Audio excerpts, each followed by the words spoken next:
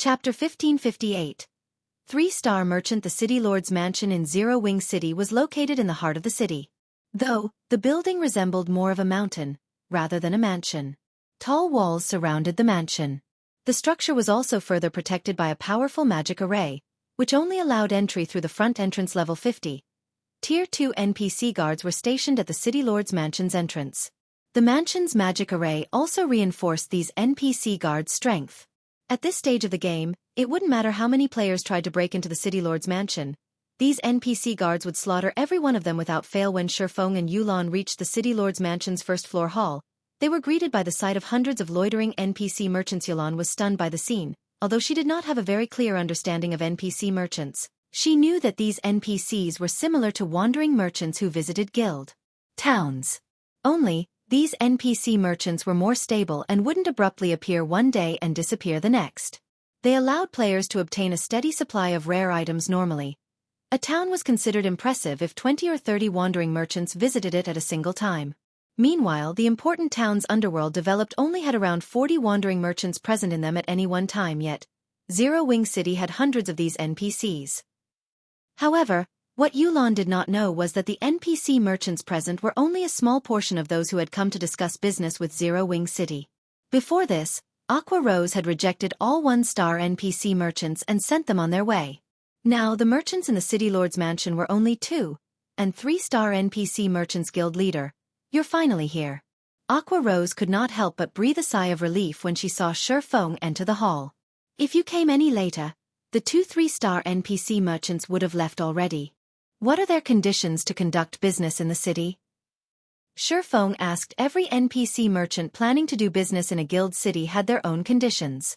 They would not set up their businesses in the city for nothing. Whether a guild could keep these NPC merchants or not would depend on a guild's capabilities to fulfill these NPCs' demands.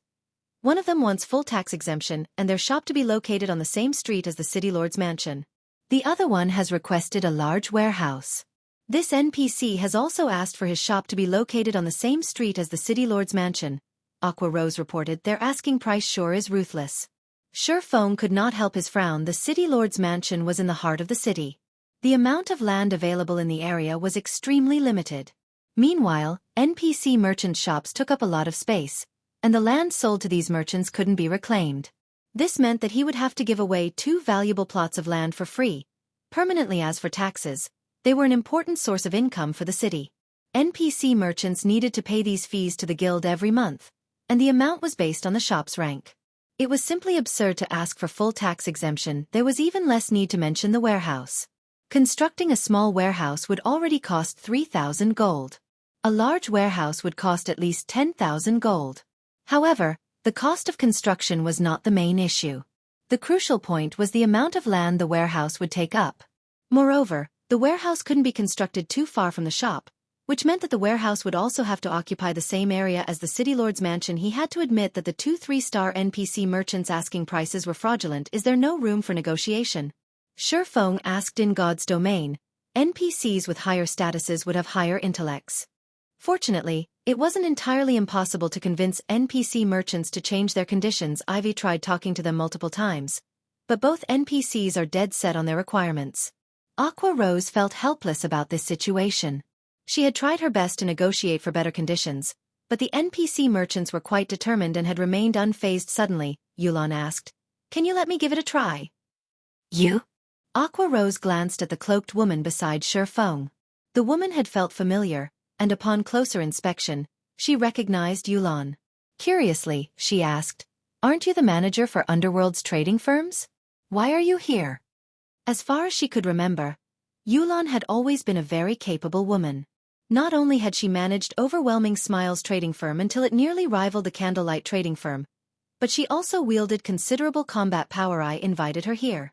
Yulan is now a member of our guild, Feng explained. The corners of Aqua Rose's mouth twitched slightly as she turned to Feng with an incredulous gaze. Yulan had been close to becoming one of Underworld's upper echelons. Underworld, which was an extraordinary organization that had more strength and growth potential than most first-rate guilds. The organization also had ample funding. As long as the organization nurtured enough experts, it could definitely rival super first-rate guilds in the future. Yet, rather than remain as an upper echelon in a future super first-rate guild, Yulan had actually joined Zero Wing, which was currently besieged by numerous powerful enemies. Aqua Rose had no idea what method Feng had used to lure Yulan to Zero Wing, following which, Feng approved Yulan's suggestion. "All right, I'll leave this matter to you. In any case, there was no harm in trying currently. Zero Wing City's background was minimal. Attracting 2 3-star NPC merchants had been enough of a surprise already. It was only natural that these NPC merchants would have significant demands. I'll try my best."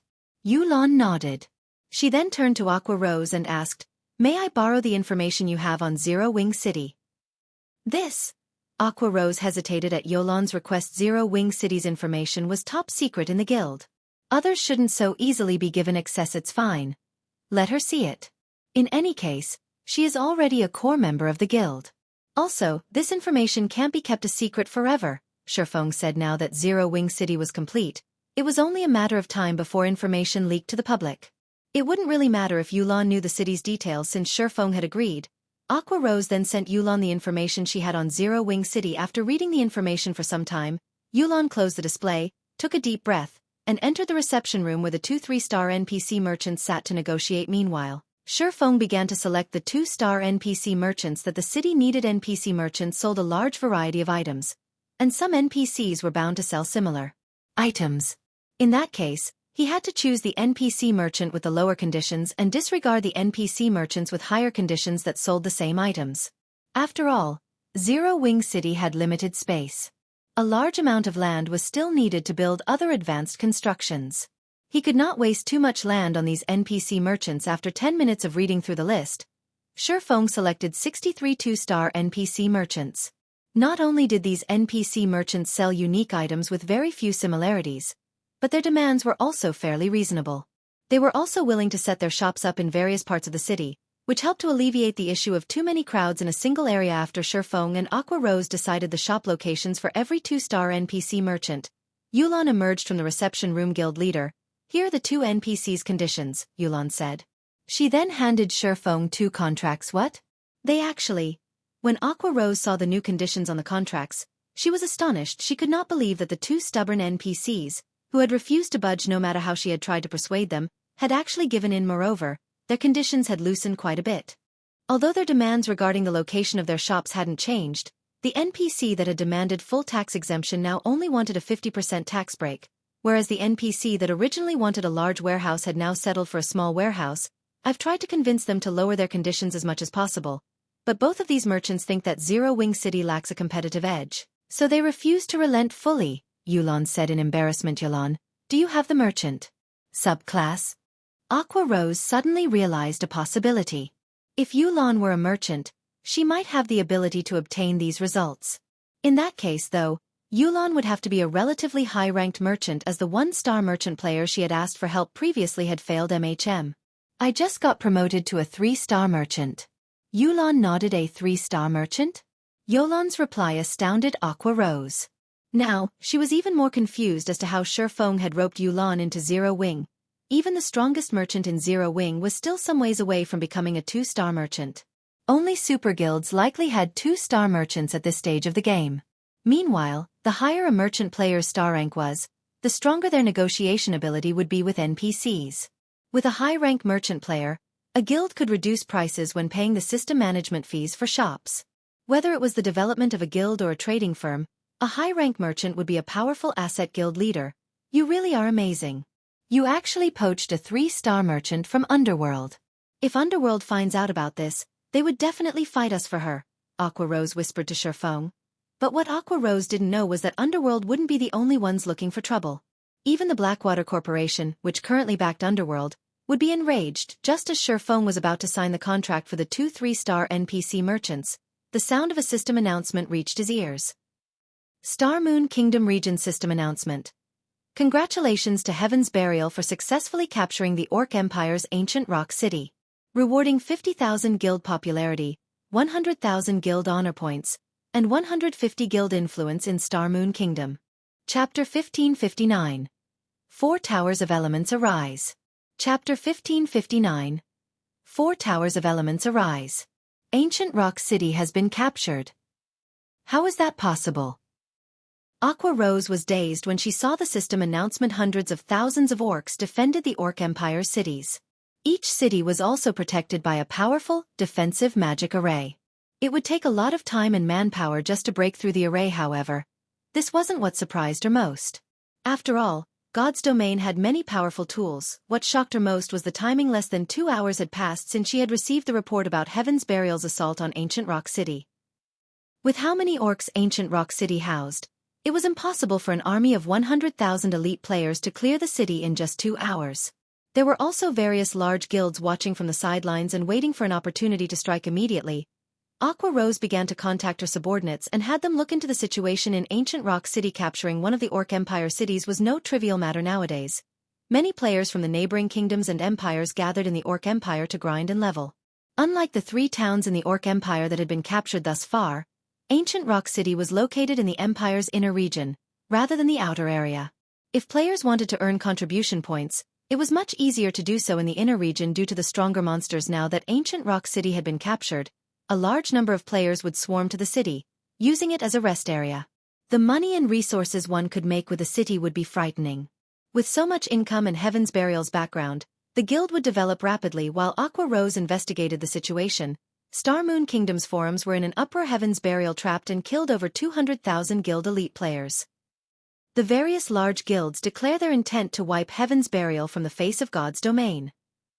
Heaven's Burial controlled an evil beast army to siege Ancient Rock City. As these posts published on the forums, they quickly received a lot of attention and made it to the top of the list. What? Even something like this is possible? Crap. This is cheating. Heaven's Burial can actually control so many evil beasts. Who could possibly be a match for the guild now? It is impressive.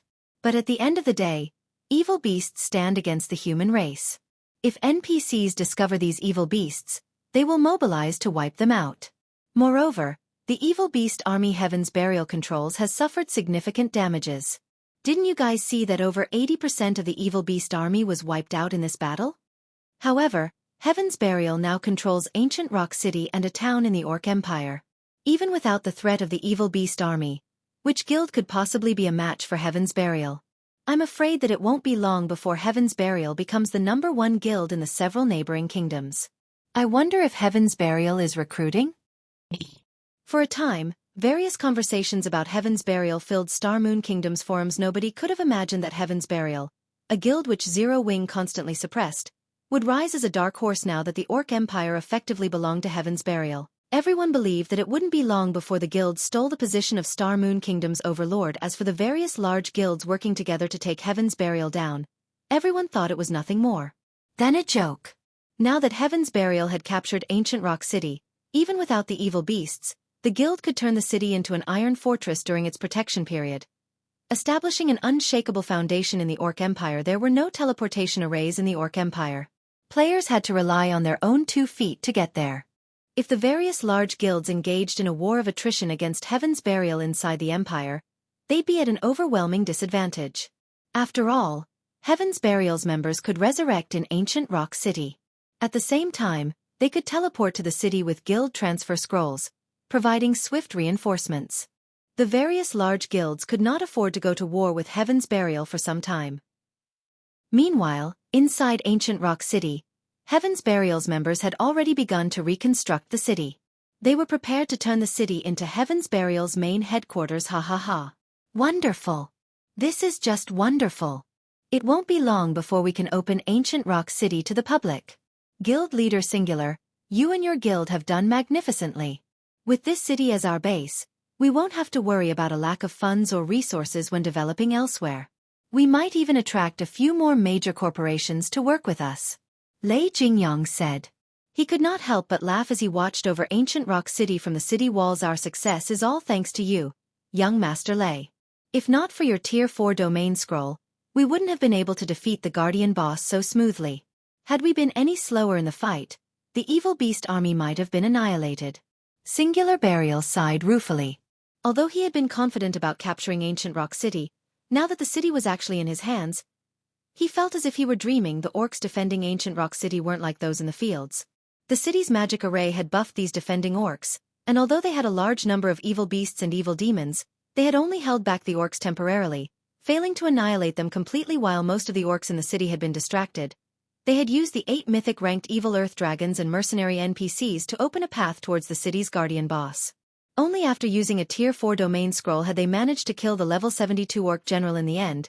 They had sacrificed 6 evil earth dragons, over 80% of the evil beast and evil demon army, and over 40,000 elite players to capture ancient rock city. Although the sacrifices had been great, they were insignificant compared to the potential profits they could gain through Ancient Rock City Guild Leader Singular. Now that we've captured Ancient Rock City, we'll have to expand the guild. Are you really planning to go along with the original plan to deal with Star Moon Kingdom Zero Wing? Lei Jingyang asked curiously. Now that Heaven's Burial could use Ancient Rock City as its foundation, truthfully, it was a huge waste of time to focus the guild's development in Star Moon Kingdom. In Lei Jingyang's opinion, the correct decision would be to focus the guild's development in the 2 neighboring empires. After all, the empires had far more players and resources compared to Star Moon Kingdom. Of course. It is about time we show Star Moon Kingdom who its true overlord is. Singular Burial snapped, a cold glint flashing in his eyes when he heard the name Zero Wing. Heaven's Burial had been forced to abandon its development in Star Moon Kingdom precisely because of Zero Wing. As a result, Heaven's Burial had become a laughingstock in the public eye, and had been forced to shift its focus to neutral maps. Now that Heaven's Burial had Ancient Rock City as assurance, it had to recover its previous glory. Moreover, Singular Burial still held a grudge against Feng for killing him with a single attack back in the Frozen Scar. How could he possibly shift his guild's development to other kingdoms and empires before getting his revenge? Meanwhile, back in Star Moon Kingdom Zero Wing City. Guild leader, this is bad. Aqua Rose frowned slightly when she read the latest situation report from her subordinates. Now that Heaven's Burial has secured a gold mine like Ancient Rock City, although they still lack the military prowess to do anything to us, they have begun to intervene in Star Moon Kingdom's market. Not only have they lowered prices of the items they sold in the kingdom by 20%, but they've also placed a bounty on our entire guild. They'll pay 20 silver for each normal member killed, 1 gold for elite members, 10 gold for core members, 1,000 gold for the guild's upper echelons, and 20,000 gold for you, guild leader. They're clearly trying to defeat us using money. Defeat us using money? Feng could not help his smile when he heard Aqua Rose's report. This is interesting. Guild leader, you're still in the mood to smile? So far, many players on the forums have expressed interest in the bounty and have begun to plot against us.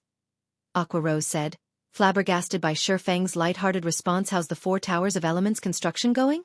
Feng asked as he stopped messing with Aqua Rose. The base structures have been completed. However, we can't do anything about the core sections, Aqua Rose said, shaking her head. That's fast. Only the cores are left? Feng was a little surprised. He had never expected to complete the tower's construction so quickly. All right then. Let's head over to the towers. He had waited for this moment for a long time now. In the past, he had only ever visited guild cities that possessed the 4 Towers of Elements. He had never thought that he would get to construct the towers personally in this life. Chapter 1560. Competition of Wealth. Chapter 1560. Competition of Wealth. Take a look at the 4 Towers of Elements. Aqua Rose gave Feng a confused look. Although Heaven's Burial had just placed a bounty on Zero Wing and wouldn't be able to affect the guild's development for some time, the consequences would be incredibly severe if they didn't prepare properly. In the best-case scenario, the enemy would only weaken the guild slightly.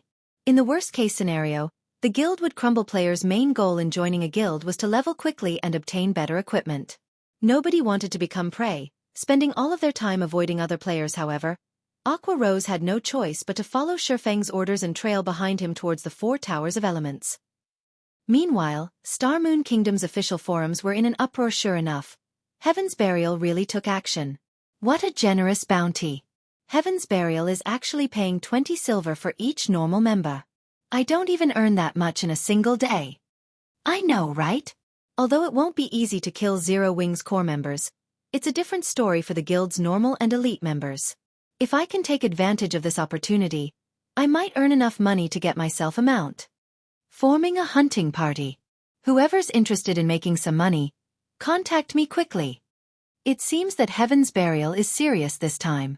I wonder which guild will rule over Star Moon Kingdom in the end?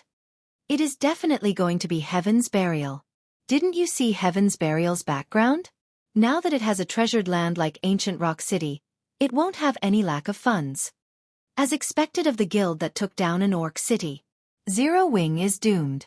Even if Heaven's Burial does not directly attack, it can easily whittle Zero Wing down until it crumbles.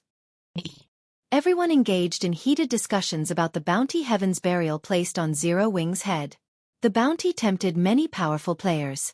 Meanwhile, the kingdom's dark players immediately set their sights on Zero Wing.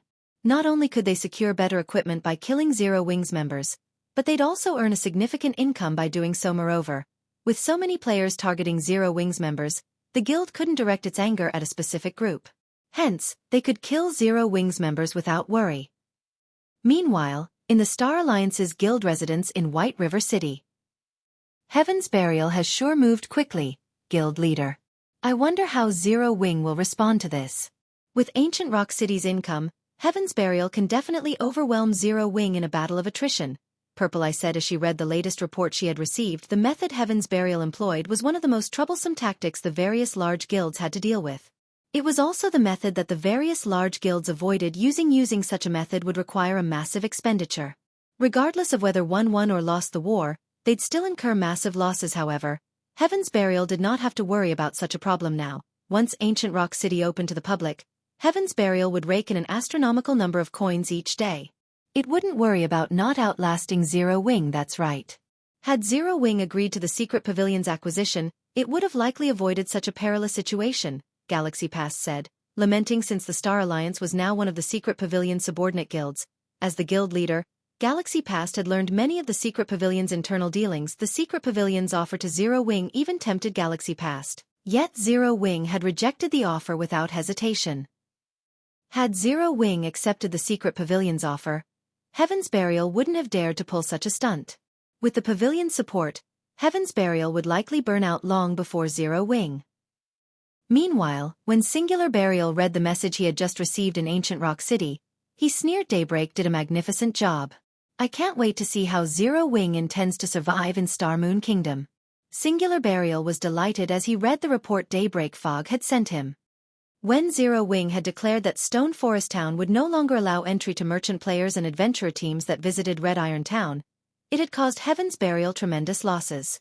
Now, he would ensure that Zero Wing would experience the same feeling. Guild leader Singular. You are ruthless. Zero Wing will definitely lose its position as Star Moon Kingdom's #1 guild. In the end, it might be forced to leave Star Moon Kingdom entirely, Lei Jingyang said. Laughing. Zero Wing only has itself to blame for making an enemy of Heaven's Burial. Singular Burial growled. It won't be long before I can eliminate Zero Wing from Star Moon Kingdom entirely.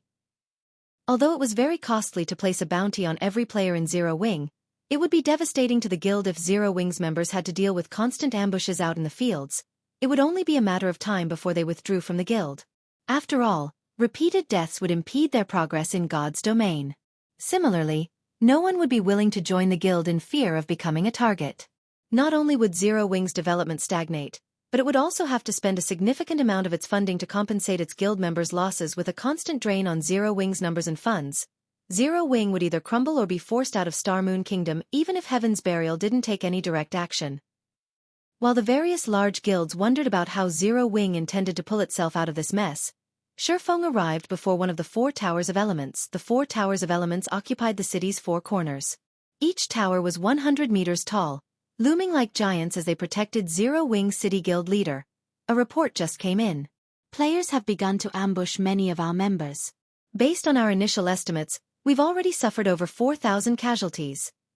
Aqua Rose frowned as she looked at the report a subordinate had sent. The guild would have to pay a lot of coins as compensation with so many casualties. If this situation continued for a long time, not even the profits they earned from the candlelight trading firm would be enough to compensate the guild members. Moreover, this was still not the most crucial issue. The guild's prestige was their bigger concern. There sure are a lot of players prioritizing money over their own lives. Even Feng was a little astonished. Zero Wing's recruitment standards were very high. Unless there was an overwhelming difference between the two sides' combat power, players would have a very difficult time killing Zero Wing members and would doubtlessly sustain serious damage. And yet after such a short time since Heaven's Burial announced its bounty, Zero Wing had lost over 4,000 lives. This situation somewhat exceeded Feng's expectations. Guild leader, what should we do? Aqua Rose asked. Since Heaven's Burial wants to play, then we'll play, Feng said, chuckling. First, have our guild members move in teams from now on. Anyone who refuses will not receive any compensation should they die.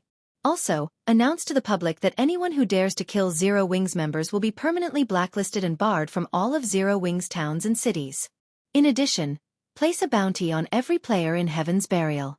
Not only will this bounty be effective in Star Moon Kingdom, but it will also be effective in the Orc Empire. When the two women heard Feng's decision, Aqua Rose and Yulan fell silent. Feng basically wanted to compete with Heaven's Burial with wealth. Not only would their guild suffer tremendous losses by doing so, but if they handled this badly, they could even self-destruct guild leader. With our guild's current funds, I'm afraid that Aqua Rose could not help but try to dissuade Feng to construct Zero Wing City, develop the branch guild in the Black Dragon Empire, and supply their guild members with mounts. They spend a massive amount of money each day. Adding yet another significant expenditure would only hamper the guild's development. Don't worry about our funds. You can only reap the benefits once you've paid the price. In 3 hours, we'll open Zero Wing City to the public. Go and make the announcement, Feng ordered with a shrug. He then walked towards the tower before him. Aqua Rose felt a headache brew when she heard Feng's commands. Zero Wing City still lacked much of its infrastructure. To put it simply, the city had very little to attract players right now. Moreover, inviting players into the city now would complicate construction in Zero Wing City. As far as she was concerned, opening the city to the public now wasn't wise. Unfortunately, since Feng had made his decision, she had no choice but to follow his orders immediately. Aqua Rose made the necessary arrangements and posted Feng's declaration on the official forums in Zero Wing's name. Chapter 1561. Mana Rain. Chapter 1561. Mana Rain. After Aqua Rose quoted Feng on Star Moon Kingdom's forums, the players had originally focused on Heaven's Burial's declaration shifted their attention to her post. The title of the post was eye-catching. If you want a fight, we'll give you a fight. This is insane. Zero Wing must have lost its mind. Is this for real? Zero Wing actually dares to pull something like this? Isn't Zero Wing afraid of Heaven's Burial whittling them down to nothing? Amazing! As expected of Zero Wing. Zero Wing is just trying to save its reputation by doing something like this. Even if Zero Wing blacklists the players that target its members, what can it do if those people use black cloaks? That's right. This also gives us more opportunities to earn money. The bounties on both sides are the same. Heaven's Burial also has more members than Zero Wing, and they're weaker. If you really want to earn money, killing Heaven's Burial's members is the way to go. Zero Wing's response to Heaven's Burial's provocations shocked the players on the forums. They were also delighted. After all, they just gained another source of income. Now they could target more than just Zero Wing's members. They could even head to the Orc Empire to level up and earn for contribution points while grinding for Heaven's Burial members. When the various major powers saw Zero Wing's reply, they laughed at Zero Wing's foolishness. Of all the things Zero Wing could have chosen to compete with Heaven's Burial in, the guild had chosen wealth. Zero Wing was overestimating itself and seeking self-destruction. Just what is Zero Wing trying to do? Is it really intent on duking it out with Heaven's Burial? Galaxy Past felt confused when he saw this message. In his opinion, Zero Wing should still have methods of dealing with Heaven's Burial's bounty. Although the result wouldn't change regardless of what Zero Wing did, they could buy some time, using it as an opportunity to look for other methods, such as seeking collaborators. Although Zero Wing's situation was perilous, with the guild's current foundations, there should be plenty of major corporations and superpowers willing to acquire the guild. After all, Zero Wing's Stone Forest town still held the battle arena and advanced auction house, which could rake in plenty of resources for a considerable time. The guild still had great potential for growth. Moreover, Zero Wing and Phoenix Rain, who now had control over a portion of Thunder Island, were connected. When Singular Burial received news of Zero Wing's declaration, his expression darkened. Guild leader Singular, it seems that Zero Wing is aiming for mutual destruction.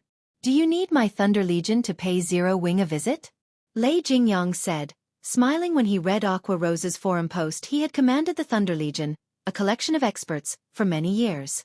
The Legion was particularly fond of ambushes and assassinations in the field. Ordinary players might not be able to deal with Zero Wing's 100-man teams, but they would be child's play to the Thunder Legion. No need. Since Zero Wing dares to make such a move, I want to see how long they can last against Singular Burial said, sneering. If Zero Wing had turtled, he might have needed Lei Jingyang's help. Although Zero Wing's bounty on Heaven's Burial would cause him a lot of trouble, he'd also be able to remove Zero Wing from Star Moon Kingdom much sooner than he had hoped. He also refused to believe that Zero Wing's financial strength could surpass his at this moment. A slightly chubby, middle-aged man approached Singular Burial and reported, Guild Leader, the city's basic infrastructure has been repaired. The NPC guards we hired have arrived as well. We can open Ancient Rock City to the public at any time now. Many adventurer teams and merchant players have requested to garrison and set up stalls in the city. Good. Open the city to the public. Let the players waiting outside the city come in, Singular Burial commanded hurriedly. He was joyful when he heard that they finished the city's infrastructure. Gather the adventurer teams and merchant players, and I'll go meet them. The so-called basic infrastructure referred to smithies and hotels. These buildings provided essential services to the adventurer teams grinding in the Orc Empire. With these businesses, Heaven's Burial could collect a lot of repair fees and accommodation fees. Moreover, his people were constantly perfecting Ancient Rock City. In the future, Heaven's Burial could sell various consumable items as well, earning a fortune. The Orc Empire was a neutral map. Players had great difficulty traveling to and from the Empire. If players wished to stay in the Empire for long periods, basic consumable items were a must. As long as Heaven's Burial sold these consumable items, a large number of players would come to purchase them. They wouldn't have to worry about a lack of customers. Zero Wing's Stone Forest Town simply couldn't compare to the wealth Heaven's Burial could collect from Ancient Rock City. Understood. I'll have them gather in Ancient Rock City immediately. The middle-aged man then turned and left to notify the various adventurer teams and merchant players. When Ancient Rock City opened to the public, news of this spread like wildfire, reaching the ears of the neighboring kingdoms and empires in a matter of minutes. The Orc Empire had only had 3 guild towns in the past. Moreover, all 3 had been in the Orc Empire's outer region, making it troublesome to grind for contribution points. Players had still needed to travel to the Empire's inner region due to the low number of monsters in the outer area. As a result, many players dismissed the idea of traveling to the Orc Empire entirely. However, now that a guild city occupied the Empire's inner region, not only would players save on travel time, but they could also accept quests more easily. After all, cities offered far more quests than towns. Moreover, the rewards of these quests were more abundant. Meanwhile, in the distant Zero Wing City, Aqua Rose frowned as she read through the reports her subordinates had sent. Ancient Rock City's popularity had far exceeded her expectations. Based on the latest reports, over 2 million players were moving into the Orc Empire. Needless to say, these players would visit Ancient Rock City when they needed to recuperate.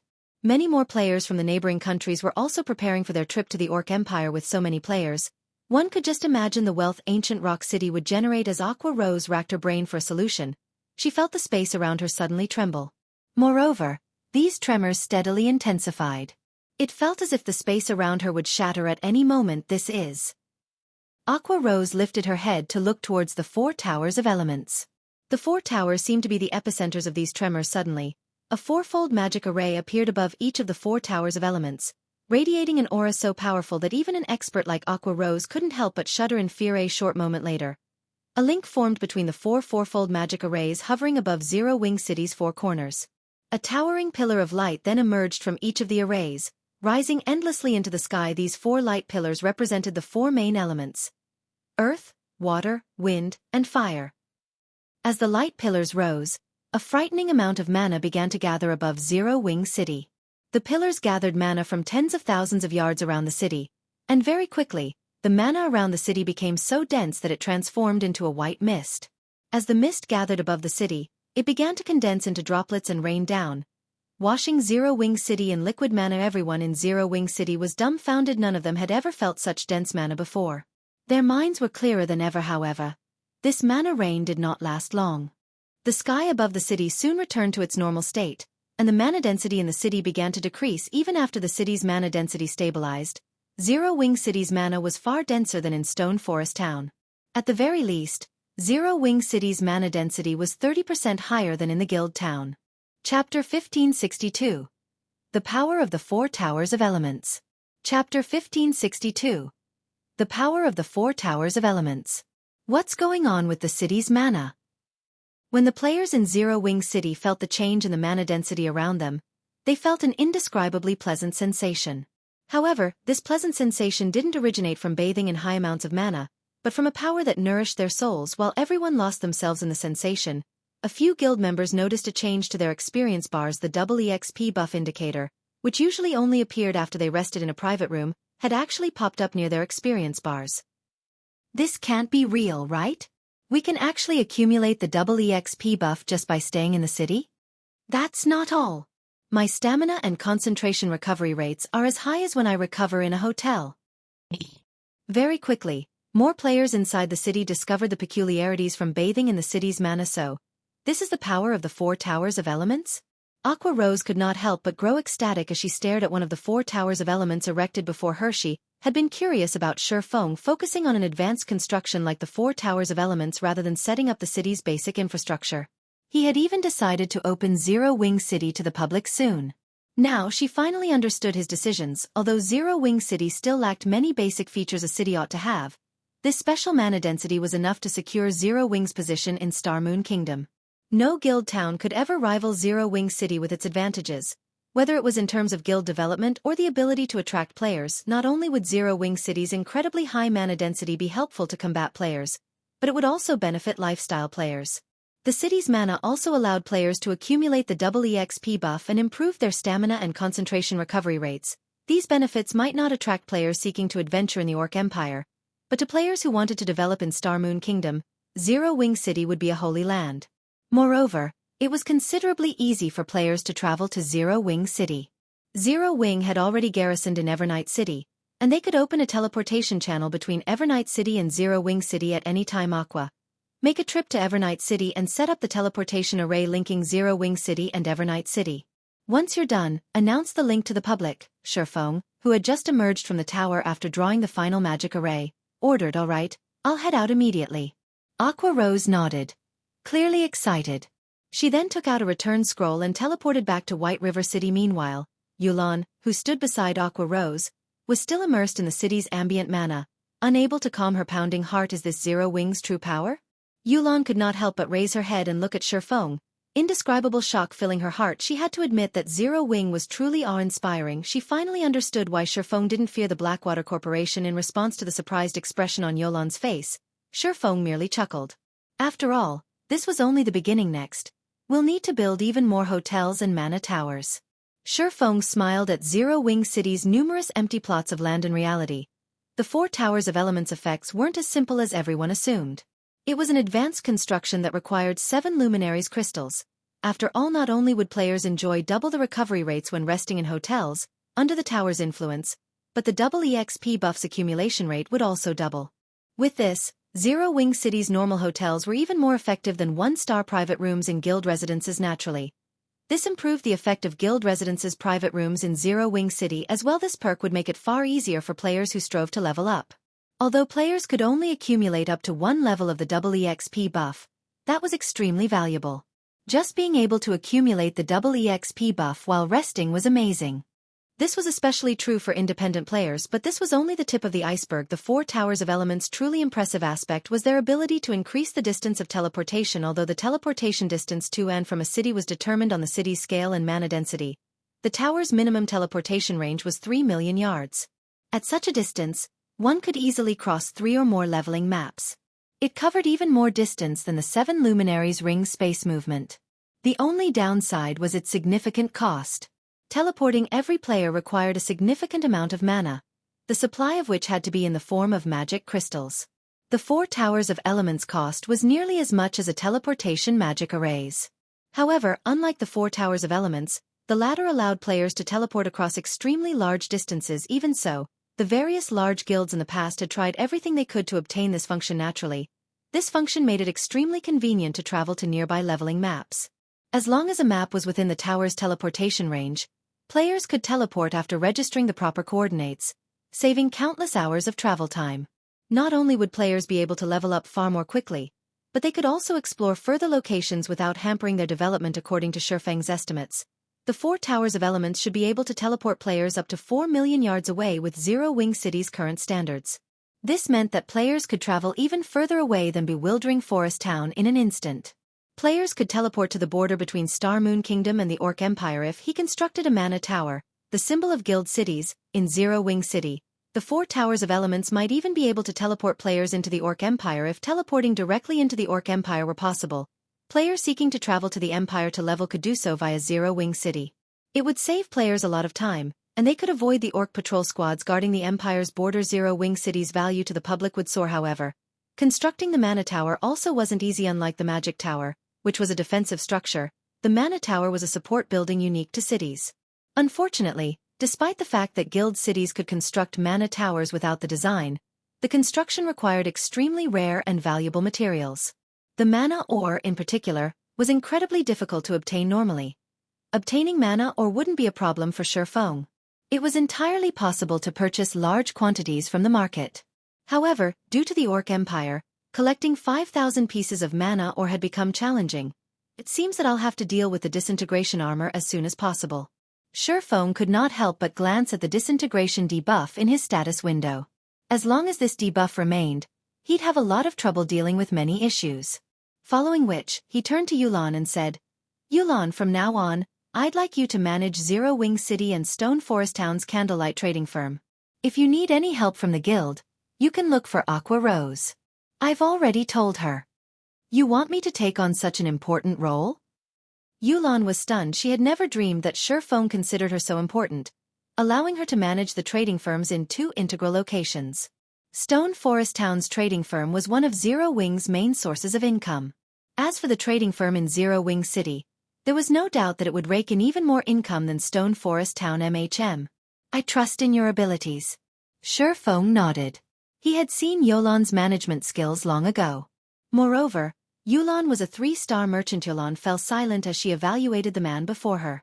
She simply could not understand what was going through Feng's mind. Normally, no guild would allow an outsider, who had recently joined the guild, to take on such an important management role, yet Feng had done so without hesitation.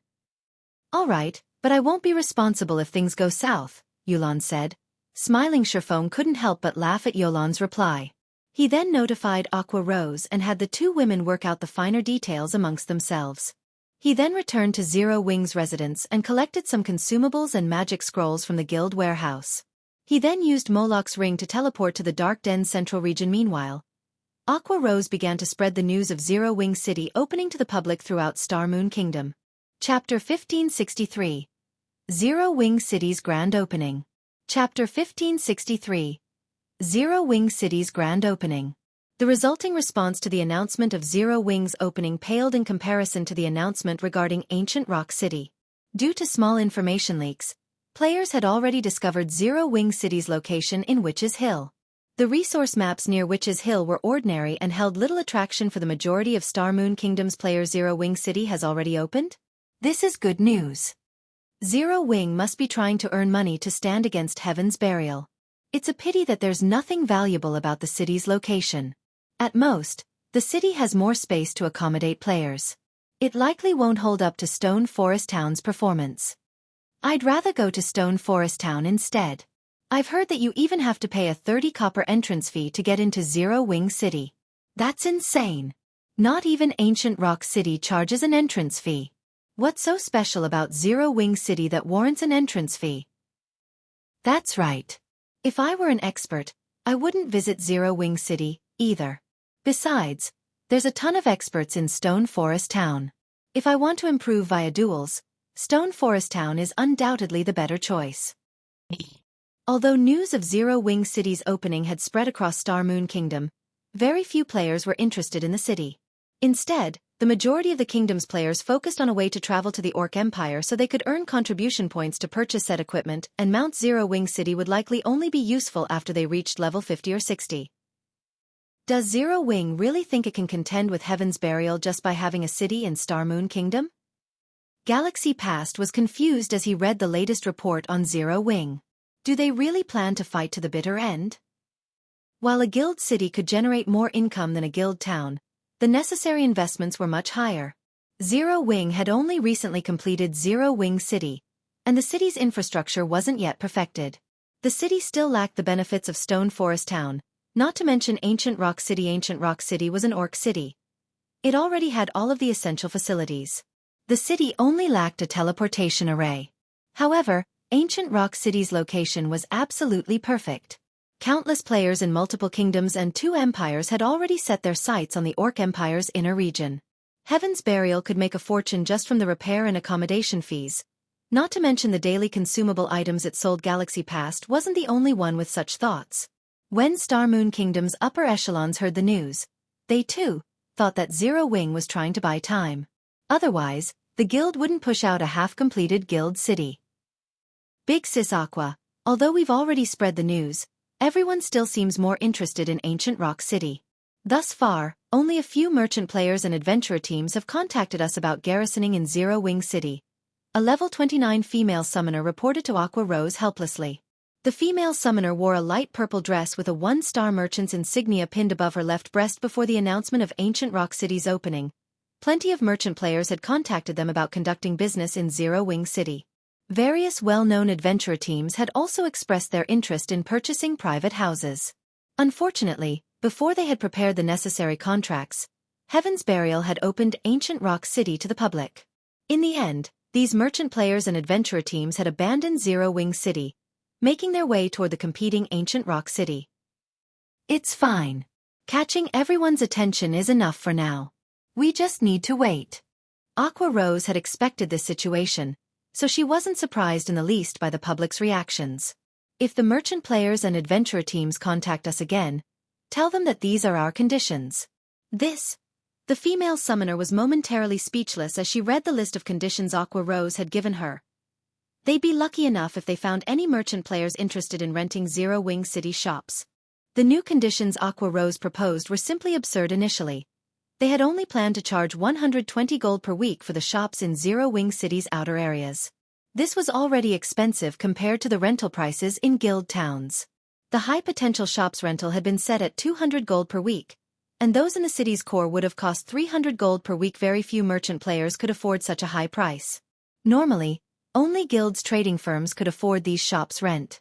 Without sufficient sales, merchants might not even earn back the cost of their items after taking into account the weekly rent yet. Aqua Rose had raised the fees. If the merchant players were to find out about this, they would most likely choke from anger now. Each shop in the outer areas would cost 240 gold per week, while shops with high potential had risen to 400 to 500 gold per week. Shops in the city's core would cost 700 to 1,000 gold to rent per week. These prices were insane.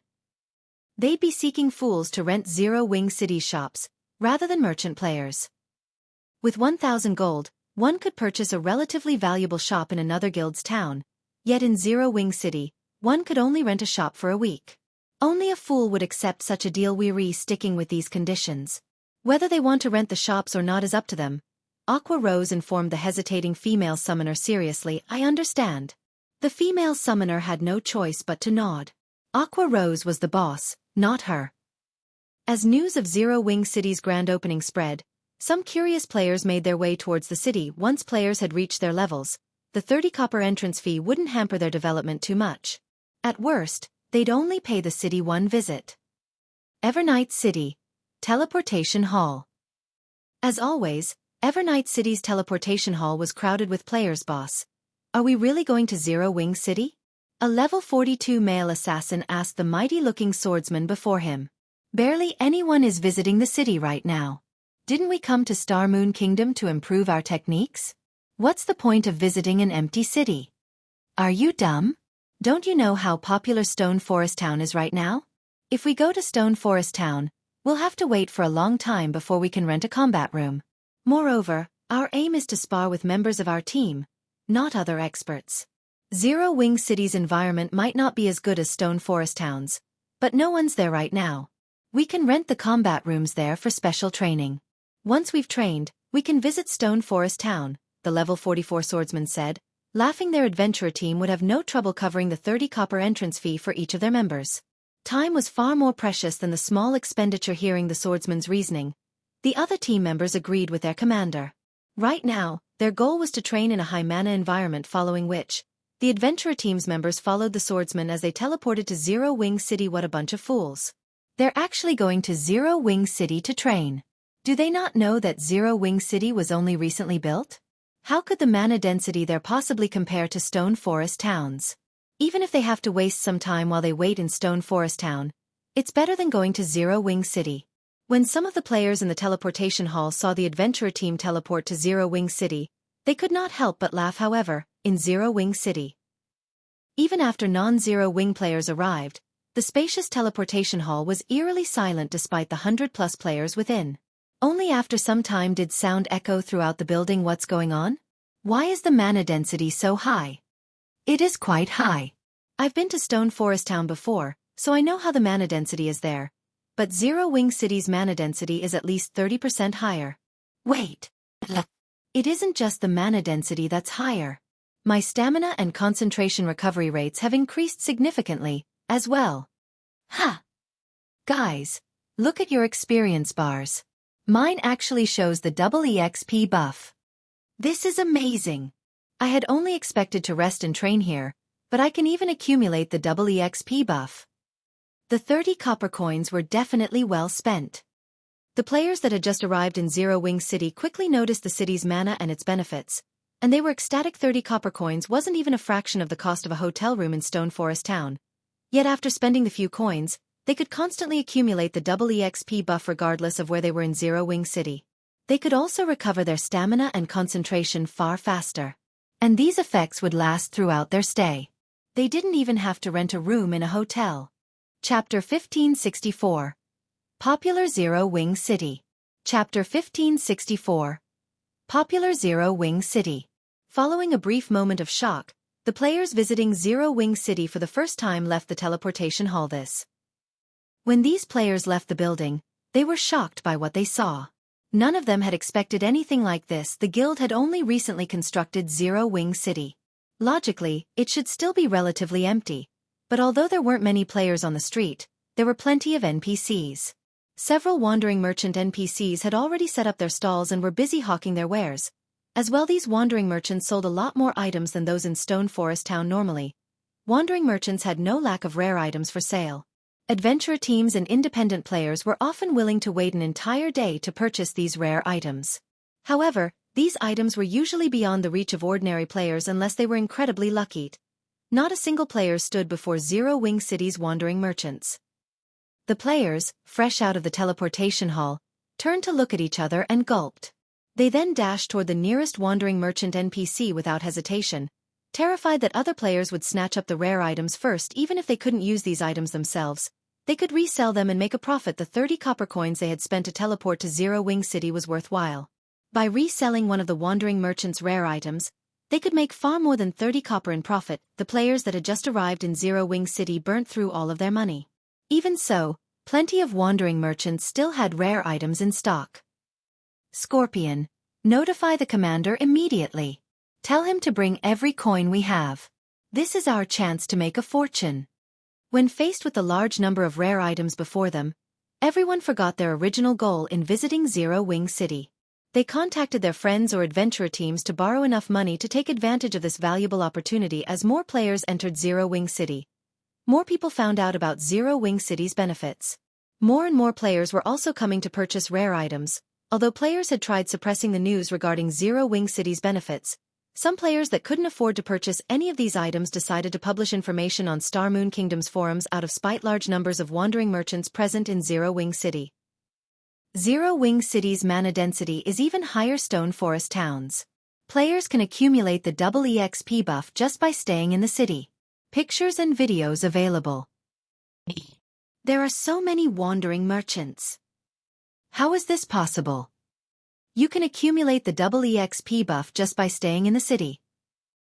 As players continued to post videos and pictures of Zero Wing City on the forums, many of the players who had been interested in visiting Ancient Rock City shifted their sights to Zero Wing City. Nothing was more important than gaining levels and equipment to current players. This was especially true for independent players, who didn't get to enjoy guild benefits. It was difficult for independent players to achieve a leveling speed similar to guild players because they didn't have opportunities to accumulate the double EXP buff. Independent players could also enjoy a similar benefit just by paying 30 copper. They would get more than their money's worth.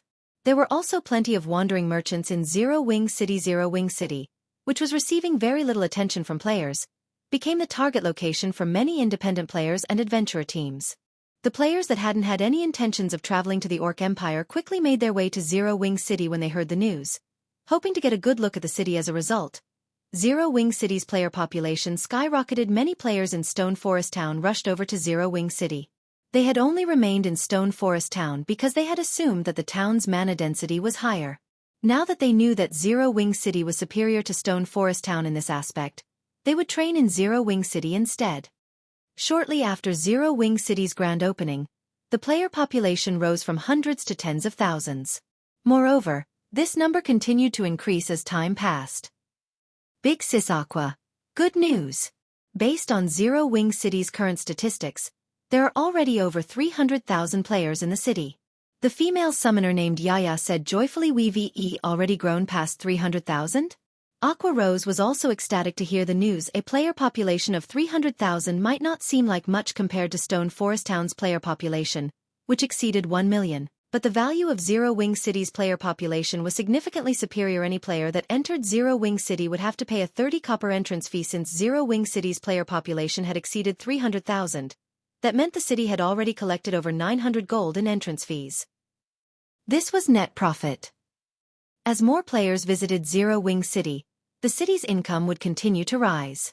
It was only a matter of time before the city's population exceeded 1 million.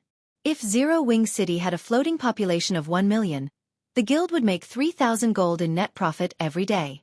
Even the candlelight trading firm wasn't capable of making that much net profit in a single day. There was also the income from Zero Wing City's hotels and battle arena. The income from these two establishments would likely be on par with the entrance fees. They also had the rental fees from shops. Big Sis Aqua. Several merchant players and adventurer teams have contacted us again. They've stated that they wish to rent the city's shops. Are we really going to give them the new conditions? Yaya asked as she looked at Aqua Rose. The conditions Aqua Rose had proposed were simply ruthless. She worried that the merchant players would flee once they informed them of the changes. Of course. Once Zero Wing City's player population hits 1 million, we're going to increase this price further. Aqua Rose said with determination. Yaya didn't know that Zero Wing City was still an empty shelf. The many 2-star and 3-star NPC merchants Zero Wing City had contracted hadn't built their shops yet. Once their shops were complete, not only would they sell items at a more reliable rate than the wandering merchant NPCs, but they would sell even higher valued items. Even more players would be attracted to Zero Wing City then. Even a population of 2 or 3 million might not be impossible. Much less 1 million, I understand. When Yaya heard Aqua Rose, she could not help but pity those merchant players. Had they agreed to lease Zero Wing City shops earlier, they would have been able to take advantage of the sudden development and made a huge profit. Now Aqua Rose would fleece them of every coin they had, following which, Yaya relayed Aqua Rose's conditions to the merchant players trying to conduct business in Zero Wing City. This is fraudulent. Is Zero Wing that desperate for money? Crap. A shop on a plot of land with good potential costs 400 gold a week. I might as well just buy a shop in a guild town. The merchant players that received Yaya's message paled and cursed Zero Wing. If they tried to rent a shop on a plot of land with good potential, they would have to add over 57 gold to their daily expenditures. How many items would they have to sell to earn that back? Only large-scale merchant guilds would possibly dare to rent such an expensive shop. These large-scale merchant guilds were made up of merchant players spread across multiple countries. With their wide range of connections, they would be able to obtain many items that would be of great interest to players. 400 gold for a plot of land with good potential? It seems Zero Wing is confident in its city's development. Susie, whom Feng had met in Stone Forest Town's advanced auction house, smiled when she received Yaya's reply. This is a good opportunity. I might not be able to rent a shop on a plot of land with good potential, but I should be able to rent a shop in the city's outer area. Although a large number of merchant players chose to give up on doing business in Zero Wing City, there were still a few of them that decided to bite the bullet and rent a shop in the city's outer area. Although the rental fee of 240 gold per week was still expensive, at least they could save on some of their cost. As Zero Wing City became increasingly popular, Feng had arrived at the Dark Den Central area using Moloch's Ring, the World Summit. This was a place created by numerous gods. Chapter 1565. Land of Gods. Chapter 1565. Land of Gods. When Feng returned to the World Summit's outer area once again, he felt that the place had changed since his last visit. More precisely, it wasn't the World Summit that had changed, but himself. When he visited the World Summit previously, He had merely been a Tier 1 player. He had been weaker in both perception and physique. He also hadn't had a clear understanding of what kind of place the World Summit was. This time, however, he noticed far more details. He could feel a strange power filling the area. This power gave off a cloud-like feeling. Although it felt vague, it had even suppressed the disintegration power's effects in his body. The disintegrated debuff had weakened his basic attributes by 50%. Now, his basic attributes were only 30% less than normal. This strange power's effect was striking. Moreover, the closer he got to the World Summit, the stronger the strange power became. Sure enough, the World Summit is extraordinary. It should be quite possible to obtain God crystals here. Feng took a look at the distant mountain that pierced the clouds. He had been in a rush during his first visit. He had wanted to secure the Bible of Darkness and leave as quickly as possible. He hadn't bothered to explore the World Summit and the surrounding areas properly. Now that he had returned, he had to research the area. After all, gods had created this place. If he had obtained so much from the moon god's old residence, the harvest he could obtain from a gathering place for many gods would be extraordinary. His goal was to obtain god crystals. The more god crystals he obtained, the better, since he had so many uses for them. Aside from the disintegration armor, he needed god crystals to repair his equipment, such as the Nightwalker's cape and soul orb. He had to search for any possible locations to obtain god crystals, following which, Feng began to explore the World Summit. Time passed quickly. Before he realized it, he had already spent over 10 hours exploring the World Summit's map. Was very large. It was like a large-scale leveling map. There were deserts, forests, and canyons around the World Summit. The map itself was like a miniature world. However, aside from the Golden Avenue, the other locations didn't house a single living creature. Don't tell me that I can only obtain treasures by entering the World Summit itself? Feng was speechless. While there were many treasures in the World Summit, there were quite a few problems he would have while inside. The amount of time a player could remain in the World Summit was based on the strength they displayed previously. He had fought desperately to gain barely enough time to secure the Bible of Darkness.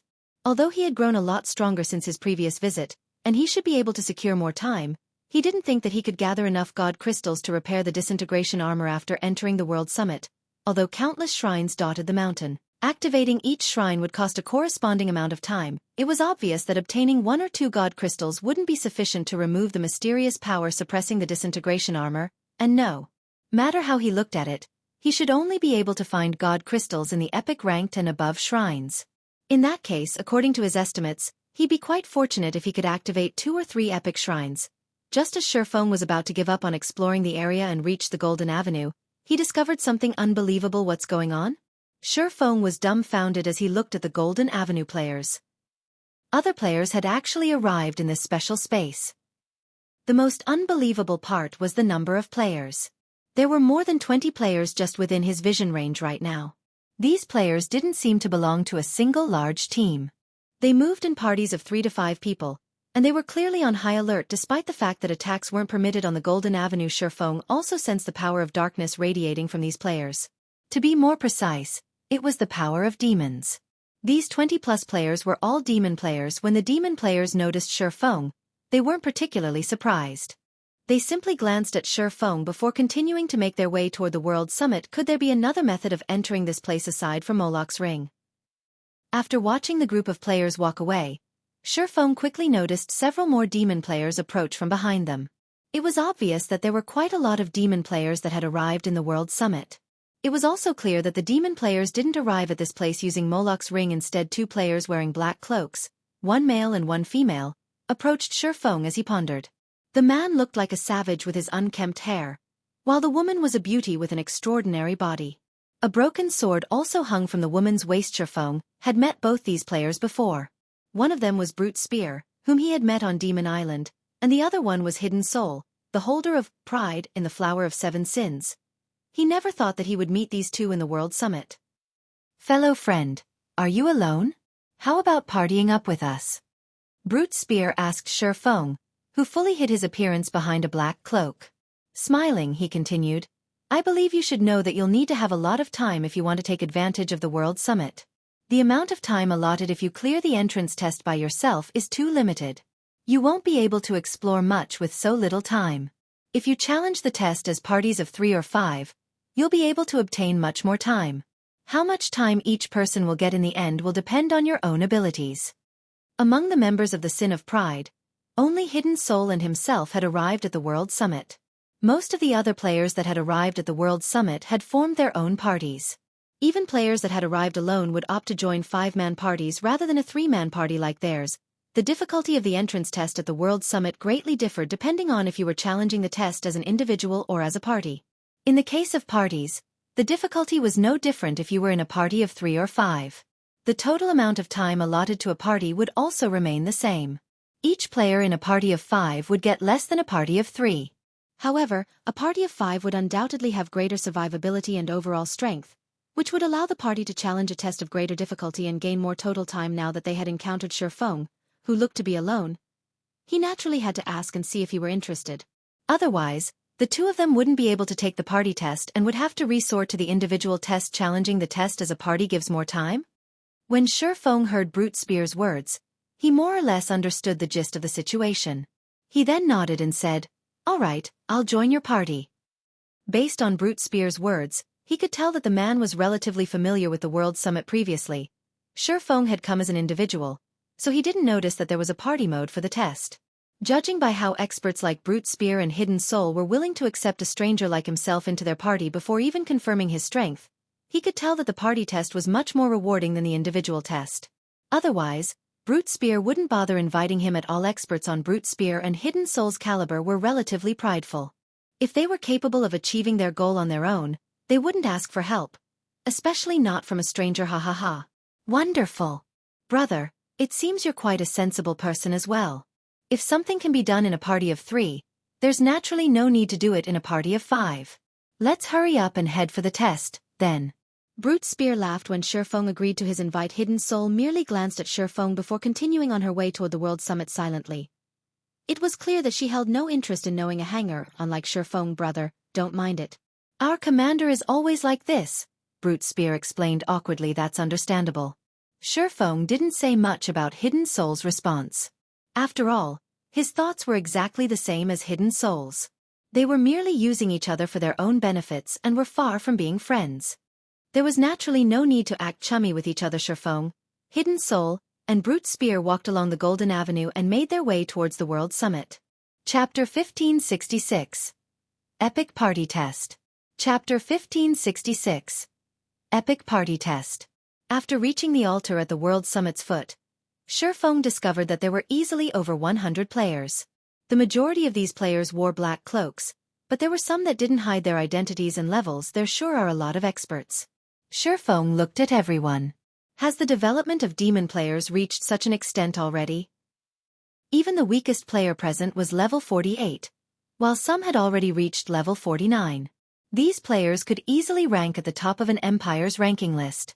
These players also had the capability to transform into demons, which would further enhance their strength. The players that hid their names and levels were likely also powerful. There were many non-human races in God's domain. The demon race ranked near the top in terms of strength. However, these races generally developed slowly during the early stages of the game. On their way here, Feng had learned from Brute Spear that every demon player capable of entering this place was a demon noble. This was a benefit available only to demon players who had become demon nobles. However, it was not easy to come to the World Summit, either.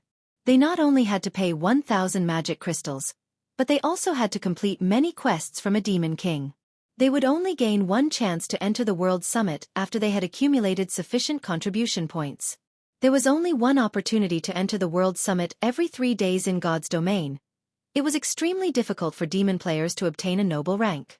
There were over 100 demon nobles here now. One could already imagine how many ordinary demon players there were in God's domain. Meanwhile, even at the lowest demon noble rank, Tier 1 demon players would have their physique and basic attributes improved enough to rival ordinary Tier 2 players when they transformed into demons. The 100-plus demon players present could already be considered Tier 2 players. A party of 5 was just finishing their battle at the altar when Feng's group approached it.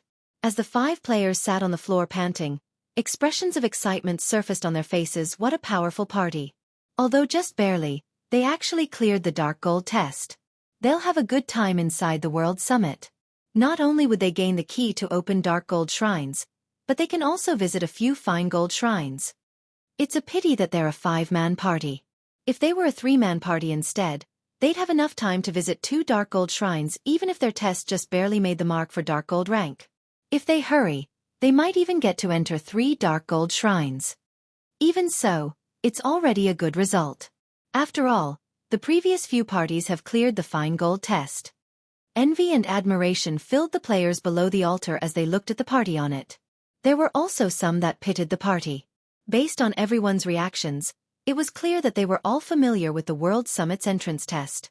Even without the system's notifications, these players could guess the rank of the test the party of 5 undertook. No wonder they said that parties get more time. So this is the case. Realization dawned on Feng as he watched the battles on the altar. After watching several parties of demon players challenge the entrance test, he more or less understood how the party test worked compared to the individual test. The party test presented players with a considerable advantage.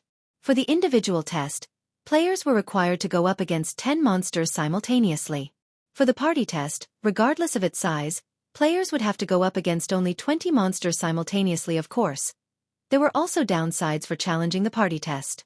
First, the monster's minimum standard one could challenge in the party test was different. For the individual test, the weakest monster available for players to choose from was a common monster, whereas the weakest monster available for the party test was a special elite. Second, it was far more difficult for parties to achieve the dark gold rank in their tests. For example, when Feng challenged the test, he was able to achieve the dark gold rank just by challenging 1 lord and 9 chieftains. Parties needed to challenge a minimum of 1 great lord, 5 high lords, and 14 chieftains. The difficulty for parties was considerably higher. Players were able to exhibit greater strength in a group than monsters though. If a party of 5 had a good class configuration, such as having 1 MT, 1 healer, and 3 DPS, the party would have a good chance at clearing the dark gold party test. Moreover, the entrance test allowed external items. Only summoning scrolls and personal guards were barred. Hence, it wasn't impossible to clear a dark gold party test. Among the several parties Feng had watched clear the dark gold party test thus far, most of them had relied on magic scrolls and special tools. A party of 3 approached Feng's group while they were waiting for their turn.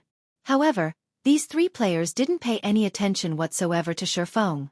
Instead, their gazes focused on Hidden Soul. I didn't expect you to come here. I suggest that you give up on the quest this time. The Sin of Wrath will obtain that item.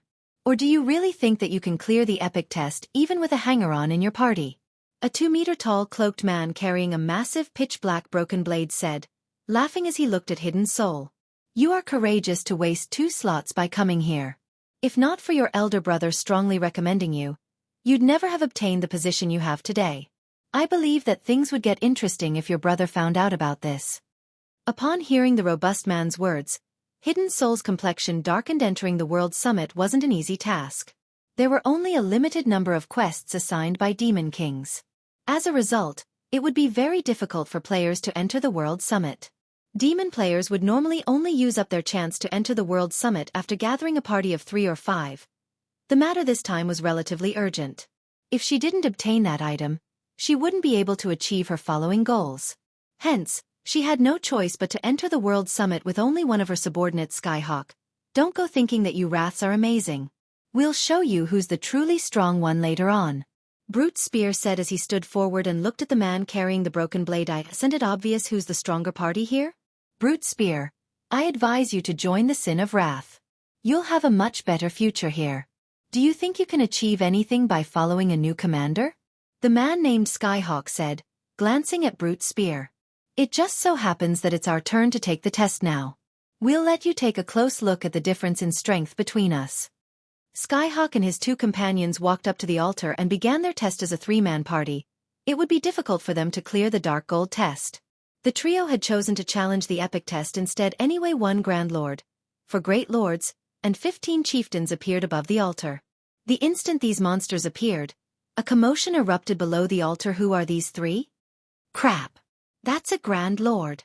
Could those 3 be challenging the epic test? Everyone was dumbfounded by the difficulty of the test Skyhawk's party had challenged. Only a few of the parties that challenged the entrance test managed to clear the dark gold test. Most of these parties had only just barely managed to clear the test after using all sorts of tools. This was the first time they were seeing anyone challenging the epic test. The moment the battle began, the trio took a tier 3 magic scrolls from each of their bags. A defensive scroll, a large-scale destruction magic scroll, And a domain scroll. The monsters that appeared above the altar had much lower HP than ordinary monsters. They also possessed monotonous skills, making them relatively easy to kill before using the 3 magic scrolls. The trio simultaneously used their berserk skills. Then, they each took out and drank a potion. The mana surrounding them went berserk. The burning mana potion? Feng was slightly surprised when he saw the potion the trio consumed. The burning mana potion was a master-ranked potion. When consumed, the potion ignited one's mana and tripled the effectiveness of their skills and spells. The potion only had a short duration of 6 seconds. It was a very rare and powerful berserk potion.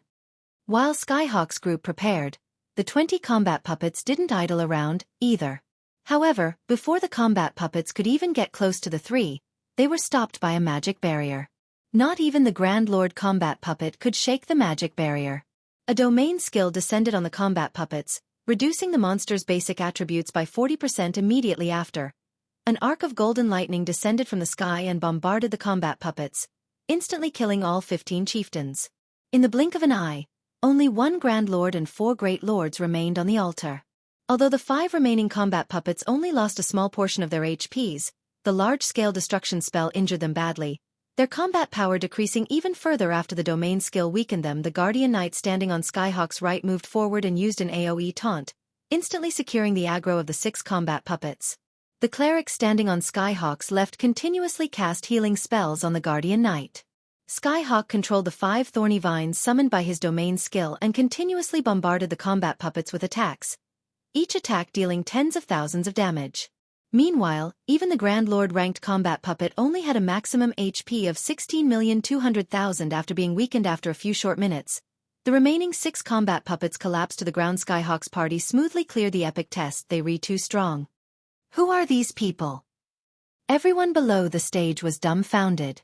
When the previous parties had challenged the entrance test, they had ended up dead tired by the time they had completed it, yet despite challenging an epic test, Skyhawk's party cleared it without breaking a sweat. Standing on the altar, Skyhawk sent Hidden Soul a provocative glance before laughing and stepping down from the stage to rest. It was as if he had said, "Can you do that? Damn it! When did they gather such a set of Tier 3 magic scrolls?" Brute Spear growled in frustration as he looked at Skyhawk's party. Envy flashed in his eyes. Although Hidden Soul didn't comment, she didn't look pleased. "It'll be our turn in a moment. I've already stated our goal. We aim for epic rank. If you wish to withdraw, you can do so now. I won't try to force the matter. You've already seen the difficulty of the epic test. If you wish to continue, I only have one request, although I don't know how powerful you are exactly, and that is to figure out a way to distract 1 Great Lord," Hidden Soul said as she turned to Feng. Truthfully, the epic test was far more difficult than she had expected. Although she had prepared, she wasn't confident of clearing the test. Players only had one opportunity to challenge the entrance test during each visit to the World Summit. If they failed, they would have to wait until they returned. "There are no problems on my side." Feng nodded. Epic rank had been his goal all along, Commander, you see? I knew I picked the right person. Brute Spear said and laughed when he saw Feng's unwavering attitude. Hidden Soul simply smiled and didn't say anything else. After another party finished their test, Feng's group's turn to challenge it finally arrived. "Alright, let's go." Hidden Soul started walking towards the altar. Chapter 1567. Different Goals. Chapter 1567. Different Goals. As Feng's 3-man party ascended the altar, Skyhawk and the others, who rested and recovered their concentration and stamina before the mountain, turned to watch Commander. Hidden Soul's party is up next. What a joke! An assassin, a berserker, and a swordsman? Do they really plan to challenge the epic test with that kind of party configuration? If she really lets these slots go to waste, not even her brother can help her keep her position. After sending Hidden Soul a contemptuous glance, Skyhawk closed his eyes and focused on recuperation, paying no attention to the upcoming battle. He had severely depleted both his stamina and concentration in the previous intense battle.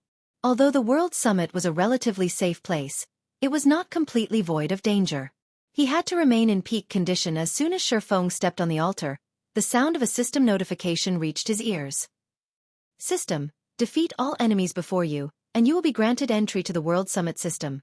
As a 3-man party, you will gain 30 minutes for every special elite killed, 100 minutes for chieftains, 500 minutes for lords, 1,000 minutes for high lords, 2,000 minutes for great lords, and 5,000 minutes for Grand Lord system. Your party must choose 20 monsters to face. If you are unable to defeat your opponents, you will die system. As a 3-man party, the party leader may choose 10 monsters, while party members may choose 5 monsters each. The chosen monsters will prioritize the players that chose them. Your party has 10 minutes to consider. Failure to do so will result in automatic forfeit. You will die if you forfeit. Based on our previous discussion, I'll choose 1 Grand Lord and 9 Chieftains. Brute, you'll choose 3 Great Lords and 2 Chieftains. Maple Leaf, you'll choose 1 Great Lord and 4 Chieftains. Try to buy as much time as possible. Brute and I will deal with the Chieftains as quickly as possible, and then we'll focus on your Great Lord, Hidden Soul said as she looked at Feng. Understood. Feng nodded. Feng hadn't given Hidden Soul and Brute Spear any of the names he usually used. Instead, he had given them a fake name that he had thought up on the Flythe World Summit was a paradise of treasure. It was also a hub for demon players. It certainly wasn't a good idea to expose either his Yi Feng ID or Black Flame ID. Hence, he had decided to use another name to avoid complications. Moreover, he had the Nightwalker's cape. Even if others used high-ranking identification skills on him, they couldn't see through his concealment when Feng nodded. Hidden Soul chose her monsters however. Once Feng chose his Great Lord, he didn't immediately select 4 chieftains. Instead, he chose 1 Grand Lord and 3 chieftains. Now that he had the rare opportunity of joining a party in the World Summit, he had to earn as much time as possible. After all, he needed to secure a large number of God crystals, not just 1 or 2. Even though an epic party test would award a lot of time, it wasn't enough for his purposes. Moreover, since Hidden Soul and Brute Spear were confident of dealing with their own monsters, trading 1 chieftain for a Grand Lord wouldn't matter much. By the time Feng finished with his selection, Hidden Soul and Brute Spear had finished choosing their monsters. Following which, they quietly waited for their chosen monsters to spawn. When their allotted 10 minutes ended, a magic array formed above the altar. Combat puppets then dropped from the magic array. Once the 20 combat puppets had spawned, gasps filled the air. What? More players are challenging the epic difficulty. Wait. Why are there 2 Grand Lords? Did they select 1 by accident?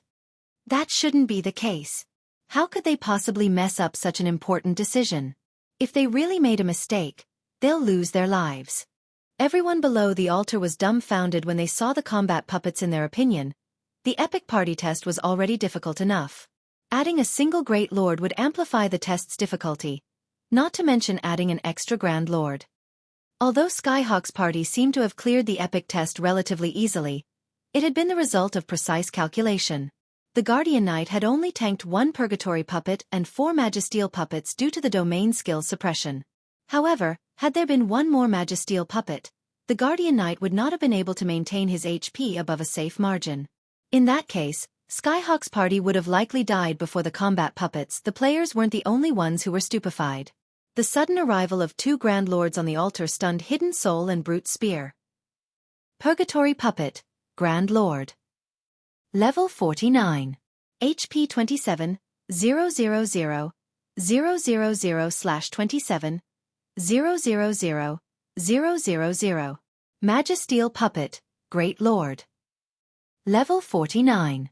HP 16, 000, 000/16, 000, 000.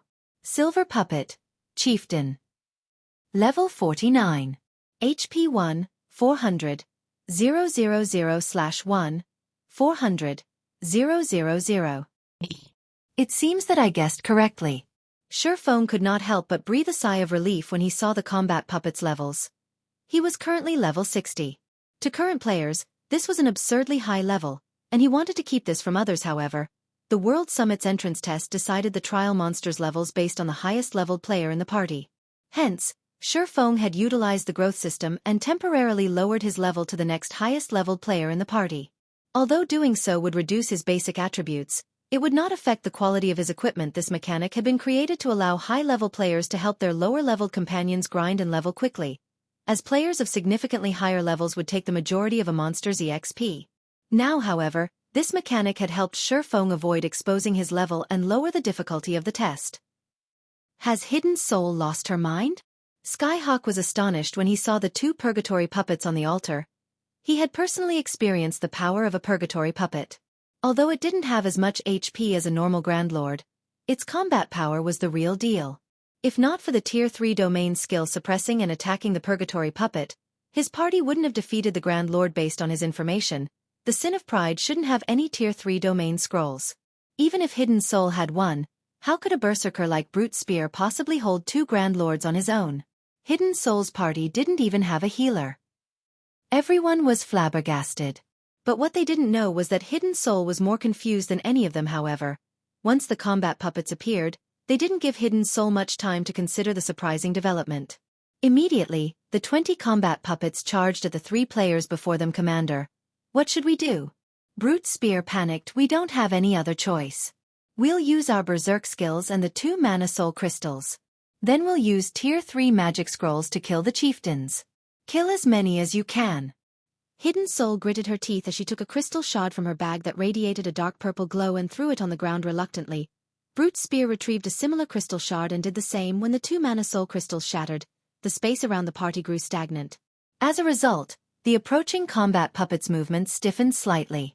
At the same time, their basic attributes decreased by 20%. Unfortunately, despite being weakened, the Purgatory Puppets were still significantly stronger than Great Lords of the same level in terms of attributes. Meanwhile, although both Hidden Soul and Brute Spear wore top-tier equipment, their attributes could only rival a Great Lord of the same level even after they activated their Berserk skills.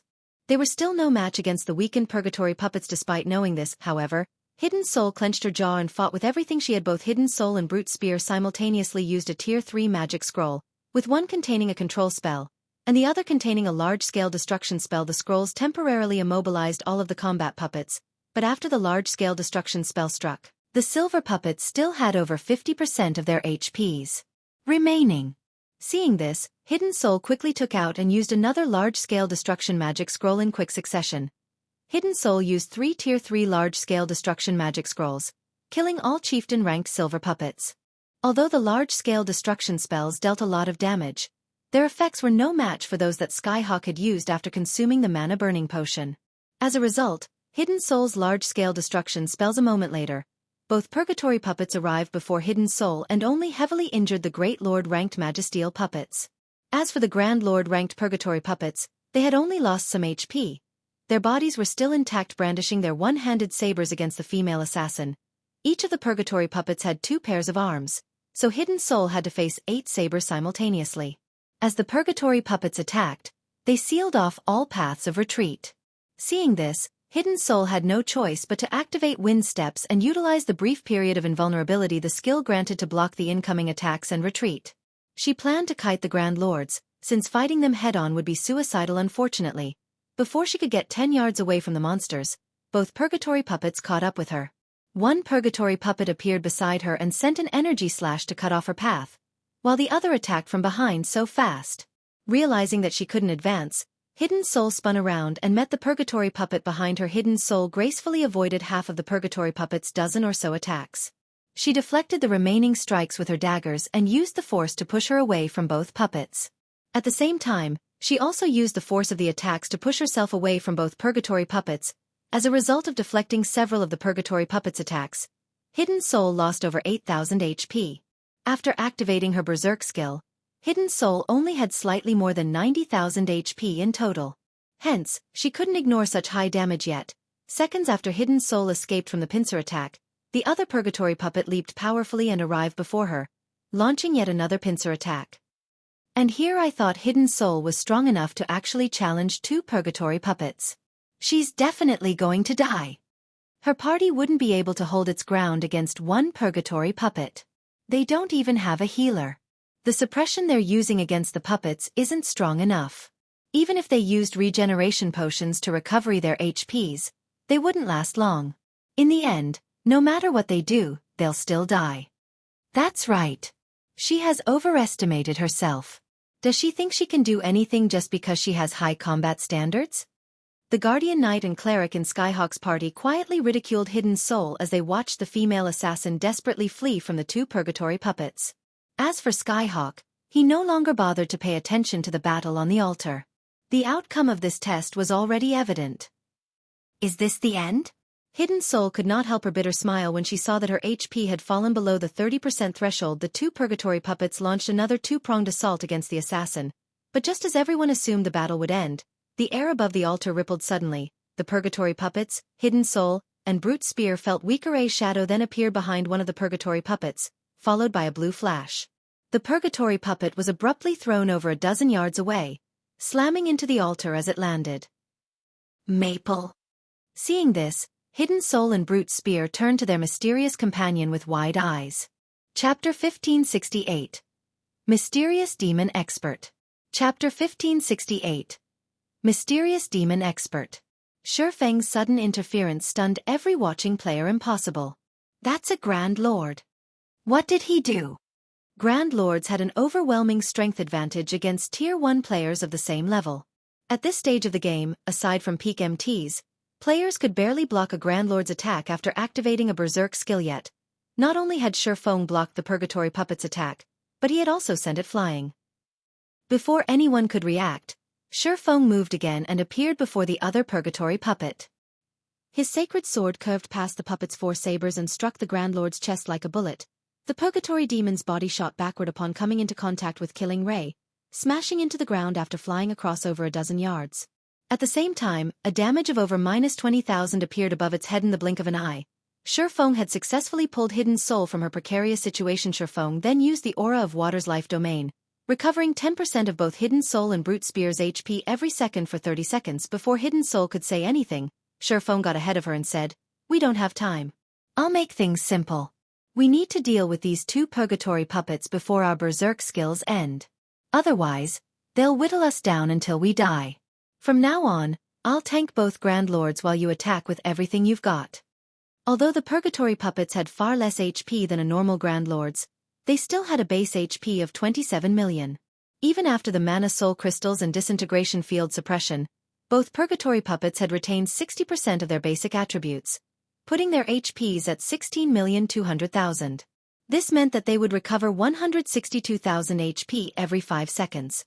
Even if all 3 players attacked the 2 Grand Lords with everything they had, it would take a considerable amount of time to defeat them.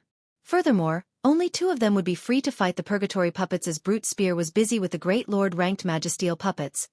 They had to make good use of every second they had. Fortunately, after stepping up to the altar, the disintegrated debuff suppressing Feng's basic attributes had disappeared, which allowed him to fight at his peak. Even so, he needed to activate a Berserk skill to suppress a Grand Lord of the same level. Once his Berserk skill's duration ended, fighting the Purgatory Puppets would become far more troublesome. Hearing this, Hidden Soul realized the severity of the situation. She nodded and mentally pushed away the questions plaguing her mind. By this time, the 2 Purgatory Puppets had recovered from Feng's attacks, staring at the swordsman with emotionless crimson eyes. The Grand Lords then released out an angry bellow, their sabers flashing as they emitted scorching emerald flames. This move was none other than the Purgatory Puppets' trademark move, Purgatory Blade. It seems the Purgatory Puppets are finally getting serious. It'll be even more difficult to take them down now. When the spectating crowd saw the emerald flames dance on the sabers, they unconsciously gulped. Not only did Purgatory Blade increase the might of the Purgatory Puppets' attack significantly, but it also improved the Grand Lord's attack range and attack speed. Skyhawk's party had relied on their Guardian Knight's life-saving skill to stand against the Purgatory Puppets' Purgatory Blade, and Skyhawk had used a portion of the thorny vines he had summoned with his Tier 3 domain skill to help block the attacks. Only after doing so had Skyhawk's party managed to survive through the Purgatory Blade's 20-second duration. However, Feng's party did not include an MT. It didn't have any healers, either. Defending against the Purgatory Puppet skill would be far more difficult for their party. The Grand Lord's attack range bonus from the skill was also terrifyingly vast, making their attacks impossible to dodge. "I'll aggro one," Hidden Soul hurriedly declared after seeing the Grand Lords activate Purgatory Blade. It is impossible for non-MT classes to tank both at the same time. Their party situation wasn't like Skyhawk's. Skyhawk's party had only faced 1 Purgatory Puppet, whereas their party had to deal with 2. When Skyhawk's Purgatory Puppet had used Purgatory Blade, even the Guardian Knight nearly died after activating a life-saving skill. Needless to say, the Grand Lord's attacks would annihilate any other class. "No. I can hold both of them by myself. You just need to focus on dealing damage," Feng said, grinning as he dashed at the 2 approaching Purgatory Puppets. At the same time, he activated the Abyssal Blade's Phantom Kill. Suddenly, Feng split into 2 copies of himself. Each copy then moved to take on a Purgatory Puppet. A doppelganger? Hidden Soul was stunned when she saw Feng split into two. She had never considered that he would have such a skill. Although a doppelganger's basic attributes within the main bodies, a doppelganger's death wouldn't affect the player. Hence, using the doppelganger to waste a purgatory puppet skill was definitely a wise decision. If the player controlled their doppelganger properly, it might even last through the Purgatory Blade's 20-second duration without mishaps. As Hidden Soul pondered, she was shocked yet again. Both Feng and his doppelganger brandished their swords and clashed with the Purgatory Puppet's emerald sabers. When the opposing weapons collided, not only did Feng and his doppelganger successfully block the attacks, but they also held their ground. In the end, both Feng and his doppelganger blocked every one of the dozen or so attacks each Purgatory Puppet launched. Although the two swordsmen lost some HP as the emerald fire burned them, the damage was insignificant with Life Domain's recovery effect. Seeing this, the spectating crowd was dumbfounded. What's going on? Is that really a doppelganger? Aren't doppelgangers supposed to have weaker attributes than the main body? That doppelganger seems just as powerful as the main body. Crap! That guy can actually keep up with the Purgatory Puppet's rapid attacks while controlling both his body and his doppelganger. What kind of reaction speed does he have? Amazing! No wonder they dared to challenge two Purgatory Puppets. An expert. He is definitely one of God's Domain's monster-level experts. Does anyone know who that is? I know quite a few expert demon players, but I've never seen such a powerful swordsman. As the battle on the altar progressed, the crowd's interest in Feng grew exponentially. This was the first time they had ever seen a swordsman block two Grand Lords of the same level by himself. Many of the demon players present even considered trying to befriend Feng. The competition was far more intense between demon players than it was between ordinary players. They placed far more value on strength. This was due to the extreme difficulty of the quests demon players had to complete. If they could befriend a demon expert like Feng, the man might even help them with their quests. With his help, they could rise through the demonic noble ranks. Ascent he the player that Hidden Soul randomly invited into her party? How is he so strong? Skyhawk was astounded as he watched Feng hold his ground against two Purgatory Puppets. The strength Feng displayed was simply terrifying. Is he some trump card Hidden Soul deliberately hid? Experts of Feng's caliber were incredibly rare, not to mention a demon player of such caliber. In Skyhawk's opinion, Hidden Soul must know Feng personally. While the spectating crowd voiced their opinions of Feng, the two Purgatory Puppets steadily lost HP once Purgatory Blade ended. Feng could occasionally launch counterattacks while blocking the Grand Lord's strikes. Every one of his ordinary attacks easily dealt over -20,000 damage, while his skills dealt over -60,000. When he used skills such as Shadow Blade and Flame Burst, his damage soared past -100,000 per hit. Meanwhile, Hidden Soul attacked one of the two Purgatory Puppets in a frenzy. From time to time, when most of her powerful skills were on cooldown, she attacked with Tier 2 or 3 magic scrolls. As a result, the Purgatory Puppet she targeted lost HP rapidly midway through the battle, though the duration of Feng's doppelganger ran out. As a result, Feng was forced to deal with two Purgatory Puppets personally. Fortunately, he had an advantage over his enemies with his attributes, so he could still tank the two combat puppets without much issue. Only, his DPS suffered as a result. Fortunately, under Hidden Soul's full-powered assault, the duo defeated one of the Purgatory Puppets after 5 minutes of continuous fighting. Defeating one also alleviated the pressure on Feng. Since he used the power of darkness, the attribute enhancement remained intact even after fighting for so long. In contrast, Hidden Soul's Berserk skill had long since ended, and she had no choice but to transform into her demon form to increase her combat power. When Phantom Kill's cooldown ended, Feng summoned his doppelganger once more, significantly increasing their total DPS. In the end, Feng still had 1 minute with Power of Darkness by the time the final Purgatory Puppet collapsed. As for the remaining Great Lord-ranked Magisteel puppets, Feng's basic attributes were far superior even without a Berserk skill. Furthermore, his Berserk skill was still active, following which, Feng easily pushed around the Magisteel puppets. When the final Magisteel puppet died, the crowd below the altar fell silent. These players only recovered from their daze after a few seconds. Feng and his two companions heard the sound of a system notification. Chapter 1569. Inferior Legendary Rank. Chapter 1569. Inferior Legendary Rank. As the final Magisteel puppet's HP reached 0, both Hidden Soul and Brute Spear breathed a sigh of relief. Commander, we succeeded. Brute Spear excitedly announced they had merely intended on giving the entrance test a try. After all, they already knew how difficult the epic party test was. Moreover, their party's configuration wasn't particularly favorable, which only lowered their success rate. They never thought that they would actually defeat the 2 purgatory puppets and pass the entrance test. That's right. We succeeded. Even Hidden Soul, who had maintained a solemn expression, could not help but reveal a joyful smile. She then shifted her gaze to Feng, the question she had previously suppressed resurfacing in her mind now that she thought about it. She hadn't chosen 2 purgatory puppets accidentally. It was also unlikely that the system had made an error. Moreover, Feng had been calm when he faced the 2 Grand Lords, as if he had expected the situation. This proved that the swordsman had chosen the extra purgatory puppet. Moreover, Feng should have no information about her or Brute Spear's strengths, yet he had made such a decision. This proved that Feng was confident in his own capabilities to take down 2 purgatory puppets. Not only was Feng such a powerful swordsman, but he was also capable of reaching the world summit. Based on what she knew, God's domain didn't have an expert like this man. Someone so powerful wouldn't be able to hide their identity from everyone. Meanwhile, Skyhawk's party stared at Feng and Hidden Soul in astonishment. How is this possible? They actually did it. Commander, what should we do now? They killed 1 more purgatory puppet than we did. They definitely have more time than us. The Guardian Knight and Cleric in Skyhawk's party panicked when Hidden Soul's party cleared the test. Time was everything in the World Summit. Players with more time would find more opportunities to grow stronger. And this was especially true as players tried to reach the epic shrines. Gaining an additional 5,000 minutes would give a team enough time to enter at least 4 more additional epic shrines. Although I don't know where that woman found such a powerful team member. More time won't help them find that item. Skyhawk wore a twisted, ugly expression. Immediately he commanded, "All right, we've rested enough. Let's enter the World Summit." Saying so, Skyhawk approached the World Summit's entrance. Hee. Commander, look. It seems that Skyhawk can't sit still any longer.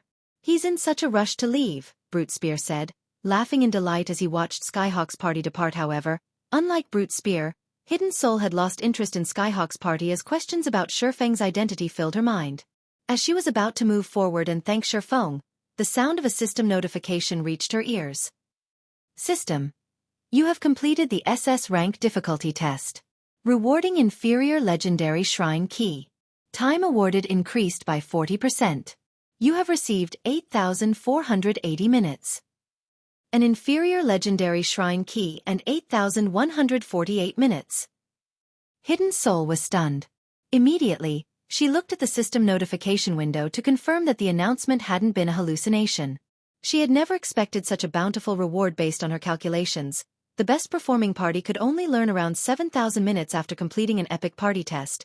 Yet despite her party's average performance, she had earned over 8,000 minutes. Most importantly, the Shrine Key was Inferior Legendary rank. This was the first time she had ever heard of such a key. One could only open a shrine of equal or lower rank with a high-rank shrine key in the World Summit. Without a key of corresponding or higher rank, players wouldn't be able to unlock the doors to the shrine. Even Feng was ecstatic. His performance had been the best in the party, and thus, he had received more time than his companions. In total, he had earned 13,580 minutes, 6 times the amount he had earned during his first visit. He would have ample time to search for God crystals in the World Summit. Brother Maple, we really have to thank you for your help. We'll be able to proceed with our quest far more smoothly. If you run into any trouble in the future, feel free to contact me. If you want to deal with someone, my commander and I can deal with most of God's domain's experts. Brute Spear said, grinning as he walked up to Feng. Hidden Soul nodded and expressed her agreement with Brute Spear's offer. She admitted that Feng was quite strong in a head-on confrontation. However, she was a professional with assassination and ambushing. She doubted that she'd lose out to Feng when focusing on a single target. All right. If I need anyone killed, I'll make sure to give you a call, Feng said, nodding. He did not try to reject Brute Spear's goodwill. Although the Flower of Seven Sins wasn't yet fully developed in God's domain, it wasn't an organization that ordinary superpowers had any hope against. Moreover, there wasn't any enmity between him and the organization. Most of the encounters he had had with the Flower of Seven Sins thus far had been due to other players hiring its services. Such dealings were very normal for an assassin organization. It was unlikely that the Flower of Seven Sins had a grudge against him. Feng added both Hidden Soul and Brute Spear as friends, but due to his demon mask, His name registered as Maple Leaf in their friends list now. If he really had to deal with someone in the future, he could ask Hidden Soul for help. Once the entrance test was over, Hidden Soul and Brute Spear decided to rest before entering the World Summit. The previous fight had taken a huge toll on their stamina and concentration. Feng, however, had no intention of resting. Instead, he parted ways with Hidden Soul and Brute Spear before entering the World Summit on his own. Feng hadn't wanted to avoid resting, but he didn't want others to discover his intentions. After some light conversation, Feng made his way towards the World Summit's main entrance. As he departed, Hidden Soul felt a little lost and crestfallen. Commander, we really got lucky. If we hadn't come across Brother Maple, we would have had to watch Skyhawk's party enter the World Summit and search for the item. If Skyhawk knew that we earned inferior legendary shrine keys, he'd lose his mind, Brute Spear said, sighing ruefully as he watched Feng's departing figure. It's a pity that Brother Maple seems to have some business of his own.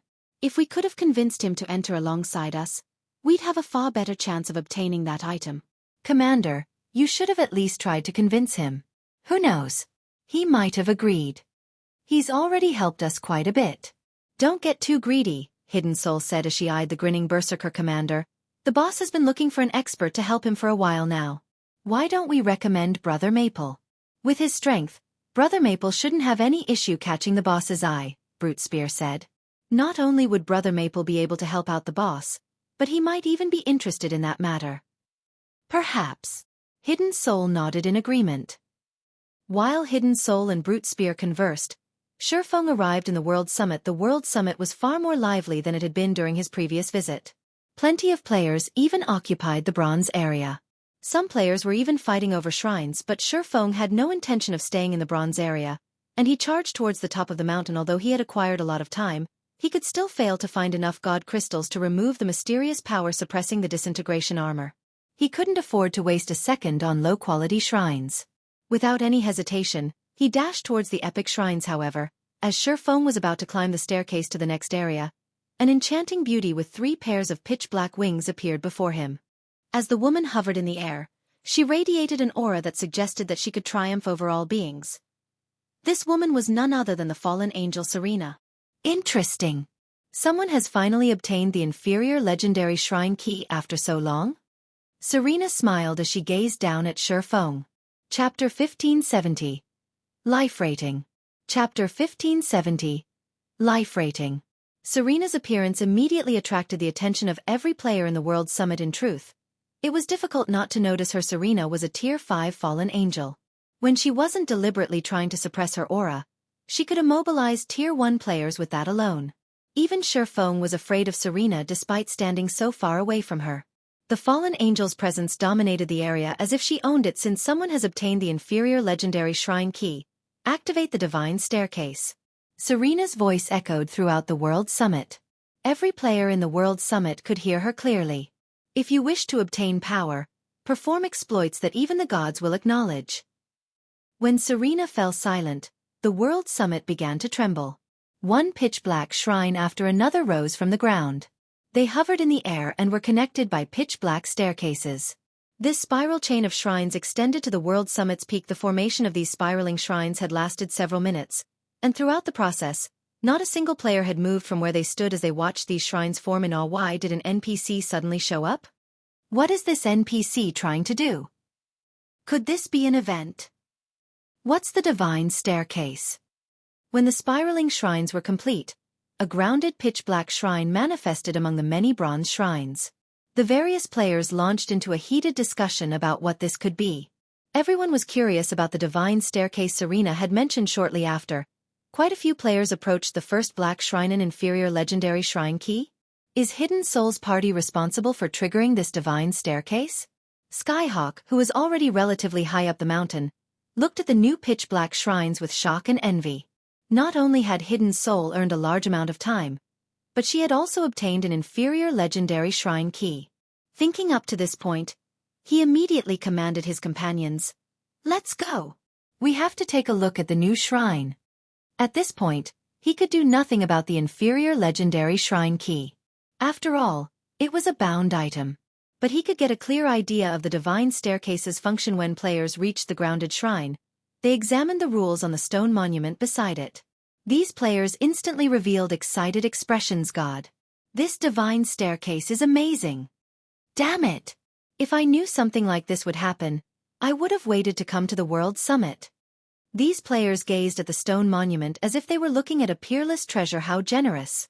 Feng was just as surprised when he read the Divine Staircase's rules. Unlike the shrines around the World Summit, the Divine Staircase's shrines didn't require corresponding keys or time to unlock. Rather, players had to rely on their own power to ascend to the next shrine. Since it didn't cost time to climb the Divine Staircase, players could explore its shrines as long as they had time remaining. However, the number of times they could climb the Divine Staircase depended on the type of shrine key the players carried. Players could only climb the Divine Staircase once if they had a bronze shrine key, while mysterious iron keys would allow players to climb the staircase twice. Secret silver keys granted players 3 entries, fine gold keys granted 4, dark gold keys granted 5 entries. Epic keys would allow players to climb 7 times, and inferior legendary keys allowed players access to the Divine Staircase 10 times. However, once players exhausted their entries, they'd be forced out of the World Summit regardless of how much time they had remaining. Meanwhile, each time players cleared a pitch-black shrine, they would earn a corresponding number of shrine points. They could then use these shrine points to purchase various items available in the World Summit. Players didn't need any specific qualifications to purchase these items. As long as they had the required number of points, they could buy any item they wanted. Feng wouldn't have been overly surprised if the items available were merely top-tier weapons and equipment, even epic weapons and equipment. The World Summit had plenty of epic shrines, and as long as players clear the epic ranked entrance test, they could easily obtain epic items from the appropriately ranked shrines. What surprised Feng was the fact that players could use these SPs to improve their life rating. It was common knowledge in God's domain that improving one's life rating was extremely difficult. Improving one's life rating wasn't just a matter of a stronger physique. Rather, it was a life transition. For example, if one compared an archaic species to a normal human being, the archaic species' basic attributes would be several times higher than a human's of the same level. This was the difference of a higher life rating. This was also why archaic species became more difficult to deal with as they rose in level. Although players could improve their life ratings by upgrading their tiers, the improvement was minuscule. For example, an ordinary Tier 5 player's life rating was only slightly higher than an ordinary Tier 1 player's. This was also the reason that Tier 5 players were significantly weaker than Tier 5 monsters. The attribute difference wasn't much during the early levels, and players could easily close the gap with top-tier weapons and equipment.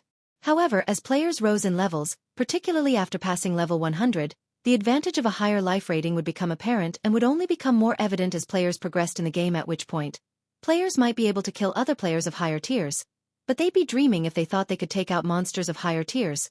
Only after reaching Tier 6 would players truly transition. Tier 6 players' life rating was worlds apart from ordinary Tier 5 players. At Tier 6, players would also qualify to challenge Tier 6 gods. Meanwhile, players could actually improve their life ratings with the shrine points from the Divine Staircase. Why wouldn't Feng be shocked? Based on his knowledge, the players that had managed to improve their life ratings by other means than upgrading tiers had been exceedingly rare even after 10 years in God's domain. Even if players found some way to do so, it would be incredibly difficult, and they'd have to rely on luck and strength. In the past, God's domain's various superpowers had fought frequently over such opportunities. By securing such an opportunity, they could give their players a better chance of reaching Tier 6. In fact, the benefits of improving one's life rating were even more valuable than ordinary legendary items. Feng had never thought that the Divine Staircase before him would be such an opportunity. However, when he saw the price of improving one's life rating, he was speechless. Even the cheapest Bloodline required 100,000 shrine points, and one exploit passing the first pitch-black shrine only awarded 10 SPs. Although the others would award more, one still had to pass a considerable number of shrines to accumulate enough SPs to purchase the Bloodline. Furthermore, Feng had no idea of how to perform an exploit, and the rules didn't mention anything about it. Even if he collected 100,000 SPs, without an exploit, he wouldn't be able to purchase a Bloodline to improve his life rating. Meanwhile, players could purchase various other items, such as potions, designs, recipes, mounts, siege weapons, god crystals, and other precious items. There were even fragmented legendary items up for trade. Naturally, the fragmented legendary items were extremely expensive. Even the cheapest cost 70,000 SPs, while the more expensive items could cost up to 240,000 SPs and 3 exploits. Moreover, players had to spend the SPs they earned with each visit, as their counter would reset to 0 when they returned. Fortunately, exploits were permanent and would only disappear when players spent them or deliberately deleted them. In other words, if players had a certain item in mind, They had to earn enough SPs in one visit to purchase it. Even so, the crowd before the first black shrine drooled over the prospects of treasure. After all, fragmented legendary items were practically illusory to current players. In fact, there hadn't been any news of a super guild obtaining one thus far. Suddenly, many players dashed into the first shrine and began their ascension. Feng didn't dawdle either, entering the shrine before him. This was a rare opportunity to secure a bloodline for himself, and he had plenty of time. It'd be a huge waste if he didn't attempt it. Chapter 1571. Realm Lord. Chapter 1571. Realm Lord. As soon as Feng set foot in the pitch-black shrine, his environment transformed. It felt as if he had just stepped through a teleportation gate and arrived in an entirely different space. A dark forest loomed before him, and the howling of wolves occasionally echoed in his ears. In the darkness of night, he faintly saw pairs of crimson eyes flicker in the treetops. This is a survival battle? Feng wondered as he observed his surroundings. Although it was night here, his vision was unaffected. He could see around him as clearly as if the sun hung above him. Feng spotted over a dozen werewolves armed with crossbows and in excellent equipment standing in the trees around him. In addition, he spotted another dozen or so werewolves with spears and great swords beneath the tree's cover, radiating an intense killing intent. All of these werewolves were level 55 or above, with the highest at level 58. They ranged between elites and special elites. If an ordinary player attempted to take all of these monsters on by themselves, they'd definitely be torn apart. As Feng observed these werewolves, the sound of a system notification reached his ears. System: clear this divine shrine to obtain a reward. When the system notification ended, a system map appeared in the corner of Feng's vision. A teleportation point had been marked on the map in the heart of the forest. It was obvious that he had to reach said teleportation point to leave the divine shrine. However, before Feng could examine the map closely, the werewolves in the treetops began to attack, the triple-loaded crossbows releasing their bolts at him simultaneously. At the same time, the werewolves on the ground began to close in, forming a tight encirclement around him. How troublesome. It seems that the system banned teleportation skills, as well. I guess I have no choice but to run to the target. When Feng had noticed the werewolves' attacks, he had attempted to use space movement, teleporting to the destination directly. Unfortunately, teleportation skills were prohibited in the divine shrine. He had no choice but to unsheath Killing Ray and retaliate. A rain of bolts from above might be troublesome to ordinary players, but to Feng, the bolts were practically negligible. He easily dodged the bolts and appeared before a level 56 elite werewolf in the blink of an eye. He lightly swung Killing Ray at the melee-focused werewolf Shadow Blade. Numerous streaks of shadows cut past the elite werewolf, each hit dealing several tens of thousands of damage. Like a cannonball, the 2-meter-tall werewolf's body shot backward and slammed into the werewolves behind it. The monster only returned to the ground after flying over 20 yards. By the time it landed, however, its HP had reached 0. Its body turned to ash and disappeared, leaving several copper coins in its place. These monsters actually drop loot? Feng was slightly confused to see the copper coins on the ground. He had assumed that he'd be striving for nothing here. This was a kind of test, and tests normally didn't provide loot. However, Feng did not bother to kill the other werewolves. Instead, he swiftly maneuvered out of the circle of werewolves, heading straight for the teleportation array in the forest. Heart combat players like Feng were no stranger to survival battles in God's domain. These situations were common in dungeons. If players focused on defeating the monsters in survival battles, they'd only get caught up in an endless cycle of combat, wasting their time. Feng, of course, didn't have a lot of time to waste, and even if he could kill these monsters easily, he'd still consume stamina. If he ran out of stamina midway through a battle, he'd become a sheep for the slaughter. No matter how powerful he was. As he headed deeper into the forest, the werewolves went into a frenzy, chasing after him. However, Feng was simply too fast, and even the special elite-ranked werewolves could only watch as the distance between them and their target grew until the swordsman eventually left their sight. After a few more minutes of running, Feng reached the teleportation array in the heart of the forest. However, before he could approach the array, he felt a chill crawl down his spine. The cause of this creeping sensation was none other than a one-eyed werewolf with a massive great sword that guarded the teleportation array. Realm Lord? Feng stared at the one-eyed werewolf in shock. This one-eyed werewolf was over 3 meters tall, and although it was only a level 58 special elite, the mana circling it was extraordinary. It felt like this land's protected child. Spectre Werewolf, Realm Lord, Humanoid Creature, Special Elite. Level 58 HP 4, 200, 000/4, 200, 000. In God's domain, the title of Realm Lord did not represent a monster's rank or bloodline. Rather, it was a buff that greatly enhanced the monster's skills and spells. Monsters with this title also had strengthened physiques and HPs. Basically, they were boss-like existences among monsters of the same level, and rank. Realm Lords were not particularly rare in God's domain, but they were usually only found in level 50+, resource-rich maps. They protected these resource maps, and as long as they remained in their designated maps, they could display far more combat power than monsters of the same level and rank normally. Player teams avoided Realm Lords as much as possible. Fighting these monsters simply wasn't worthwhile. Despite being so much stronger than monsters of the same level and rank, Realm Lords didn't offer additional or better loot as the Divine Shrine itself some sort of opportunity. After a moment of surprise, Feng's lips curled into a smile. When players had first discovered Realm Lords in the past, they had avoided these monsters as much as possible. Unfortunately, some battles were unavoidable, and players had been forced to kill certain Realm Lords. As players had killed more Realm Lords, they discovered something astonishing: the Mana Barrier Crystal Fragment. Only Realm Lords dropped this item, and there was no way to obtain the crystal fragments from other monsters on its own. The Mana Barrier Crystal Fragment did not possess much of a function.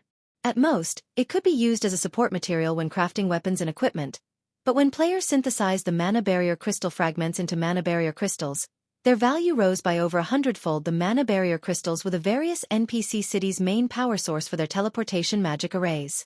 Not only did the Mana Barrier Crystal contain a frightening amount of mana, but it could also replenish itself by absorbing the mana around it. Only, the Mana Barrier Crystal required a considerably long time to replenish itself. However, this replenishment time would vary depending on the mana density around it. In an ordinary environment, for example, an empty Mana Barrier Crystal would require 48 hours to recover fully. To put it simply, a Mana Barrier Crystal was akin to an everlasting magic crystal. It was the perfect power source for teleportation arrays. With enough Mana Barrier Crystals, one could operate a teleportation array for no cost. It was easy to imagine how valuable these Mana Barrier Crystals were. After all, Mana Barrier Crystals were not that easy to obtain, yet the various large guilds and players were in dire need of them. Meanwhile, the special elite ranked Realm Lord before Feng was a walking mana source. Without hesitation, he charged forward, showing no intentions of circling the Spectre Werewolf and leaving the Divine Shrine. As Feng boldly approached, the Spectre Werewolf howled in anger.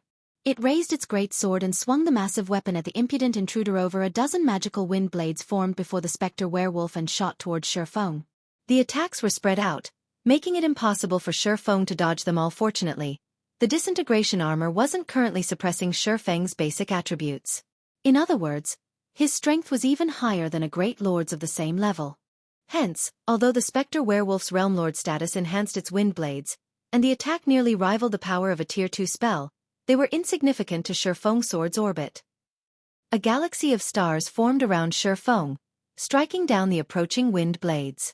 Feng didn't even pause as he continued towards the Spectre Werewolf Shadow Blade. Thunder Flame Explosion. Flame burst. When Feng reached the Spectre Werewolf and began to bombard it with attacks, the Special Elite's 4,200,000 HP drained like flowing water. Despite the Spectre Werewolf's struggles to fight back, it was powerless to change its fate. In the end, Feng's swords devoured its HP. It then collapsed, transforming into a dark mist and scattering in the wind.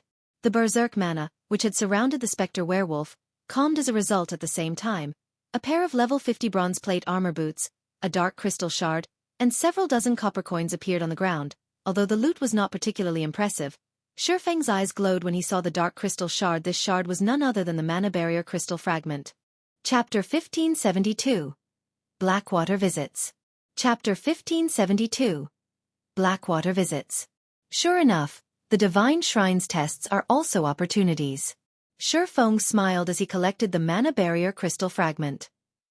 Mana Barrier Crystal Fragment, consumable. Can be used to increase mana. A support tool for crafting items. Obtaining Mana Barrier Crystal Fragments wasn't easy, and although the item had a high drop rate, it didn't drop from every Realm Lord. Meanwhile, Realm Lords were even rarer than field bosses. High resource leveling maps only had 2 or 3 Realm Lords. In addition, these Realm Lords' respawn time was much longer than ordinary field bosses. When the various large guilds had discovered the benefits of killing Realm Lords in the past, Many guild wars had broken out over these monsters. Obtaining one mana barrier crystal fragment after killing a single special elite ranked realm lord was a huge boon from the system. Each mana barrier crystal fragment had sold for around 30 gold in the past. Of course, most guilds that had obtained these crystal shards had refused to sell them. When players collected 10 crystal fragments, they could seek out an NPC master alchemist to synthesize the mana barrier crystal with a 40% success rate. If the synthesis were successful, one would have an everlasting magic crystal. The mana barrier crystal was a priceless treasure, useful in multiple aspects, such as powering teleportation arrays, magic towers, and other such constructions. There had even been a few workshops that had specialized in hunting realm lords in distant maps, making a living from selling mana barrier crystals. After obtaining the crystal fragment, Feng moved towards the teleportation array and left the forest. When he opened his eyes again, he had arrived at the first divine shrine's exit, and the staircase leading to the second shrine stretched before him. Many players were already running towards the second divine shrine. So many people are already out? Feng was surprised. Over 100 players were already approaching the second divine shrine. However, after giving the matter some thought, he realized that he had spent quite some time fighting the specter werewolf. Most, if not all, of the players before him had likely avoided fighting the realm lord. They had simply slipped past the specter werewolf to enter the teleportation array. As Feng left the first divine shrine, the sound of system notifications reached his ears. System. Congratulations. You have passed the divine shrine. Rewarding 10 shrine points. System. Congratulations. You have passed the divine shrine within the time limit. Rewarding 10 shrine points. System. Congratulations. You have killed the guardian boss within the time limit. Rewarding 50 shrine points. So many points. Feng was somewhat taken aback when he saw how many points the system had awarded for killing the specter werewolf. Passing the divine shrine had only earned him 10 SPs, yet killing the special elite rank specter werewolf had awarded 50. If these other players realized that killing the guardian boss would award even more points, they'd likely regret their earlier actions. Even the cheapest item available for purchase in the divine shrine cost 500 SPs. If one cleared the first divine shrine quickly and ignored killing the guardian boss, they would only receive 20 SPs. With that method, who knew how many divine shrines one would have to clear to accumulate 500 SPs? Moreover, as players climbed the divine staircase, the divine shrines would become more challenging. If players did not earn as many points as possible early on, it would only become more difficult to earn the points they needed later. It seems that I'll have to defeat every divine shrine's guardian boss. Thinking up to this point, Feng realized the fastest way to earn shrine points from the divine staircase, following which, he proceeded towards the second divine shrine. The second shrine contained a gravel ridge, and its monsters ranged between level 55 and 58. However, the second shrine had far fewer elite monsters, and nearly half the shrine's monsters were special elites. Next to the realm lord, a few level 58 elites guarded the teleportation array. To Feng, however, this slight increase in difficulty was no issue. He had only spent a few minutes to defeat the realm lord and 3 elites. This time, however, he did not obtain a mana barrier crystal fragment. He had only obtained a level 55 bronze mage top and some coins. Upon clearing the second divine shrine, Feng earned 15 SPs. He also received 15 SPs for clearing the shrine within the time limit, and 70 SPs for killing the guardian boss. Although Feng had cleared the second divine shrine, he was clearly lagging behind the other players. Even those who had entered the first divine shrine sometime after him were already on their way towards the third shrine. However, Feng did not rush. Instead, he continued to ascend the divine staircase at his own pace. Each divine shrine was a little more challenging than the last and awarded 5 more SPs when cleared. When Feng entered the 5th divine shrine, the test's difficulty visibly increased. Now, every monster he faced was a special elite. In terms of attributes, the monsters were on par with well-equipped, Tier 1 players of the same level. When facing a dozen or so of these monsters at once, even elite players would be in a bind. Even the guardian boss was now a chieftain-ranked realm lord. Not only did the chieftain possess 10 million HP, but its skills also carried great destructive power. Even Feng did not dare to meet the boss's attacks head-on. Feng only defeated this guardian boss after a dozen or so minutes of fighting. Meanwhile, as a chieftain-ranked realm lord, the boss had been very generous. It had dropped 2 mana barrier crystal fragments, instantly increasing Feng's haul to 4. Now, he only needed 6 more fragments to synthesize a mana barrier crystal. When Feng had cleared the 5th divine shrine, the shrine points he earned also undergone a qualitative transformation. The clear reward alone rose to 100 SPs, while clearing the shrine within the time limit awarded another 100 SPs, and killing the guardian boss within the time limit awarded 500 SPS. However, the ranking list before the various divine shrines also reported that players had already reached the 8th shrine. There were over a dozen players clearing the shrines with astonishing speed. Meanwhile, while Feng continued to challenge divine shrines, Zero Wing City's fame in Star Moon Kingdom had exceeded Stone Forest Town's. The city had become a holy resting ground for many of the kingdom's players due to the city's high mana density, the double EXP buff accumulation, and the large number of wandering merchants. It took no time at all for Zero Wing City's player population to break past 1 million. The originally empty city was now so lively that Zero Wing City could rival major NPC cities. Guild Leader Singular. Zero Wing City's player population has grown past 1 million. The city is even charging players an entrance fee. Its daily income is incredibly high. With this, I don't think that it'll be easy to whittle Zero Wing down anymore, Lei Jingyang reported. He currently rested in one of Zero Wing City's restaurants, wearing a frown as he watched the crowded street outside. Initially, he hadn't cared about Zero Wing City, but after visiting the city personally, he had to admit that it was extraordinary. Young Master Lei. Although Zero Wing City is better than we expected, Zero Wing's celebration of the fact will be short-lived. Singular Burial chuckled. He didn't seem to mind the fact that Zero Wing City earned considerable wealth for the guild. Don't tell me you plan to fight it out with Zero Wing? Lei Jingyang frowned at Singular Burial's reaction. He had expected Singular Burial to finish Zero Wing off in a few more days. But clearly, that plan was no longer viable. Not only did Zero Wing City earn a considerable amount of profit for its ruling guild, but the city improved Zero Wing's reputation among players. At this rate, Heaven's Burial could never destroy Zero Wing in a short 3 to 5 days. Of course not, Singular Burial said, shaking his head. Although Zero Wing has achieved great success, at the end of the day, its foundations are shaky. The nail that sticks out gets hammered down.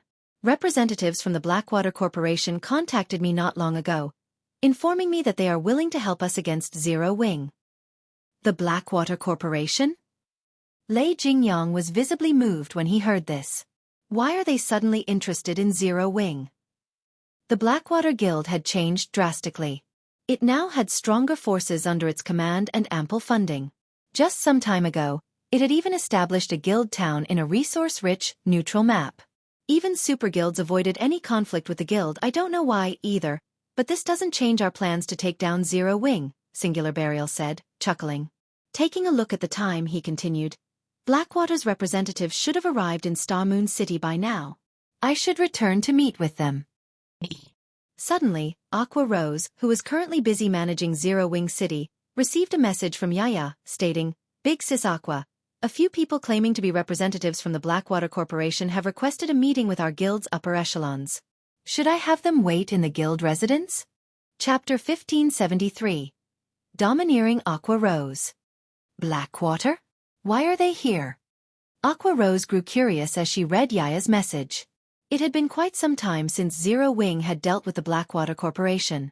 According to her information, Abandoned Wave's actions had only been the Blackwater Corporation's attempt to test God's domain's waters. Afterward, the events with Zero Wing, Blackwater quickly gave up on Abandoned Wave, and the man had vanished without a trace. Blackwater then focused its development in the distant Iron Empire, taking control of the Empire after forcing several superpowers out of the competition. Logically, Blackwater should have no reason to leave the safety of the Iron Empire and travel all the way to Star Moon Kingdom to seek out Zero Wing. Hence, Aqua Rose found the situation strange. However, Aqua Rose decided to send Yaya to entertain Blackwater's representatives while they waited in one of the guild residence's reception rooms. She then dropped what she was doing and made her way to meet these individuals.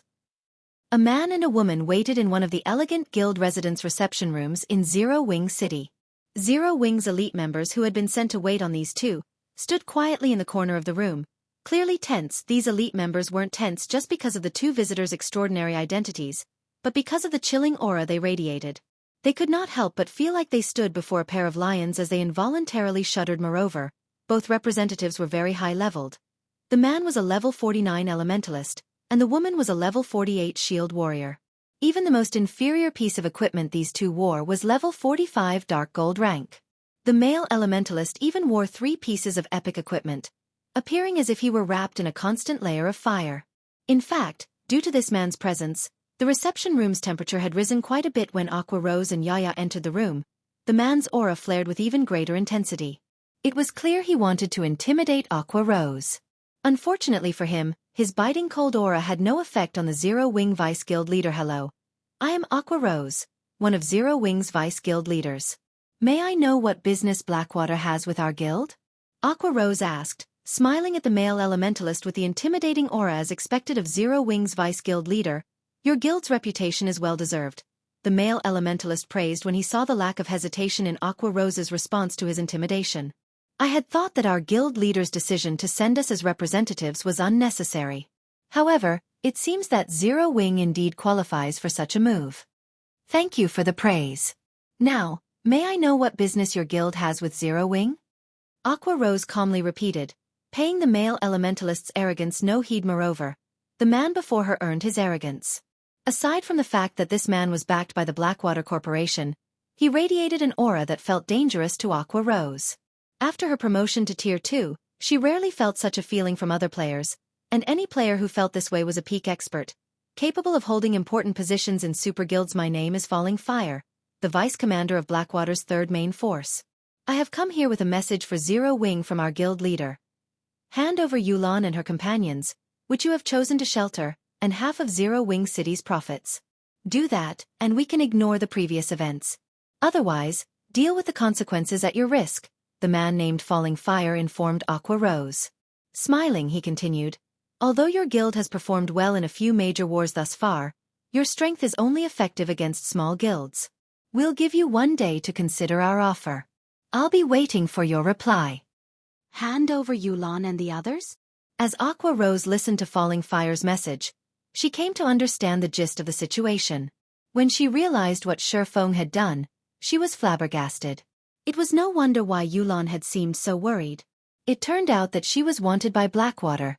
That's right. You only have 1 day to consider. As for Zero Wing City's profits, I'll send specialists to keep an eye on your city. Falling Fire nodded in his opinion. Blackwater had no reason to go out of its way to warn Zero Wing. With the guild's strength, it could easily flatten this small upstart guild. While Zero Wing's past performance had been astonishing, that only held true for first-rate guilds and smaller. To superpowers like Blackwater, Zero Wing was insignificant. Furthermore, Zero Wing was currently preoccupied with its war against Heaven's Burial. 1 day to consider handing over Yulan's group and half of Zero Wing City's profits? Aqua Rose could not help but laugh when she heard Falling Fire's words. I see. I understand now. Since that is the case, you too may return to your guild. What do you mean by that? Falling Fire's expression darkened when he saw the woman smile. What do I mean? Have I not made myself clear enough? You can return, and tell that guild leader of yours that he can forget obtaining 50% of Zero Wing City's profits. As for Yulan's group, they have already joined Zero Wing. You're even less likely to take them from us. If Blackwater is looking for an opponent, although Zero Wing is very weak, we are more than willing to keep you company. Aqua Rose said straightforwardly. Watch your step on your way out. I won't be sending you off. When Aqua Rose finished speaking, the reception room was deathly silent. Falling Fire stared at Aqua Rose in shock. He even wondered if he had heard her wrong. Zero Wing was in the middle of a war of attrition with Heaven's Burial. Now it dared to declare war on Blackwater. Even Xianxia, who silently stood beside Aqua Rose, gaped in astonishment. She had never realized that her vice guild leader was so domineering. The Blackwater Corporation was a titan both in and out of God's domain. In the real world, it was an incredibly famous international corporation. In God's domain, it had successfully wrestled control of the Iron Empire from several superpowers. Zero Wing simply couldn't compare. Good. Very good. Since Zero Wing dares to cast aside the opportunity we've presented, you can wait until we remove your name from God's domain. Falling Fire sneered at his host. Immediately, he and the level 48 female shield warrior stood and left the room. After the duo from Blackwater left, Xianxia turned to Aqua Rose with a reverent expression. Big sis Aqua, you're so amazing. You even slapped Blackwater in the face.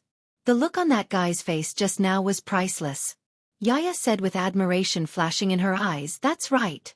It felt wonderful putting those bastards in their place. However, how am I supposed to report this to the guild leader? Aqua Rose felt a headache begin to brew. For a moment of satisfaction, she had declared war on Blackwater without consulting Feng. Zero Wing City was just starting to get on the right track. The wealth the city earned even allowed Zero Wing to fight Heaven's Burial on equal footing. But if Blackwater joined the fray, Zero Wing would be at a severe disadvantage. Meanwhile, back in the World Summit's Divine Staircase, Feng had finally defeated the 10th Divine Shrine's Guardian boss, a level 60, Lord-ranked 5-headed demon snake.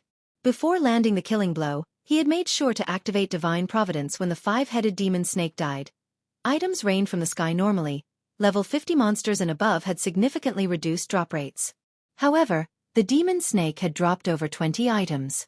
No Lord-ranked monster of this level should be capable of dropping so many a jackpot? Feng was overjoyed when he saw the loot on the ground. He had only used Divine Providence to increase his chances of obtaining mana barrier crystal fragments, yet he had triggered a jackpot. He truly hadn't expected such a bountiful reward in God's domain. Jackpots were exceedingly rare from monsters past level 50. Much less from Realm Lords. Chapter 1574. Advanced Forging Design. Aside from weapons, equipment, and mana barrier crystal fragments, a tattered sheet of parchment rested among the many items the 5-headed demon snake had dropped. As the parchment itself was very high quality, it still radiated faint pulses of mana despite the ravages of time. Feng picked up the parchment out of curiosity. This is an advanced forging design. Feng was elated when he realized what this sheet of parchment was in God's domain. Every advanced design was extremely rare and valuable. This was because advanced designs contained techniques unknown to the general public. For example, an advanced forging design would contain a few different kinds of advanced forging techniques. If players learned these techniques, they'd increase their chances of creating a new item in the future. The various large guilds had cherished their advanced designs in the past. They had all refused to sell these designs. At the same time, the large guilds trading firms had fought over these items. Zero Wing had only obtained a few advanced designs thus far, including advanced forging designs. Moreover, the design in his hands was not just any ordinary advanced forging design. Conqueror's Armor Forging Design Fragment, Advanced Design, Fine Gold Rank. When learned, you will be able to produce the level 50 magic rune armor. Every piece of crafted armor contains a magic array. 5 pieces can be used to form the basic strength battle array. Current fragment count 1/9. I never expected the Divine Shrines to drop something like this. I've really lucked out this time. Feng was at a loss for words as he stared at the Conqueror's armor design. Not only had the 5-headed demon snake dropped 2 mana barrier crystal fragments, but it had also dropped a fine gold equipment design that came with a battle array. Killing the demon snake had been far more profitable than killing a level 60 Grand Lord. A well-equipped peak expert in God's domain wasn't a force to be reckoned with. In fact, despite being an individual, they were capable of playing a significant role in a guild war. However, that did not mean ordinary players were utterly helpless against peak experts. Ordinary players still had a method they could use to fight peak experts' battle arrays. If a certain number of players wore equipment with the same battle array, they could trigger the battle array's effects, significantly increasing their combat power. Battle arrays provided more than just a boost to basic attributes. They also improved players' physiques. Most importantly, it allowed players with the same array to share their perception.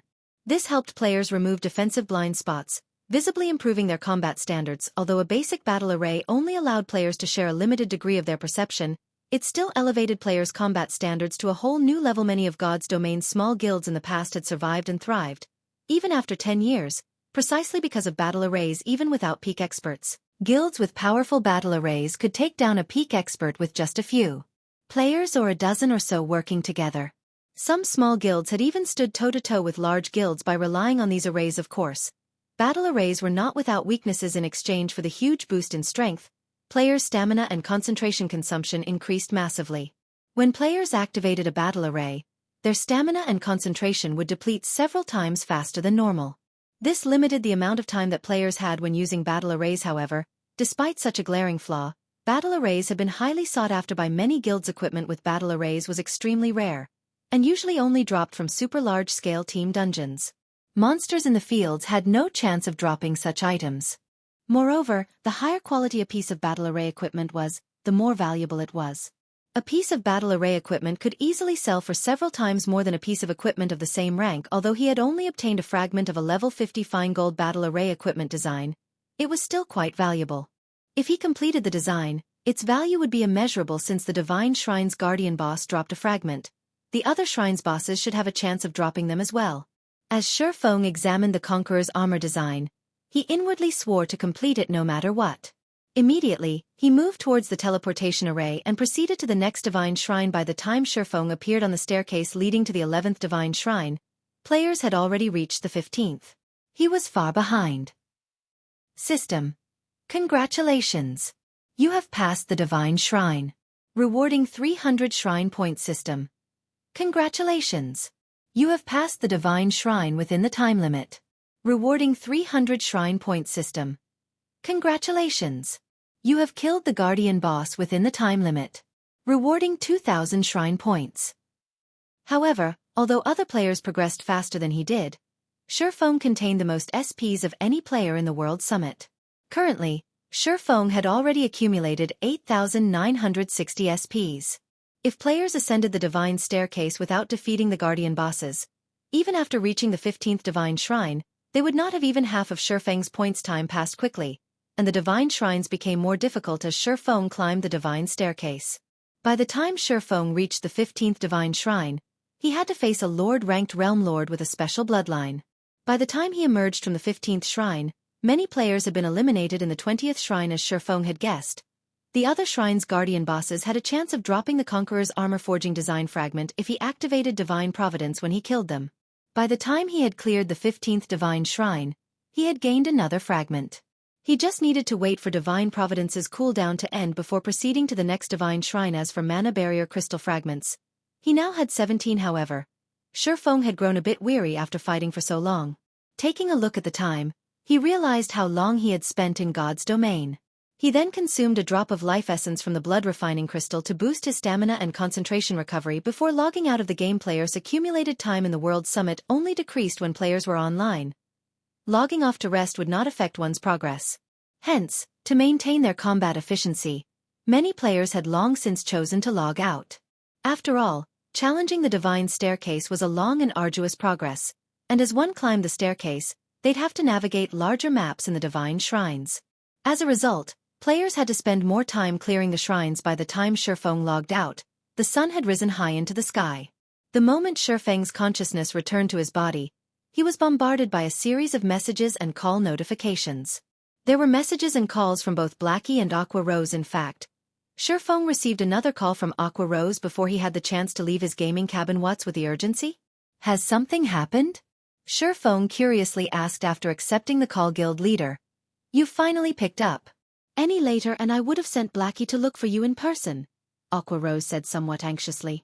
While you were gone, Zero Wing City has developed nicely. The player population has already broken past the 1 million threshold. Once we finish constructing the NPC shops, the city will attract even more players. But some time ago, 2 representatives from the Blackwater Corporation sought me out. They told us to hand over Yulan and her companions and 50% of Zero Wing City's income as compensation. Otherwise, they'll turn the full might of the Blackwater Guild against us. Hand over Yulan, her companions, and 50% of Zero Wing City's profits? Feng frowned. The Blackwater Corporation's retaliation didn't surprise him in the least, but he didn't expect Blackwater to take action so quickly.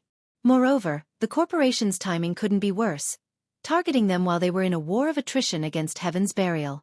This put Zero Wing at a considerable disadvantage. Chapter 1575. Nurturing Experts. It seems that I'll need to speed things up, Feng thought after hearing Aqua Rose's report.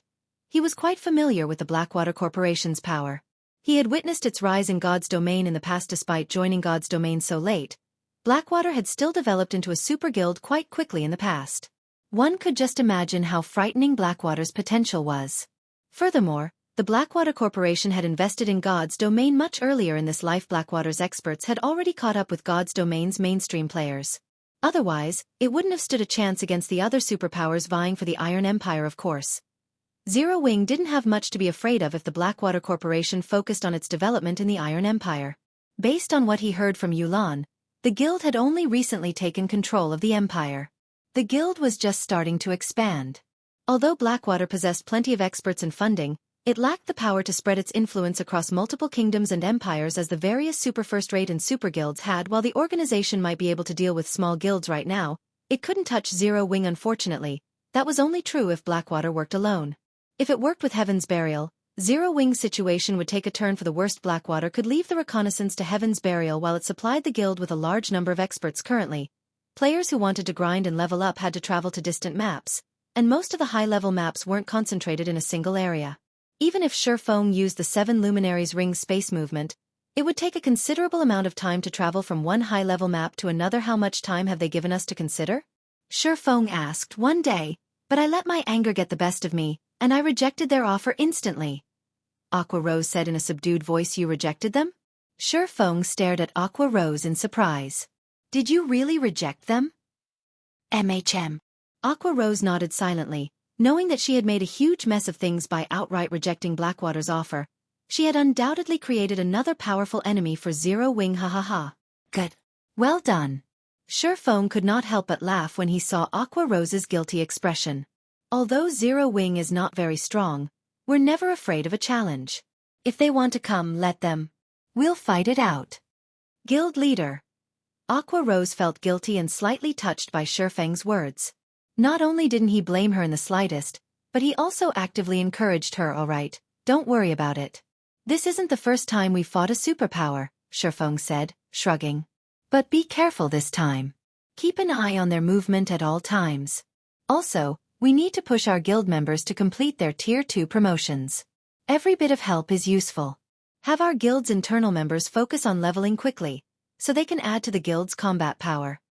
I'll prepare some top-tier equipment, magic scrolls, and advanced potions for our guild members to challenge their promotion quests. As for the guild's internal members, I'll help them level up with Summer, Aqua Rose said, nodding, following which, Feng mentioned a few good grinding locations for Aqua Rose to use as she helped power level Zero Wing's internal members. The guild's internal members already had solid combat standards. They only lacked levels. Once they were brought up to speed, Zero Wing would have another batch of expert players to help defend it. When Feng finished his call with Aqua Rose, he proceeded to train with the guild's internal members. To help them improve faster, Feng even provided specific guidance to a few talented members. He even went so far as to use the 10 additional black cards he had acquired from the secret pavilion to train Zipping and a few others in such a way. Feng trained Zipping and the other internal members during the day. When the sun set, he'd log back into God's domain and grind through the divine staircase. The greatest problem other players in the World Summit faced was the drain on their stamina and concentration, but Feng could rely on his life essence to boost his recovery rate.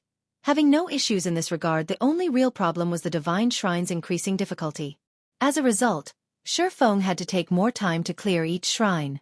Initially, he had only spent 30 minutes on each divine shrine, though he spent most of that time waiting for Divine Providence's 30-minute cooldown to end. As he ascended the divine staircase, however, the amount of time he needed to clear each shrine gradually increased to 2, then 3 hours. After grinding for 4 consecutive days, Feng finally defeated the 29th Shrine's Guardian boss, a Great Lord-ranked Realm Lord. He had initially assumed that he'd earn more shrine points from each subsequent divine shrine he cleared, but that wasn't entirely the case. After the 10th divine shrine, the SP reward only increased once every 5 divine shrines. Yet these shrines' difficulty constantly increased as he cleared the last.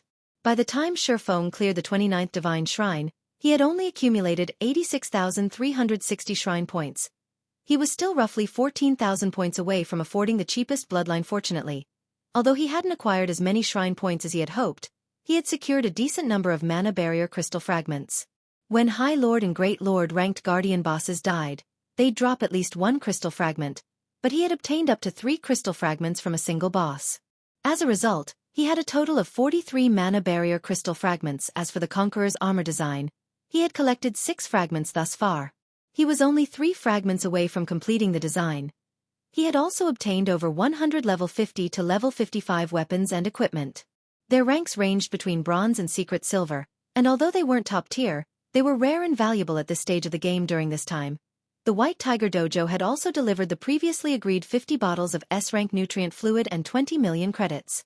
Upon receiving the payment, Feng assigned Shadow Sword to take charge of the 500 apprentices from the dojo. These apprentices would train in Zero Wing City's battle arena, improve their skill completion rates in Stone Forest Town's advanced combat rooms, and level while grinding and questing each day. As a result, their combat standards steadily rose with each passing day. Unfortunately, Zero Wing's members had encountered group skirmishes with Blackwater and Heaven's Burial's experts in the fields, increasing the guild's expenditures. Despite the massive revenue source Zero Wing City had become, the situation took a heavy toll on the guild's funds however. Monetary compensation wasn't the guild's biggest problem, but the loss of top-tier weapons and equipment. Meanwhile, the guild only had a few teams capable of acquiring such items. Although Aqua Rose and the other core members had formed teams to hunt down the enemy experts, they hadn't obtained enough level 45 top-tier equipment to replenish the guild's stock. Guild leader, I'm afraid that our stock of level 45 top-tier equipment in the guild warehouse will run out at this rate. Many of the other large guilds in the kingdom have already surpassed our raid progress in level 50 team dungeons, Aqua Rose reported, clearly frustrated. Moreover, based on the latest reports, it seems that Blackwater has sent over 4,000 experts to target our players. Including Heaven's Burial's experts, our teams are suffering a massive disadvantage while grinding in the fields. If Feng were present, they might be able to slaughter Heaven's Burial and Blackwater's experts a few times by relying on his spatial gate, which would, more or less, make up for the guild's losses. Zero Wings members were constantly ambushed in the fields, yet Tier 2 experts like her were limited in their ability to fend off every ambush. Unless their guild members stopped leveling and questing, there'd be no end to this problem. Moreover, level 45 top-tier equipment was required to raid level 50 team dungeons. If the guild warehouse ran out of such equipment, they'd have to stop raiding these dungeons. If this persisted, guild members might even lose interest in earning guild contribution points. If that happened, the guild would fall apart. Have Melancholic and the others focus on crafting level 45 equipment, and temporarily stop sales on level 45 secret silver and fine gold equipment. Use some of that stock to replenish the guild warehouse. If worst comes to worst, have Snow send some level 45 top-tier equipment from the branch guild, Feng said after giving the matter some thought. He had never expected Blackwater to be ruthless enough to send 4,000 experts. To make matters worse, that wasn't the guild's full strength. Blackwater's foundations had truly exceeded his expectations. Feng jumped back into his virtual gaming cabin, ignoring the fact that it was currently daytime and he was supposed to be resting. After logging back into God's domain, he immediately made his way to the 30th Divine Shrine. Chapter 1576.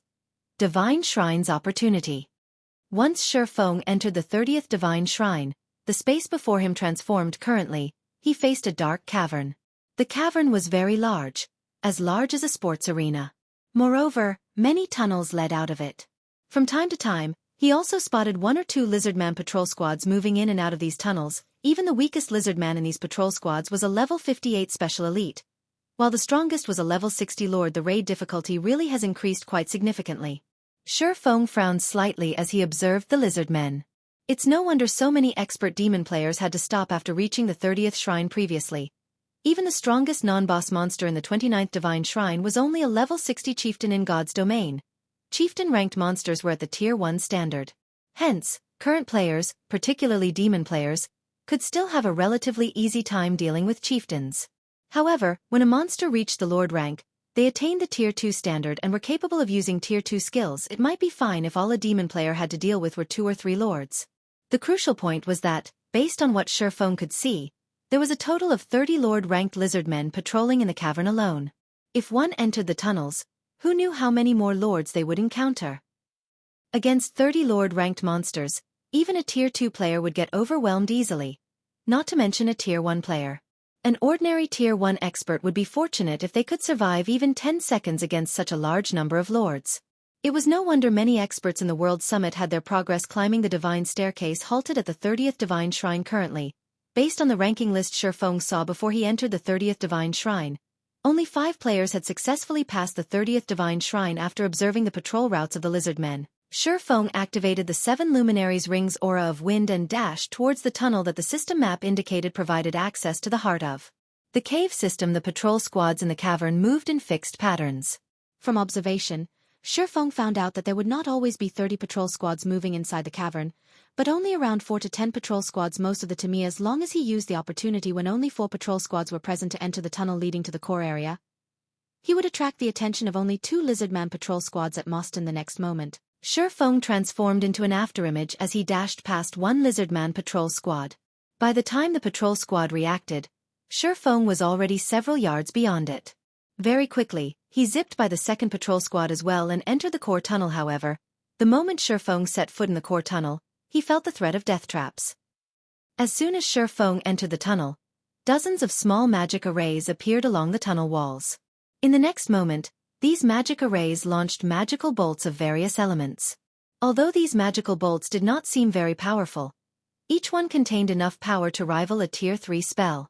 Even a Tier 1 player geared in top-tier equipment would be killed instantly if struck by these bolts. In addition to these attacks, there were also 2 patrol squads of lizard men chasing after him. Sure enough, the difficulty is very high. Upon seeing the dozens of magical bolts flying at him, Feng immediately understood the reason why so few demon players had made it through the 30th Divine Shrine. He quickly executed Sword's Orbit, striking down the bolts one after another as he continued advancing down the tunnel. Fortunately, the activated traps were effective not just against players but the lizard men as well. When the lizard men entered the tunnel, they were promptly bombarded by magical bolts from the traps Feng triggered, and sent flying back out of the tunnel. As the lizard men had relatively high HP, they managed to survive even after being struck by what was effectively a Tier 3 spell. However, this situation also prevented them from pursuing Feng. Thus, they could only watch as Feng gradually disappeared from their sight. The path leading towards the core of the cave system was replete with various kinds of traps. From time to time, Feng would also come across other lizardman patrol squads. As a result, he progressed towards the core at a snail's pace. After walking for over 2 hours, he arrived at a spacious cavern with a stone altar sitting in the middle of it. Stone pillars carved with magic runes surrounded the altar. Meanwhile, above the altar was the teleportation array leading out of the divine shrine at this moment. However, lizard men were kneeling around the altar. At a glance, Feng spotted over 300 lizard men. Although the majority of these lizard men were only elite ranked, there were 9 Lord-ranked lizard men in the mix. However, the Lord-ranked lizard men were no longer the strongest monsters present, which was instead the staff-wielding lizard man standing at the stone altar. Currently, the staff-wielding lizard man appeared to be offering a prayer of sorts. Lizardman Chief, Realm Lord, Humanoid Creature, Grand Lord, Level 60 HP 42, 000, 000/42, 000, 000. Feng could not help but frown as he looked at the Lizardman Chief. The guardian boss of the 29th Divine Shrine had been only a level 60 Great Lord. Yet, in the 30th Divine Shrine, the guardian boss had actually become a Grand Lord. The increase in difficulty utterly exceeded Feng's expectations. Although the Lizardman Chief did not possess the HP of an ordinary Grand Lord of the same level, the enhanced spells of a Grand Lord-ranked Realm Lord was no laughing matter. Even if Feng successfully blocked one of the Lizardman Chief's spell attacks with his weapons, there was a high chance that he would end up losing his life. Seeing this, Feng could not help but hesitate whether he should bypass the Lizardman Chief and head straight for the teleportation array or stay behind and defeat the Guardian boss. He was fully confident of directly passing the 30th Divine Shrine while keeping his life intact. However, he could not say the same if he chose to fight the Lizardman Chief. While he did not mind losing one challenge opportunity, he did have 10 chances after all. The crucial point was that players would still lose a level if they died inside the Divine Shrines. Fortunately though, no items would drop upon death. A Grand Lord was an existence that served as the final boss of Team Dungeons. It was practically impossible for players to solo such an existence. Just as Feng was mulling over his options, the Lizardman Chief suddenly started chanting an incantation. The runes carved on the stone altar then lit up with a dark blue glow. The space above the Lizardman Chief also collapsed, forming a tunnel of sorts into the dark void. Immediately after, a golden tablet slowly descended from this shattered space. The moment this golden tablet appeared, the mana inside the entire cavern stirred. The tablet itself also released a powerful divine might that put immense pressure on the living creatures around it. This is a legacy tablet? Feng's eyes focused on the golden tablet. For a moment, he even thought they were playing tricks on him. He had acquired quite a few legacy tablets thus far. Meanwhile, every tablet was a treasure that allowed players to learn combat techniques. However, the tablets he possessed were just bronze and silver ranked. Thus far, he had only seen one gold tablet before. Moreover, the said tablet had even been stolen by a mysterious Tier 5 NPC. One could just imagine the value of a gold-ranked secret technique tablet. Just as Feng was feeling surprised at the appearance of the gold tablet, the Lizardman Chief extended his hands and received the tablet.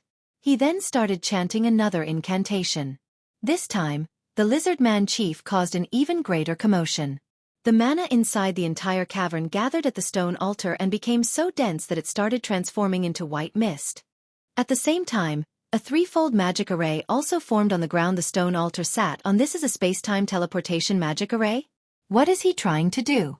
Could he be trying to send the gold tablet to another location? Feng was very familiar with the threefold magic array that formed beneath the stone altar. However, he did not believe that the lizard man chief was going to leave the divine shrine. Hence, there was only one other possibility why the lizard man chief would need a teleportation array. To send something away. Since the lizard man chief had summoned the teleportation array immediately after receiving the gold tablet, it was highly likely that the realm lord was planning on sending the gold tablet away. This won't do. I can't let him send the gold tablet away. Feng steeled his heart and started sneaking his way over to the lizard man chief. A gold tablet was incomparably valuable. It was not something that bronze and silver tablets could compare to. Just a silver tablet was already enough to prompt the various superpowers to bloody one another's noses. All the more a gold tablet. If he missed out on this opportunity, who knew how long it would take before he came across another gold tablet? In fact, he might never come across another gold tablet again. Moreover, the divine staircase became increasingly difficult the higher one ascended. If he could not defeat the lizard man chief, then it was even less likely that he could defeat the guardian bosses of the subsequent divine shrines. Just as the lizard man chief was about to send the gold tablet out of the cavern, at the critical moment, Feng activated the aura of Time's forbidden domain. Please work. Seeing that the space-time teleportation magic array was about to activate, Feng could not help but pray for his forbidden domain to succeed in stopping it. Chapter 1577. Threefold Suppression.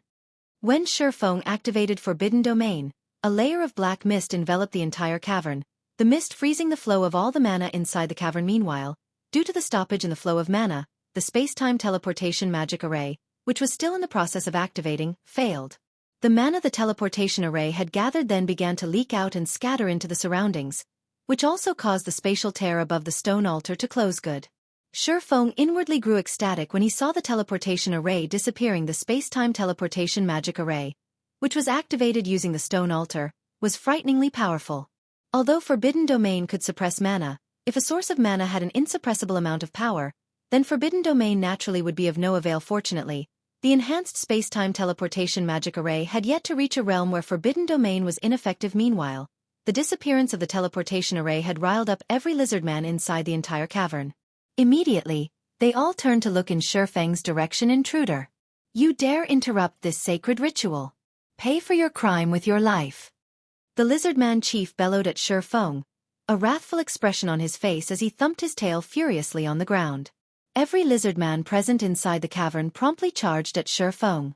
As for the lizardman chief, he gathered mana in his staff to destroy Feng's forbidden domain. Among the 300+ lizardmen charging at Feng were 9 lords and 1 high lord. In the face of such a force, even an ordinary Tier 2 expert would shudder in fear. However, rather than feeling fearful, Feng smiled as he switched the aura of time to the aura of fire. He then unfurled a crimson Tier 3 magic scroll in his hands. Meanwhile, contained within this magic scroll was none other than the Tier 3 large-scale destruction spell Flame Prison. Suddenly, fiery pillars shot up from the ground, trapping all the oncoming lizardmen in a prison of flames. Any lizardman that came into contact with the scorching flames received devastating amounts of damage, losing over 1 million HP every second. The spell's activation instantly killed the elite-ranked lizardman. Meanwhile, before Flame Prison's duration was anywhere close to ending, Feng took out an aqua blue Tier 3 magic scroll ice torrent. A torrent of water crashed down from the cavern's ceiling and impacted the ground heavily. Any living creature that came into contact with the water turned into an ice sculpture on the spot. The chieftain-ranked lizardmen, who had received critical damage from the initial wave of attacks from Flame Prison, had their remaining HPs thoroughly consumed, their frozen bodies shattering into tiny frost particles. Loot then scattered all over the cavern's submerged floor. After just a brief moment, only the 9 lords and 1 high lord remained of the lizardman army. How tough! Seeing that the lord-ranked lizardmen were already at critical HP, Feng followed up with Flame Domain. Although Flame Domain was not as powerful as a Tier 3 large-scale destruction spell, it was more than enough to deal with the lord-ranked lizardmen. After the 3 large-scale destruction spells descended, only the high lord-ranked lizardman captain remained of the 300+ lizardmen that charged at Feng. At this moment, though, the high lord had less than half of his HP left. Even so, Feng had no intentions of showing mercy, immediately advancing towards the lizardman captain. If it were during normal times, Feng would pay no attention whatsoever to a high lord-ranked monster. However, he currently had to deal with a grand lord-ranked lizardman chief. If he left the Lizardman captain alone now, he might very well come to regret it later on. Currently, the Lizardman chief was much more powerful than the Grand Lord-ranked purgatory puppets Feng had fought during the entrance test. The Realm Lord also possessed much greater HP. Moreover, Feng was alone right now, and the system disallowed the use of summoning scrolls. Hence, it would be extremely difficult for him to kill the Lizardman chief, and he definitely could not afford even the slightest bit of carelessness. However, just when Feng arrived before the Lizardman captain and was about to use Flame Burst to finish off the High Lord, numerous flame spears suddenly shot at him. Upon seeing this, Feng retreated in surprise. Boom. Boom. Boom. When the flame spears impacted the ground, large craters immediately formed. What power! So, this is a Tier 3 spell cast by a Realm Lord? Feng was inwardly astonished as he looked at the flaming craters. It was self-evident that the Lizardman chief had removed the effects of Forbidden Domain. Although the Lizardman chief had cast only a Tier 3 spell, its power was already at the Tier 4 standard. If Feng tried blocking such a spell, he might very well lose his life in an instant. Meanwhile, as soon as Feng dodged the flame spears, flames started raining down from midair. At the same time, chains made of flames emerged from the ground and shot at him, giving him no chance to catch a breather. Whether it was the rain of flames or the flaming chains, both were spells capable of killing Feng upon contact. Right now, damn it. Gritting his teeth, Feng activated Heavenly Dragon's power. He then executed the Tier 2 instant strike at the Lizardman captain in the blink of an eye. Feng's body disappeared from the trajectories of the Lizardman chief's attacks and appeared before the heavily injured Lizardman captain. Phantom kill. 9 Dragon Slash. Feng held nothing back as he launched one powerful attack after another at the Lizardman captain, who only had around 4 million HP remaining due to Heavenly Dragon's power's effect. Feng's strength attribute increased by 150%. His strength was now superior to even a Grand Lord's of the same level. There was also instant strikes effects, which increased his attack speed by 500% and damage dealt by 400% in the next moment. Damages exceeding -100,000 appeared above the Lizardman captain's head one after another. Sometimes, a critical hit dealing over -300,000 damage would also occur. As Feng and his doppelganger hacked and slashed at the Lizardman captain, they also activated Defensive Blade to block the spell attacks coming from the Lizardman chief. The fight with the Lizardman captain lasted only a matter of seconds. During this period, the High Lord had very little chance to counterattack. By the time the Lizardman captain was dead, Feng and his doppelganger had mostly exhausted the block counts of their Defensive Blade. Although only the Lizardman chief remained now, Feng did not dare to be careless. As a precaution, he stabbed the Abyssal Blade into the ground and activated Abyssal Curse. Suddenly, pitch-black shackles emerged from the ground beneath the Lizardman chief's feet, binding the Realm Lord completely. The Realm Lord's basic attributes then began decreasing rapidly. However, the Lizardman chief was not an easy opponent to defeat. With a shout, he shattered the restraints on his body and stopped his basic attributes from decreasing any further. In the end, the Realm Lord still retained 80% of his basic attributes, remaining a nightmarish existence to current players. However, Feng had long since expected such an outcome. He then activated Disintegration Field, causing the Lizardman chief's basic attributes to plummet once more. Eventually, the Lizardman chief's basic attributes fell to only 60% of their original values. However, Feng was still not satisfied with this result. He took out the Ring of Gospel and spent 5,000 magic crystals, activating World Projection Threefold Suppression. If players in the outside world were to see this scene, their eyes would most likely fall out of their sockets. Feng had actually suppressed a Realm Lord grade Grand Lord to the point where the boss possessed only 45% of his original basic attributes. Now, the Lizardman chief was no different from a Great Lord of the same level. However, the Lizardman chief was thoroughly enraged under Feng's threefold suppression. Waving his staff, he cast the most powerful spell in his arsenal, Hell Pythons. Suddenly, the Lizardman chief's staff transformed into a bundle of flames, which then expanded and became 9 massive, flaming pythons that were fully under the Lizardman chief's control. He still had such a trump card to play? Feng's complexion darkened when he saw the flaming pythons striking at him. Although he had yet to clash with these flaming pythons, he could already tell that they were not something a Tier 2 player like himself could hope to stop. Just when the 9 flaming pythons were about to come into contact with Feng, the latter suddenly split into 10 identical copies of himself. This move was none other than Divine Steps. Even if he left the 9 pythons alone, the latter would be able to attack only 9 targets at most at any time. With the flaming pythons distracted, Feng immediately made his way towards the Lizardman chief. Thundering Flash, Flame Burst, Shadow Blade, Both Feng's main body and doppelganger attacked the Lizardman Chief in a frenzy. Although the Lizardman Chief was a realm lord, his basic attributes were now suppressed to the point where they only rivaled a great lords of the same level. Moreover, the Lizardman Chief did not excel in melee battles. As a result, the Lizardman Chief became no different from a punching bag to Feng, whose basic attributes were currently superior to a grand lords of the same level 99%, 95%, 90%.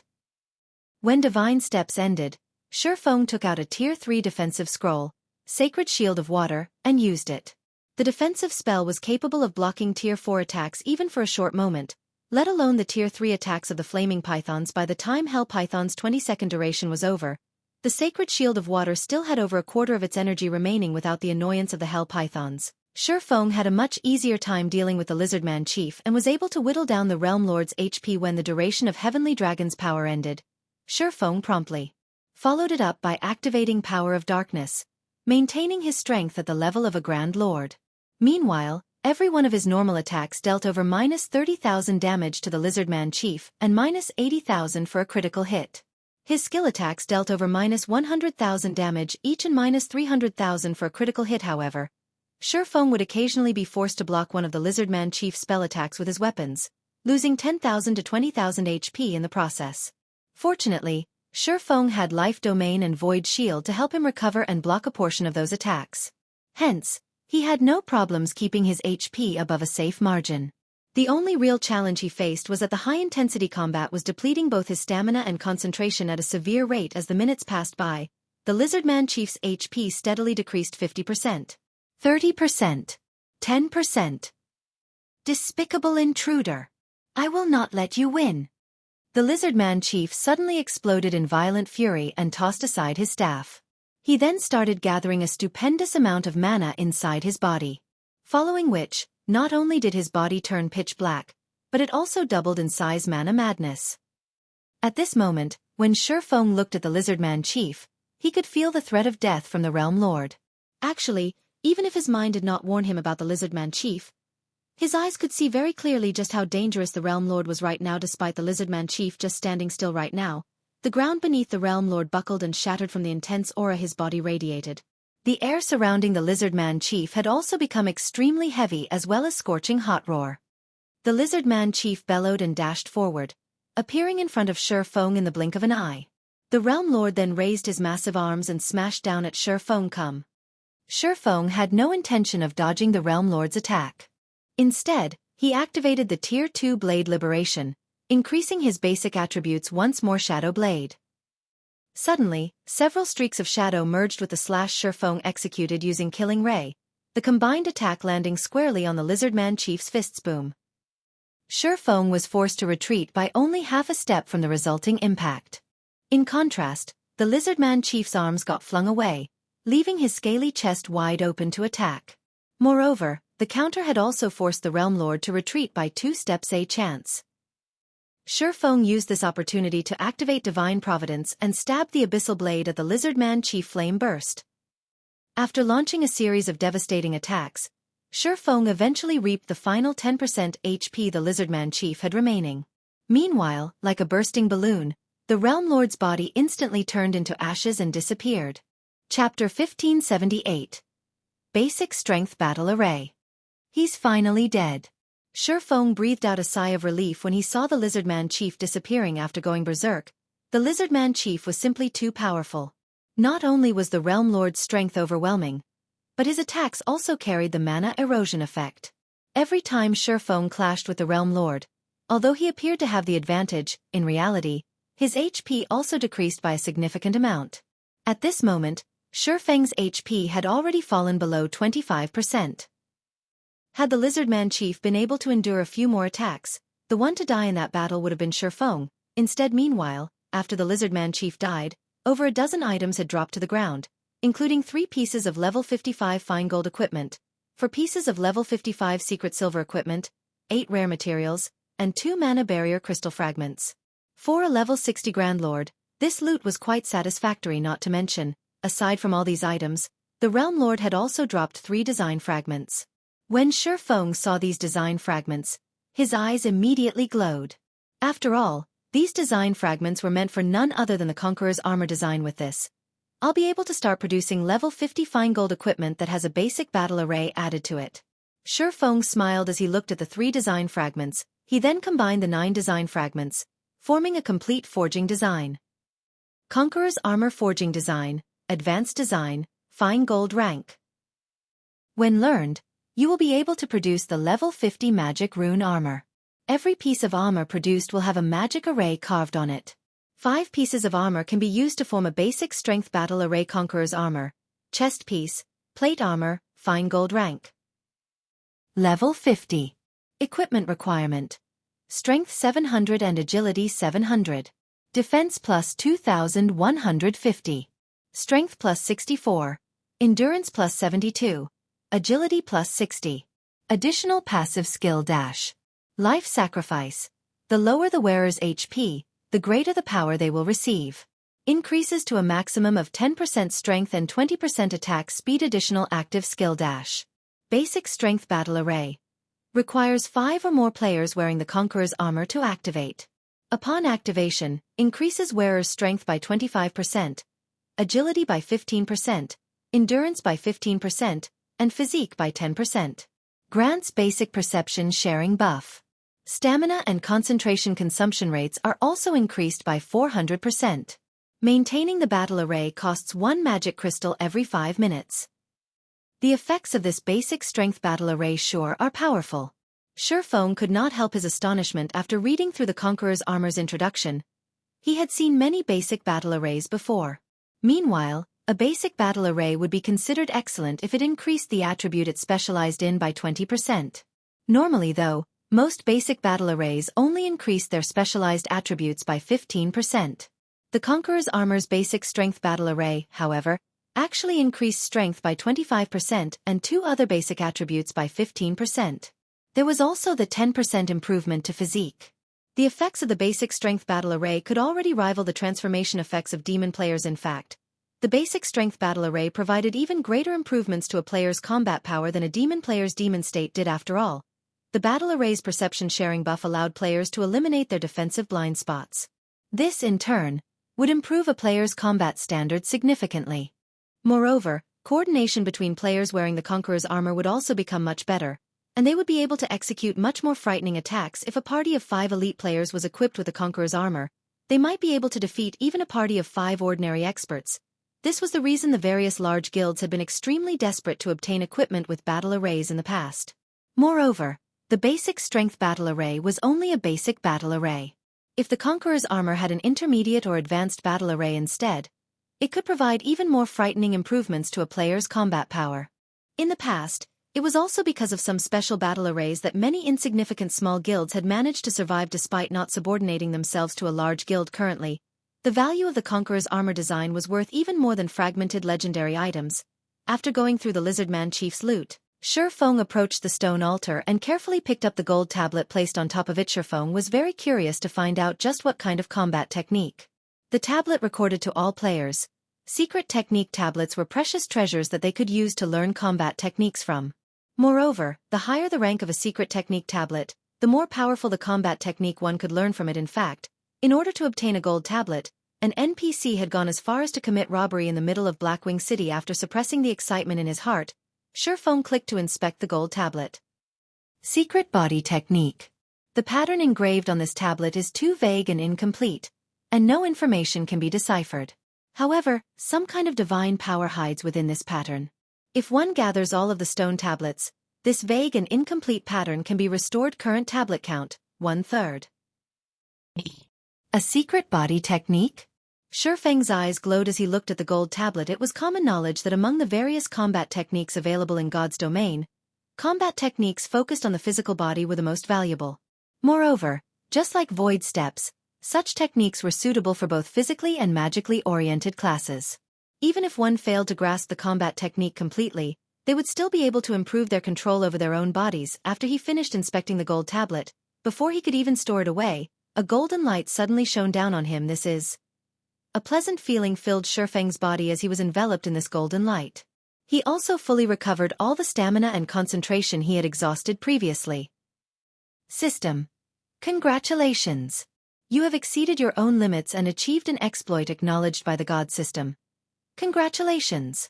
You are the first player to have achieved an exploit on the Divine Staircase, rewarding 15,000 shrine points. So, this is an exploit? Feng could not help but feel joyous when he saw the proof of having achieved an exploit appearing in his status window. Also, 15,000 shrine points? The system sure is generous. Unlike shrine points, one's accumulated exploits would not reset upon leaving the World Summit. They would remain until players spent them or deleted them deliberately. Meanwhile, the more valuable items available at the Divine Staircase, such as Bloodlines and fragmented legendary items, all required exploits to exchange for. Otherwise, even if one had the necessary shrine points, they would only be able to stare at their desired items, helpless to do anything. Moreover, due to the system reward this time, Feng's accumulated shrine points had finally broken past the 100,000 point threshold. He was now qualified to exchange for the cheapest bloodline. After thinking up to this point, Feng could not help but quickly leave the 30th Divine Shrine. When he appeared back on the Divine Staircase, a series of system notifications entered his ears. System. Congratulations! You have passed the Divine Shrine, rewarding 1,500 shrine point. System. Congratulations! You have passed the Divine Shrine within the time limit, rewarding 1,500 shrine point. System. Congratulations! You have killed the Guardian boss within the time limit, rewarding 4,000 shrine points. After including these rewards, Feng's total shrine points reached 109,360. However, he still had no intention of ending his challenge. After getting sufficient rest, he immediately proceeded to the next Divine Shrine. Although he currently no longer had enough magic crystals to use world projection for the subsequent Guardian bosses, even if he could not beat the Guardian bosses, he was more than capable of maneuvering past them. In any case, he was not required to defeat the Guardian bosses in order to clear the Divine Shrines and ascend the Divine Staircase.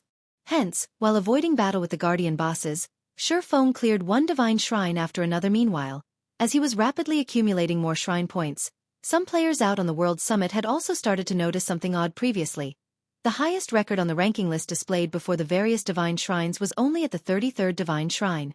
Now, however, someone had already reached the 35th Divine Shrine. Moreover, this person showed no signs of slowing down as they sped through the 35th Divine Shrine and entered the 36th. Who is this person? Skyhawk, who had just exited the 33rd Divine Shrine, revealed a surprised expression as he looked at the Divine Shrine ranking list. As one reached further Divine Shrines, not only would they face much more difficult bosses, but the traps set up inside the Divine Shrines also became increasingly powerful. In fact, Skyhawk had spent 2 of his 7 attempts on clearing the 33rd Divine Shrine. Furthermore, he had already planned on giving up trying to pass the 34th Divine Shrine altogether. As for the 35th Divine Shrine, he did not even dare think about clearing it. After all, the Divine Staircase's difficulty increased substantially every 5 levels. Despite that, there was actually someone who had successfully done so already and was challenging the 36th. Chapter 1579. Redeeming a Bloodline. After Feng entered the 36th Divine Shrine, the monsters he came across were mostly chieftains. Meanwhile, the monster patrol squads he encountered were mainly led by level 60 lords, with a few led by high lords. Even an expert player would not dare to pick a fight if they came across such monster patrol squads. Their only option would be to run away. In addition, the traps found inside the Divine Shrine had increased in both quantity and quality. Now, every trap was more than capable of killing a player instantly. If players lacked the strength to cope with the traps and patrol squad simultaneously, it was basically game over for them to Feng. However, these monster patrol squads were no problem whatsoever. Only, having to deal with both the traps and monsters at the same time consumed a lot of his time and stamina. Fortunately, he had life essences to help replenish his stamina.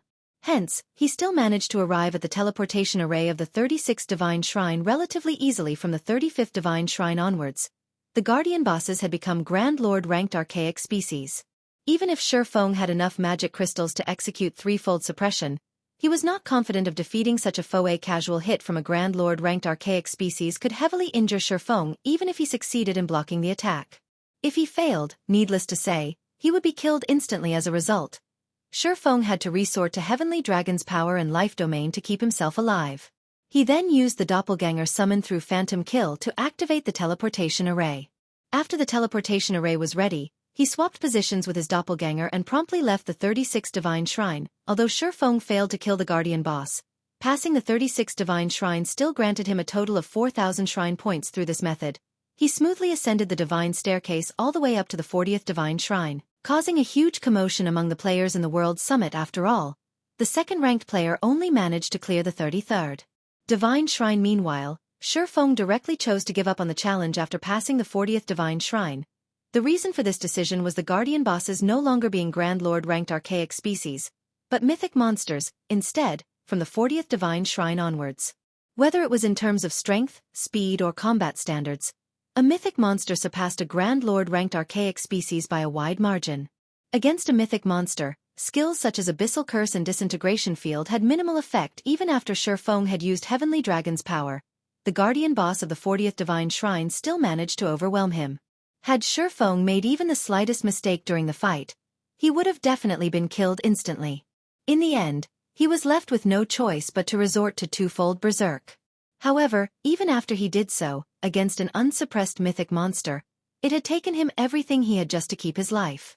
Fortunately, he was able to hold out long enough for his doppelganger to activate the teleportation array, and he succeeded in leaving the 40th divine shrine. However, after activating twofold berserk, he had also entered a weakened state, which had a very long duration as this method of clearing the divine shrines was simply too time-consuming. Feng decided that it was better to give up and use his remaining time to explore the other shrines on the World Summit. After Feng chose to leave the divine staircase, he arrived back at the divine hall located at the bottom of the World Summit. There are so many people. Upon arriving at the divine hall, he discovered that most of the demon players he encountered at the World Summit's main entrance were currently present in the divine hall buying demon potions, 150 gold per bottle, willing to use level 45 top-tier weapons and equipment to exchange as well. Purchasing set pieces for level 50 dark gold or fine gold set equipment. Prices negotiable. Among the players present inside the divine hall, very few were here to exchange for items using their shrine points. Instead, the majority of the players were purchasing items exchanged using shrine points. Rather than an exchange center, the divine hall looked more like a marketplace right now. At this moment, a cloaked player approached Feng and asked, "Fellow friend, you just came out from the divine staircase, right? If you still have points remaining after you're done exchanging for the items you want, I'm willing to purchase those points at a high price. I'll buy 20 points for 1 gold.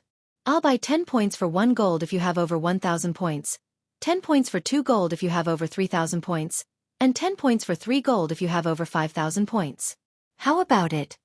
Hearing the cloaked player's words, Feng was inwardly astonished. The purchase price was simply too frightening. If players had over 5,000 points on hand, that meant passing the first divine shrine alone could already earn them 6 gold coins.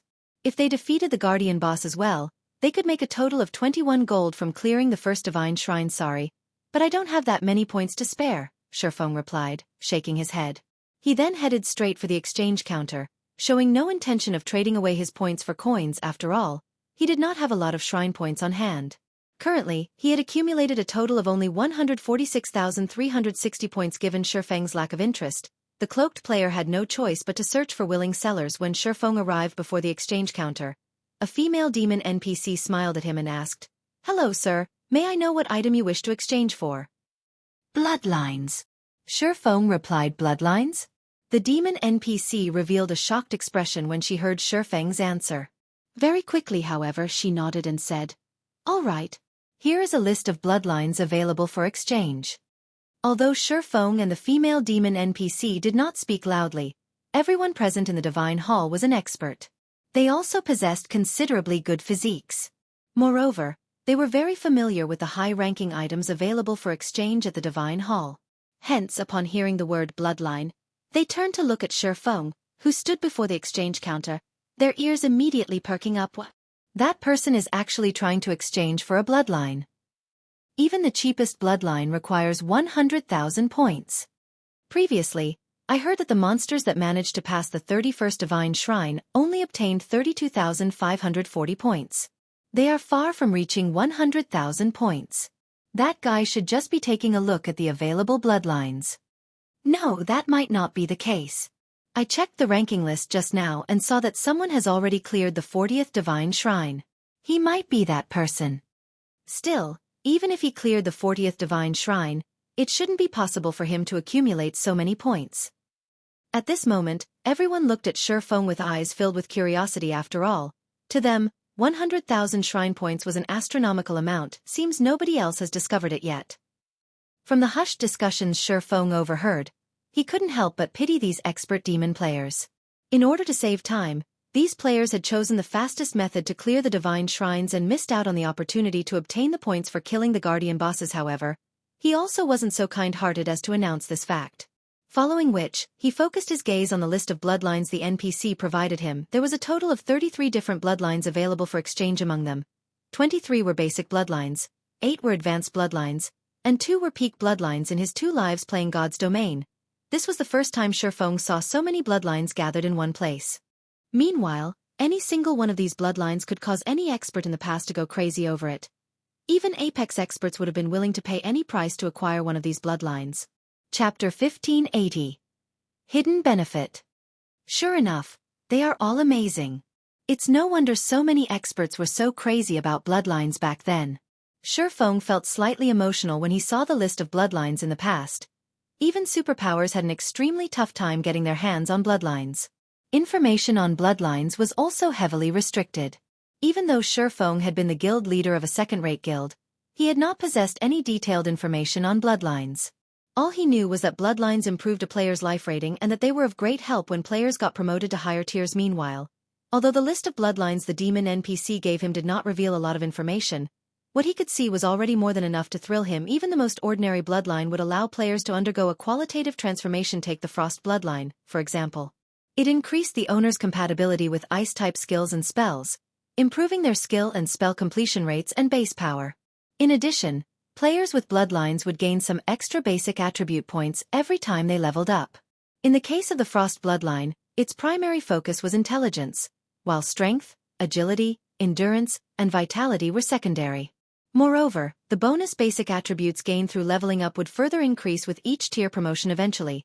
As players rose in levels, the gap in basic attributes between players with bloodlines and players without bloodlines would also grow increasingly wider, to the point where the disparity could instill despair. However, looking at the cost of the various bloodlines listed, Feng could not help but frown. Of the 2 peak bloodlines available, one needed 340,000 SPs, while the other needed 360,000 SPs. In addition, both of them required 3 exploits each. These peak bloodlines were even more expensive than the top-tier fragmented legendary items. As for the 8 advanced bloodlines, they too were far beyond Feng's reach, as even the cheapest among them cost 200,000 SPs and 2 exploits, while the most expensive one cost 260,000 SPs and 2 exploits. Even if he managed to kill the mythic ranked guardian boss in the 40th divine shrine, accumulating 200,000 SPs was unlikely. It seems like an exchange for only a basic bloodline. Feng could not help but sigh. Revealing a bitter smile, he set his eyes on the 23 basic bloodlines. Even the cheap basic bloodline, which was named Boulder Bloodline, cost 100,000 SPs and 1 exploit. The Boulder Bloodline improved a player's defense, and the main basic attribute it increased was endurance. It was a bloodline more suited for MTs rather than swordsmen. In the end, Feng narrowed his choices to 3 bloodlines. Hurricane Bloodline. Increases compatibility with wind-type skills and spells. Mainly improves agility, followed by endurance, strength, vitality, and intelligence. Requires 115,000 shrine points and 1 exploit to exchange. Scorching Flame bloodline. Increases compatibility with fire-type skills and spells. Mainly improves endurance, followed by strength, agility, vitality, and intelligence. Requires 122,000 shrine points and 1 exploit to exchange. Earth Dragon bloodline. Increases magic resistance. Mainly improves strength, followed by endurance, agility, vitality, and intelligence. Requires 125,000 shrine points and 1 exploit to exchange. These 3 bloodlines were more suitable for a melee physical class like the swordsman class. Whether they were wind-type or fire-type skills, the swordsman class had a little of both. Hence, the Hurricane and Scorching Flame bloodlines would provide significant improvements to a swordsman's DPS. As for the Earth Dragon bloodline, it was suitable for practically every class in the game. As players reached higher levels, the maps available for them to grind in would have increasingly poor environments. In the past, many players would even prepare multiple sets of equipment to cope with different environments. Hence, magic resistance was very helpful to players. All 3 bloodlines were considerably good. At the moment, Feng did not know which bloodline to choose. "Sir, should I recommend you a few bloodlines that are suited to yourself?" the female demon NPC asked, smiling as she looked at Feng's hesitant expression. May I know what your recommendations are? Feng could not help but ask curiously. Recommendations from NPCs were generally very accurate. However, it was not easy for players to get one from them. Usually, a player had to be lucky or have sufficiently high favorability with an NPC for such a situation to occur. As you are the heavens blessed that has progressed the furthest up the divine staircase, you get to enjoy a 10% discount on all exchanges. Hence, I recommend either the Thunderblade Advanced Bloodline or the Dark Iron Basic Bloodline. The female demon replied as she called out two displays showing the details of the bloodlines. She mentioned Yuri, saying the number 1 ranking player in the divine staircase gets a 10% discount. Feng was slightly surprised to hear this. He never thought that the divine staircase's ranking list also provided such a hidden benefit. The Thunderblade bloodline the female demon mentioned was an advanced bloodline.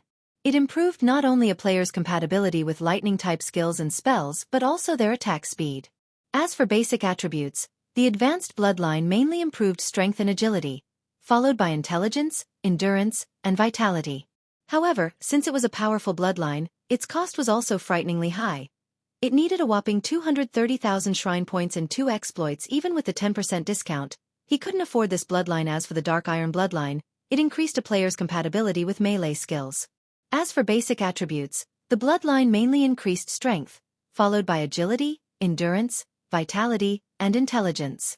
The bloodline's price was likewise very high, requiring 150,000 SPs and 1 exploit. Currently, he had 146,360 SPs.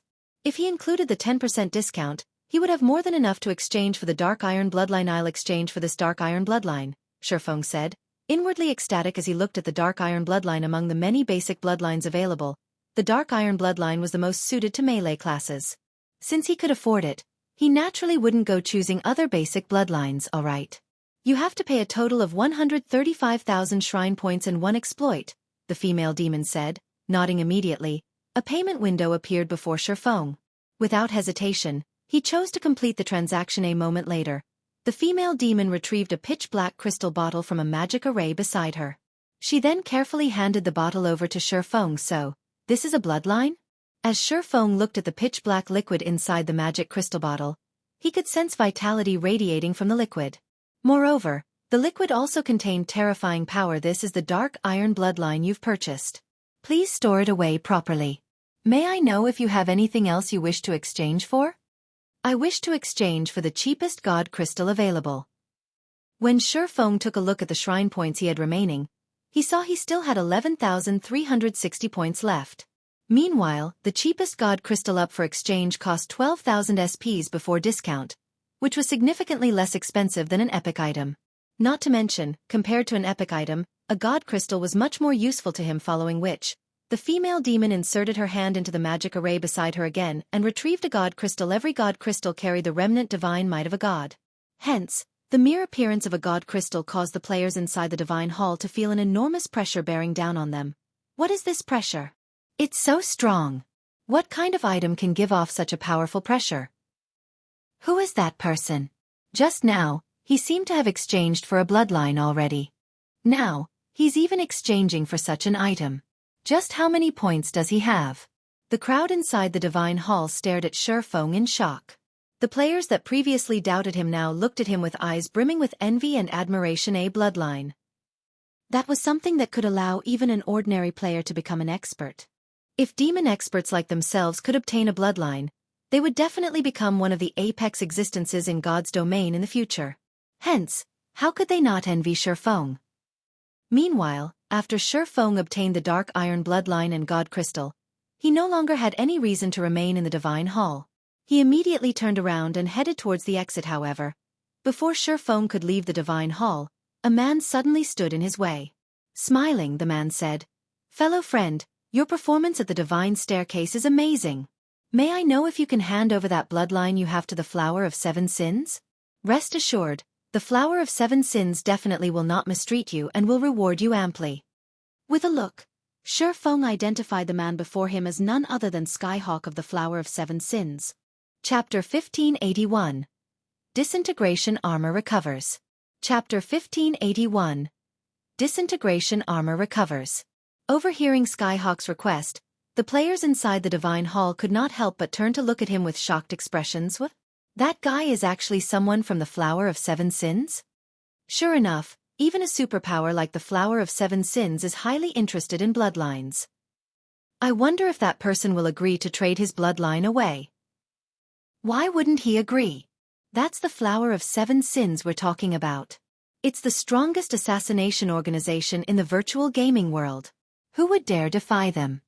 The surrounding onlookers started a quiet discussion among themselves as they looked at Skyhawk. The Flower of Seven Sins was known by practically everyone in the virtual gaming world. However, the members of the Flower of Seven Sins always took action covertly, so most players had only ever heard about the organization and knew that it specialized in commissions for assassination. As long as one could afford the price, the Flower of Seven Sins would dare to take action even against super guilds. Moreover, every member of the Flower of Seven Sins was an expert among experts. Even super guilds felt fearful of some of the organization's experts. Meanwhile, regarding the matter of Feng acquiring a bloodline, although the onlookers felt very envious of him, they also knew that any player capable of exchanging for a bloodline was definitely no ordinary expert. Hence, there was very little chance they could steal the bloodline from Feng. However, it would be a different story if the Flower of Seven Sins was the one asking for it. The Flower of Seven Sins dared to take action against even the old monsters of super guilds. Although Feng was someone capable of acquiring a bloodline, the Flower of Seven Sins would still consider him an insignificant existence, just as everyone was wondering what kind of decision Feng would make. Feng rolled his eyes at the arrogant Skyhawk. I'm not interested in this transaction. You'd best look for someone else, Feng said before continuing towards the main entrance of the Divine Hall. Bloodlines were limited items in God's domain. Although they were available for exchange at the Divine Staircase, every bloodline was unique. Once one was taken, its listing would no longer appear at the Divine Staircase. In addition, players wouldn't be allowed to exchange for items of similar rank and type in the future, which implied that players could exchange for only one basic bloodline at the Divine Staircase in their lifetime. If Feng wished to exchange for another bloodline in the future, his options would be only advanced bloodlines and peak bloodlines. The same rule applied for epic and fragmented legendary items as well. Players were limited to only one such item. Hence, Feng naturally wouldn't be so foolish as to trade away his bloodline. Moreover, even if he could exchange for an unlimited number of bloodlines, he still wouldn't trade the Dark Iron bloodline away.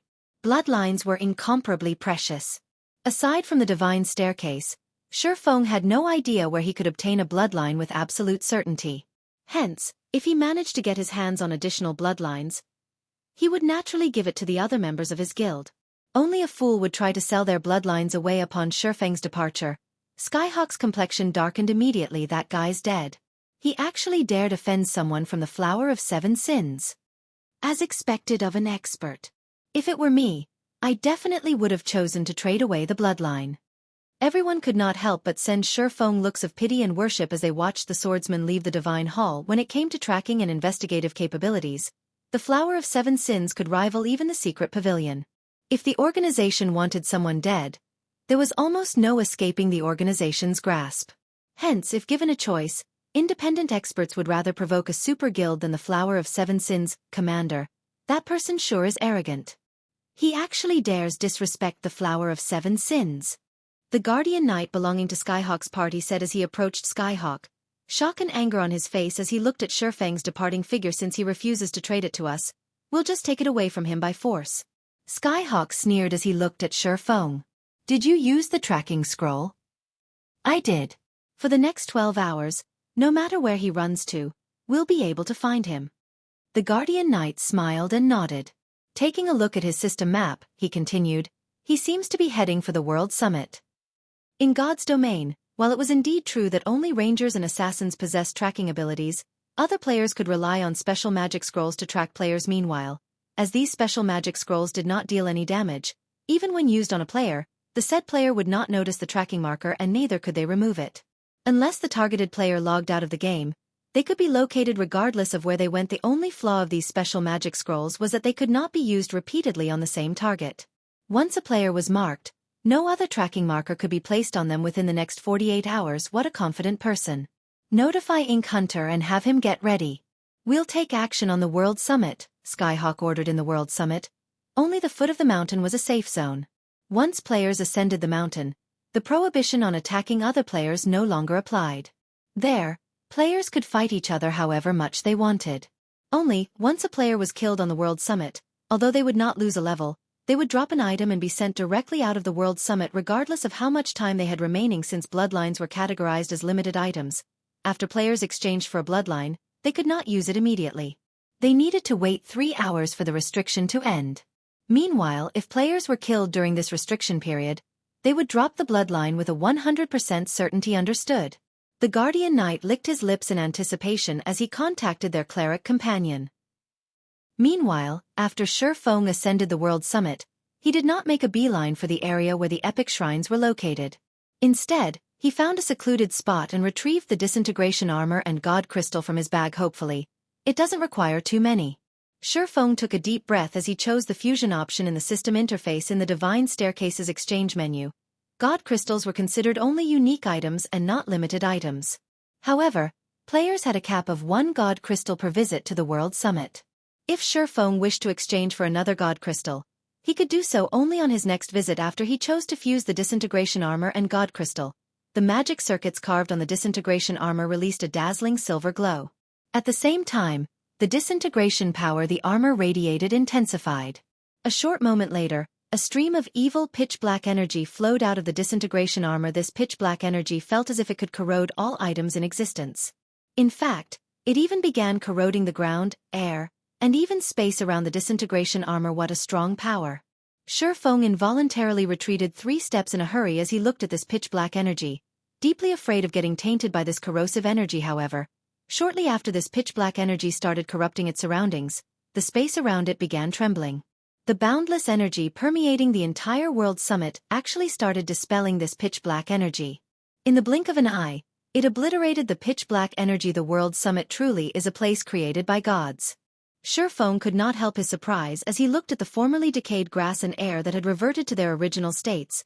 The corrosive energy was capable of suppressing even the disintegration armor's mighty disintegration power. Yet, when this pitch-black energy came into contact with the energy in World Summit, it got wiped out almost instantly. Meanwhile, after this pitch-black energy was removed, a small change occurred to the disintegration armor. The formerly dull and tattered armor was actually glowing right now.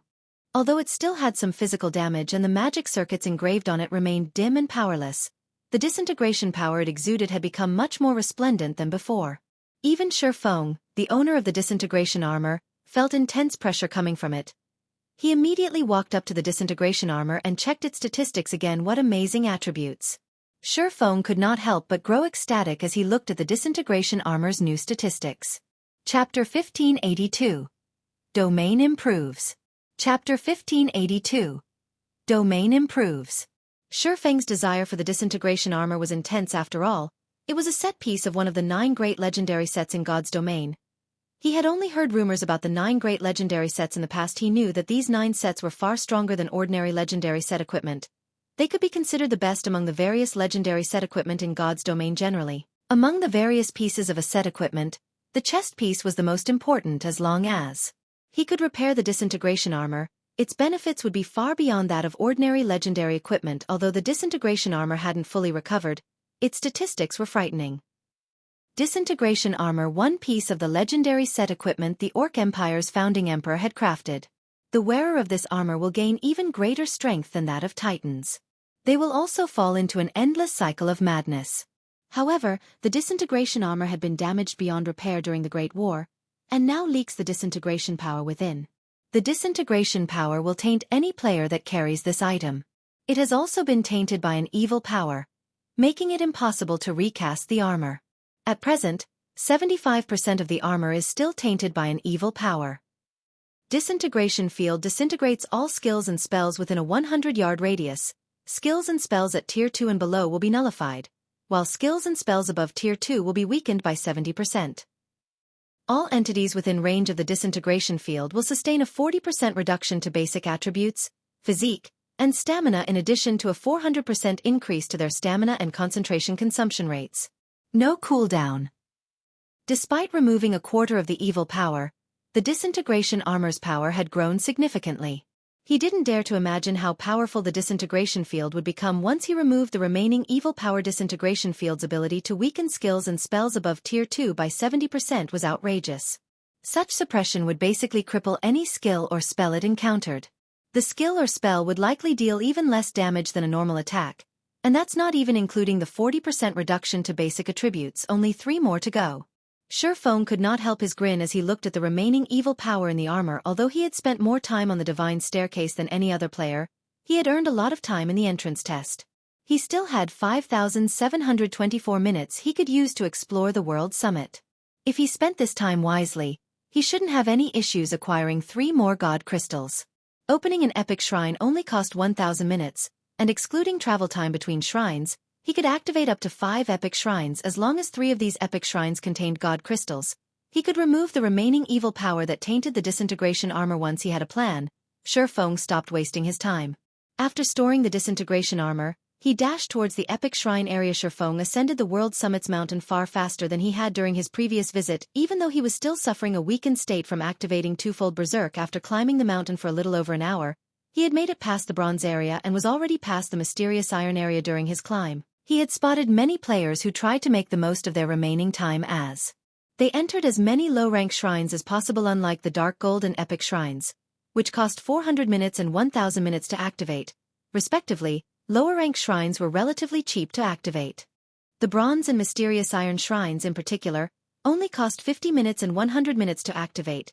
Just as Feng was about to reach the secret silver area, 3 figures moved to intercept him. Leading this trio was none other than the Flower of 7 Sins Skyhawk. What a coincidence. We meet again, Skyhawk said, smiling at the cloaked Feng. A coincidence? Glancing at Skyhawk and his 2 companions, who currently wore sneers, Feng said, I'm wearing a black cloak like many of the players in the World Summit. Quite a few of them are swordsmen as well. Aside from using a tracking scroll, I don't think you have any other methods of differentiating me from anyone else. Such a quick and astute observation is only to be expected from the expert that earned enough SPs to purchase a bloodline. Skyhawk praised and clapped. You are correct. To find you, I used one of the only 2 tracking scrolls I had on hand. Are you willing to sell us the bloodline now? Tracking scrolls were extremely rare and precious items in God's domain. They were treasures used to hunt players. If Feng had merely obtained an epic weapon or piece of equipment from the divine staircase, he would not have bothered to waste a tracking scroll on the swordsman. However, Feng carried a bloodline. Skyhawk would even willingly spend 10 tracking scrolls to hunt this swordsman down. What if I refuse? Feng asked. Refuse? Skyhawk could not help but laugh at Feng's question. You can refuse, but the Flower of 7 Sins always gets what it wants. Or do you think that you can actually escape our pursuit? Skyhawk's statement had been quite loud, and his words quickly caught the attention of nearby players who came and went from the secret silver area. What's going on? Members of the Flower of 7 Sins are actually robbing someone. Is this for real? That person sure is unlucky. The passing players sent Feng looks of sympathy. Although they weren't certain that Skyhawk and his companions were actually from the Flower of 7 Sins, they outnumbered their target. Moreover, their weapons and equipment were exceptional. These 3 players definitely weren't ordinary experts. Feng would clearly be at a disadvantage if the trio decided to take action. Commander, those people seem to think that Flower of 7 Sins members are robbing someone. A savage-like man, who had just descended from the secret silver area, reported to the cold beauty beside him as he looked towards Feng. The other members in the World Summit should be in Skyhawk's party. Should we go and take a look? There's no need. It's Skyhawk's party, the woman said as she looked at the man with a broken massive pitch-black blade across his back. If Skyhawk weren't preoccupied, he would notice that the cloaked savage and the cold beauty were none other than Brute Spear and Hidden Soul. Seriously? What exactly happened? Why are they resorting to theft? Brute Spear could not help but gape at the distant berserker. The Flower of 7 Sins only had 7 commanders. Meanwhile, Skyhawk commanded the Sin of Wrath, an existence that stood among the Flower of 7 Sins' upper echelons. Normally, Skyhawk felt it beneath himself to attack someone for an epic item. Yet this man was trying to rob someone. If news of this reached the organization, it would cause chaos. I don't know, but this is quite interesting. Let's head over and find out what's going on. When Hidden Soul saw Skyhawk ready to take action, interest bubbled in her heart. However, this interest was not directed towards Skyhawk, but Skyhawk's target. A player daring enough to offend Skyhawk had to be extraordinary. Immediately, these 2 players approached the battle to get a better grasp of the situation. Meanwhile, Skyhawk's party burst into action as companions that frequently fought alongside each other. The trio had long since reached an instinctual understanding of the parties. Battle formation. Immediately, Ridiculous, the tall, robust Guardian Knight, charged towards Feng. Meanwhile, Skyhawk took advantage of the ridiculous large frame, shielding himself as he stealthily circled to Feng's side. As for the cleric, Ink Hunter cast a truth shield on Ridiculous. At the same time, he used Soul Cloud to assist in battle instantly. The trio formed a well-coordinated, three-pronged attack. If not dealt with properly, this attack would even instant kill a peak expert die. Ridiculous shouted as he radiated a golden glow, activating Justice Roar and forcing Feng to attack him. At the same time, he swung his one-handed axe at the swordsman, utilizing the dazzling glow from his body to hide his attack. However, as Ridiculous swung his axe, an energy pulse radiated from Feng, extending across 100 yards before dissipating. Everyone within range suddenly found themselves under an intense suppression. Skyhawk, Ridiculous, and Ink Hunter's basic attributes began to plummet as exhaustion settled in their bones. Disintegration field. Chapter 1583. Mana Cutter. Chapter 1583. Mana Cutter. When the disintegration field took effect, the three members of Skyhawk's party visibly slowed. Meanwhile, when Ridiculous' one-handed axe was a few inches away from Feng's face, it clanged against a blue long sword, unable to move an inch further. This is a domain suppression. When Ridiculous felt his basic attributes decrease, he could not help but stare at the cloaked swordsman before him in astonishment. At this stage of the game, domain skills were as rare as a phoenix's feather. Not only had Feng used a domain skill, but it had also reduced his basic attributes by 40%. Only a high-tier domain skill was capable of accomplishing this, yet, since the start of the battle, he hadn't seen Feng use any magic scrolls. During Ridiculous' brief shock, Skyhawk approached Feng's right side and swung the broken pitch-black blade in his hands. Indiscriminate slash. Immediately, over a dozen black energy blades flew towards Feng's blind spots at the same time. Ink Hunter bombarded the swordsman with Soul Cloud, launching magic blades from above. What exquisite coordination! Skyhawk and Ink Hunter's performance shocked the spectating crowd. The two players had timed their attacks perfectly, targeting every one of the swordsman's blind spots. Even an expert player would be forced to activate their strongest life-saving skill in such a predicament. There was no way to block every attack. However, as the numerous attacks soared towards Feng, the latter didn't move to defend himself. Rather, Feng slashed the abyssal blade towards Skyhawk, who followed his indiscriminate slash with a normal attack. Is he trying to get himself killed? Skyhawk was confused as he watched Feng ignore both his indiscriminate slash and Ink Hunter's Soul Cloud. Others might not realize how powerful his indiscriminate slash was, but he was very familiar with the attack. Even though his attributes had decreased, if every one of the dozen or so energy blades struck an MT of the same level, they'd either be near dead or lose half of their HP. Dang. Brilliant sparks scattered when the abyssal blade clashed with Skyhawk's broken sword. Skyhawk's normal attack came to an abrupt halt as everyone expected the energy and magical blades to devour Feng's HP. Something astonishing occurred. Both attacks vanished half a yard from Feng. It was as if these attacks had never existed. What is going on? Did he use an invulnerability skill? Is he an NPC? Everyone's jaws dropped. All of the watching players were experts in God's domain. They had seen countless skills and spells in their travels, and they had a certain understanding of invulnerability skills. As far as they knew, invulnerability skills typically formed an eye-catching barrier of sorts to protect the player. Yet despite the lack of any barrier around Feng, both Skyhawk and Ink Hunter's attacks had been nullified. This was simply inconceivable. A defensive skill? Skyhawk remained relatively calm despite his failed attack. Sneering at Feng, he hissed, "How long do you think this skill of yours can last? Do you think it can protect you from this?" Skyhawk immediately adjusted his footwork, and his broken blade began to gather a horrific black energy around itself as it slashed towards Feng. The black energy quickly formed a black blade over Skyhawk's broken sword. As this black blade moved, it tore apart space itself. Meanwhile, the Guardian Knight attacked from the side. Shield of Vengeance. With Justice Roar already active, his strength and attack speed had doubled suddenly. Skyhawk's broken blade split into 5 copies, each resembling a cunning, venomous snake as they attempted to strike Feng's blind spots. Advanced combat technique, Snake Bite. Is Skyhawk finally taking this seriously? Hidden Soul frowned slightly as she watched from a distance. Skyhawk's technique standards weren't his only monstrous weapon. The broken, black blade he wielded was also extraordinary. The weapon itself lacked a quality rank, and its only attribute bonus was attack power.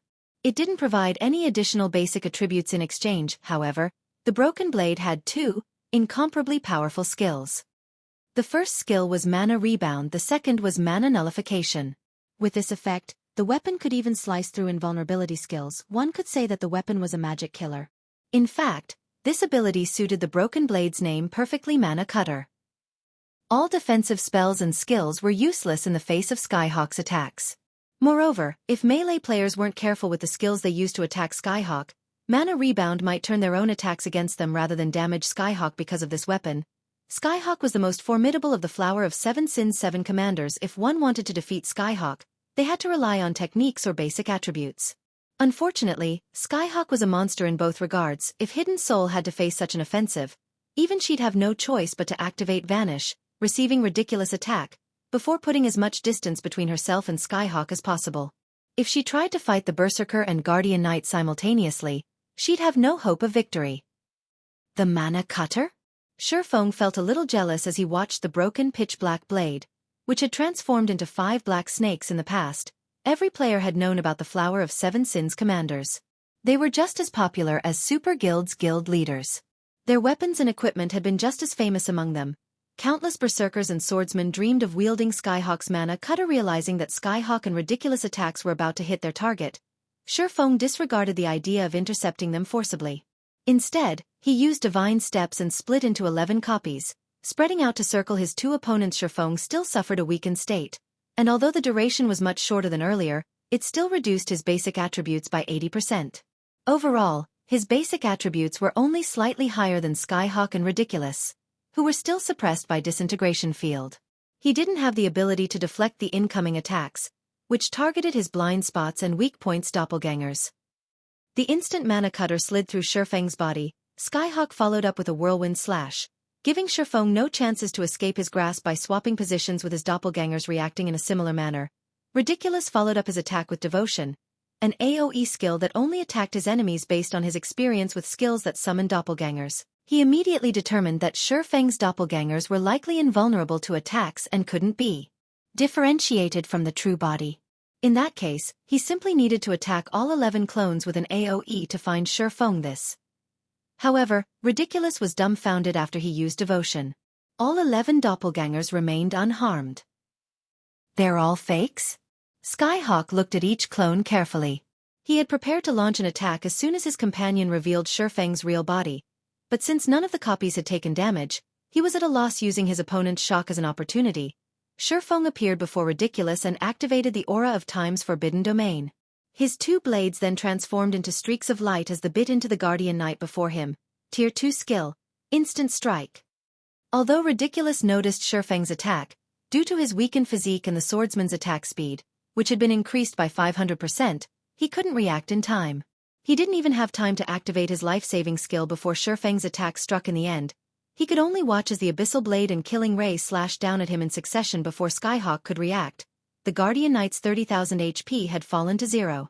Chapter 1584. Wrong Opponent. Chapter 1584. Wrong Opponent. As Ridiculous HP hit 0, silence descended on the spectating players as they watched the battle. Everyone realized that Skyhawk, Ridiculous, and Ink Hunter were definitely peak experts. The trio's combat standards were even better than theirs, and their weapons and equipment were nothing compared to the trio as yet. Despite 3 such excellently geared peak experts working together, Feng killed one of them without receiving a single point of damage. Moreover, the swordsman had taken out the player with the highest defense and HP. This was simply inconceivable. How is this possible? Ridiculous stared at Feng in shock as his vision began to fade to black. No matter how he thought about it, he couldn't rationalize what had just happened. All 11 clones should have been Feng's doppelgangers. Feng's main body should not be among them. When he had used Devotion, none of the clones had been affected in the slightest. The only logical explanation was that all 11 clones were doppelgangers. Yet one of these clones had killed him. Ridiculous wasn't the only one confused. Skyhawk and Ink Hunter were just as shocked. There were doppelgangers in God's domain that could attack, and those that could not. Doppelgangers that could attack were generally much weaker and easier to kill than the main body. In contrast, the majority of doppelgangers that weren't capable of attacks were invulnerable. These doppelgangers mainly served as a distraction. However, not only were Feng's doppelgangers invulnerable, but they could also launch their own attacks. This was beyond their understanding of doppelganger skills. So fast. Who is that? He actually instant-killed Ridiculous. Brute Spear, who watched from a distance, gulped as the previous scene replayed in his mind. Ridiculous techniques were no weaker than his own, but the Guardian Knight was much tougher than a berserker like him. This Guardian Knight had died without the chance to defend himself. Brute Spear felt every hair on his body rise. No, there's something wrong with Ridiculous, Hidden Soul said, shaking her head. Although that player's attack speed is incredible, it's so fast that Ridiculous wouldn't have time to react and activate a life-saving skill. Had Ridiculous activated his life-saving skill, he wouldn't have died so quickly. At the very least, he could have bought himself enough time for Skyhawk and Ink Hunter to save him. It's highly unlikely that Ridiculous would have made such a major mistake. That player must have done something to prevent Ridiculous from using a life-saving skill in time or at all. By the looks of it, Skyhawk's group provoked the wrong opponent. Brute Spear nodded his agreement. Hidden Soul's deductions sounded logical, or rather, he wanted to believe in Hidden Soul's reasoning. The thought that someone could overwhelm a peak expert's reactions with attack speed alone was too terrifying. Damn it! It's a silencing skill. Ink, we're retreating. Skyhawk couldn't help but grit his teeth as he glared at Feng. Decisively, he turned and fled. Skyhawk finally understood why Feng had dared to ascend the World Summit before the Bloodline's restriction period had lifted. Rather than arrogance and foolishness, Feng had done so because he was absolutely confident in his abilities, while they could cope with the basic attribute Suppression. It was an entirely different story if they had been silenced. Aside from the fact that they wouldn't receive any healing, the fact that they couldn't transform into their demon states or activate berserk skills put them at an overwhelming disadvantage. He was not afraid of powerful spells or skills, but if his opponent used a berserk skill, his basic attributes would be overwhelmed. Furthermore, his opponent was an incredibly calm, peak expert Ink Hunter, who stood some distance away, reacted as well, fleeing. What? Skyhawk is actually retreating? Brute Spear gaped as he watched Skyhawk and Ink Hunter run away. Skyhawk was one of the Flower of Seven Sins commanders. Even when against 4 or 5 peak experts, he would likely fight until the bitter end and either wipe out his opponents or take as many lives as he could. Yet, against Feng, Skyhawk had decided to flee. In fact, Brute Spear wasn't the only one shocked. All of the spectating players were dumbfounded.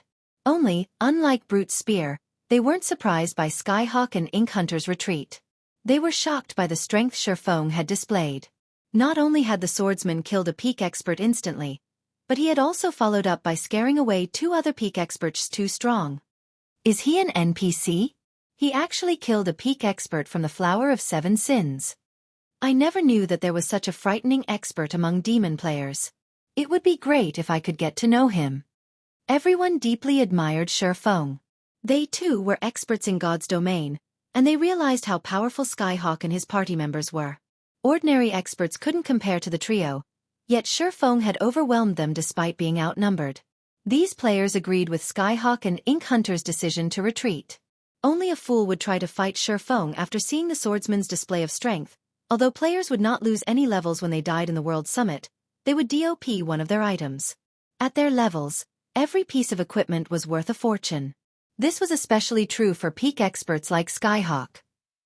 You want to escape? Watching Skyhawk and Ink Hunter flee, Feng thrust the abyssal blade into the ground. Abyssal curse. Suddenly, black mist began to rise from the ground in a 30-yard radius around Feng. The mist then transformed into countless pitch-black chains that attempted to bind Skyhawk and Ink Hunter. Reacting quickly, Skyhawk swung the mana cutter at the incoming chains. While in Forbidden Domain, players couldn't use skills or spells, but both of Mana Cutter's skills were passive. Even in Forbidden Domain, the weapon could still slice through spells and skills. As the crowd watched, Skyhawk shattered every one of the pitch-black chains that moved towards him. Unfortunately, although Skyhawk had escaped Abyssal Curse, the cleric, Ink Hunter, had not. In the end, the chains bound the cleric, and his basic attributes began to decrease once again. Feng then left an afterimage behind him as he dashed towards Ink Hunter. Fight me if you have the guts, Skyhawk shouted, furious as he watched Feng charge towards his companion. Ink Hunter was a cleric.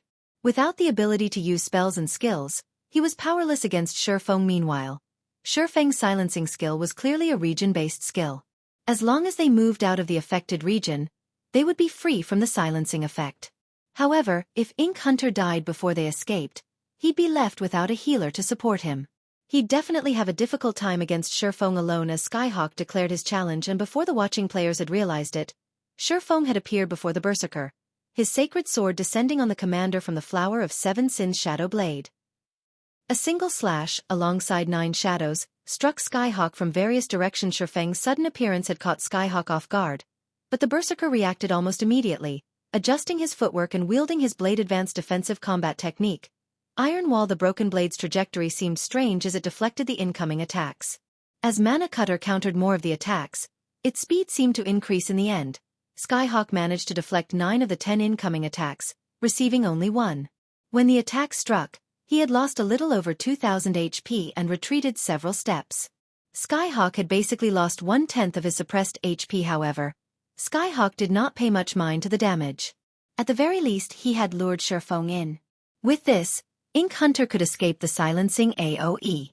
Once they were free of the silencing effect, recovering his lost HP would be a piece of cake. However, before Skyhawk could celebrate his success, he realized that something was amiss. Originally, there had been 11 copies of the enemy swordsman on the battlefield, but now there were 12. The clone charging towards Ink Hunter had never deviated from its path.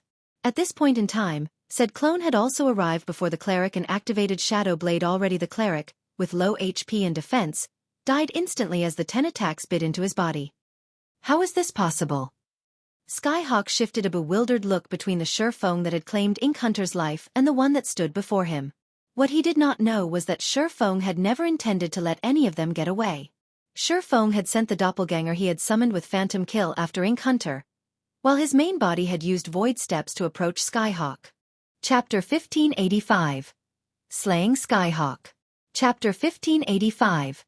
Slaying Skyhawk. Everyone was stupefied yet again when Ink Hunter had died. They were confused about how Feng had 2 main bodies on the battlefield and could actually attack Skyhawk and Ink Hunter simultaneously. Meanwhile, Skyhawk's complexion darkened considerably after he recovered from his momentary shock.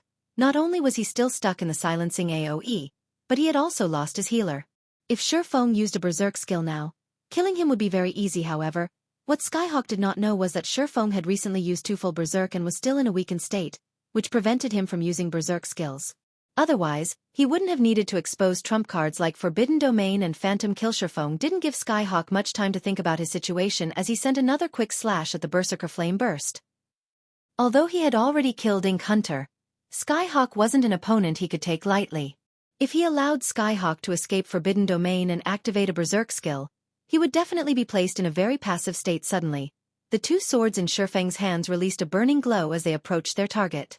Feng didn't bother with complex techniques, relying on bold, simple movements instead. Experts like Skyhawk had practically no weak points. Skyhawk was more than capable of countering any technique he could use against the Berserker. Hence, rather than wasting stamina and concentration executing powerful combat techniques, it was far more efficient to force Skyhawk to defend himself with simple movements, turning this battle into a contest of stamina and concentration. Don't even think of killing me that easily, Skyhawk shouted. Reacting, he brandished Mana Cutter to deflect Feng's attacks. Boom. Boom. Boom. Every time the swords clashed, the resulting impacts radiated powerful shockwaves. Even Hidden Soul and the other spectators, who stood a safe distance away, could clearly feel these shockwaves. Meanwhile, the ground under Skyhawk and Feng's feet cracked and shattered. To the watching crowd, it felt as if they were watching 2 gigantic humanoid beasts clash, rather than players. Even the terrain changed in the wake of their might in terms of basic attributes. Feng was just slightly superior to Skyhawk. Hence, even if Skyhawk received the full force of Feng's attacks, he wouldn't take much damage. Furthermore, the Berserker deflected his opponent's attacks rather than block them. However, Feng's slashes were far more powerful than Skyhawk's with Flame Burst's explosive power. Although Mana Cutter could slice through projectile skills and spells, it wasn't effective against skills that enhanced their user's power. As a result, every time Skyhawk deflected an attack, he was forced back several steps. His HP fell by over 700 as well. After deflecting 15 consecutive attacks, Skyhawk's HP had fallen to 50%. That guy is amazing. He's actually suppressed Skyhawk despite only having a slight advantage in basic attributes. Not even the other commanders are capable of something like this. Brute Spear could not help but sigh with admiration as he watched Feng back Skyhawk into a corner. It's no wonder why the boss always warns us to be careful in the fields. If we accidentally provoke such a hidden expert while adventuring, we'll definitely be in for a painful lesson. Skyhawk's combat standard was extremely high, and Mana Cutter only bolstered his strength. He had never been suppressed in a melee duel against the Seven Sins' other commanders. Normally, he was the only one to suppress the other's hidden soul. Nodded in agreement, but as she watched Feng's figure, something about the man felt familiar. Could he be Maple Leaf? The thought drifted through Hidden Soul's mind as she watched the battle. She thought it was unlikely that two unknown, monster-level experts had visited the World Summit at the same time.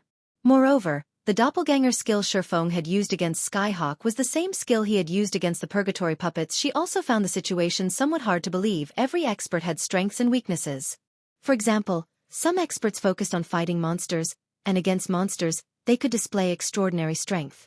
Meanwhile, some experts preferred to fight other players, and they could display much greater strength against players than they could against monsters. Feng had previously displayed incredible combat standards against the Purgatory puppets, proving that he put quite a bit of effort into fighting monsters.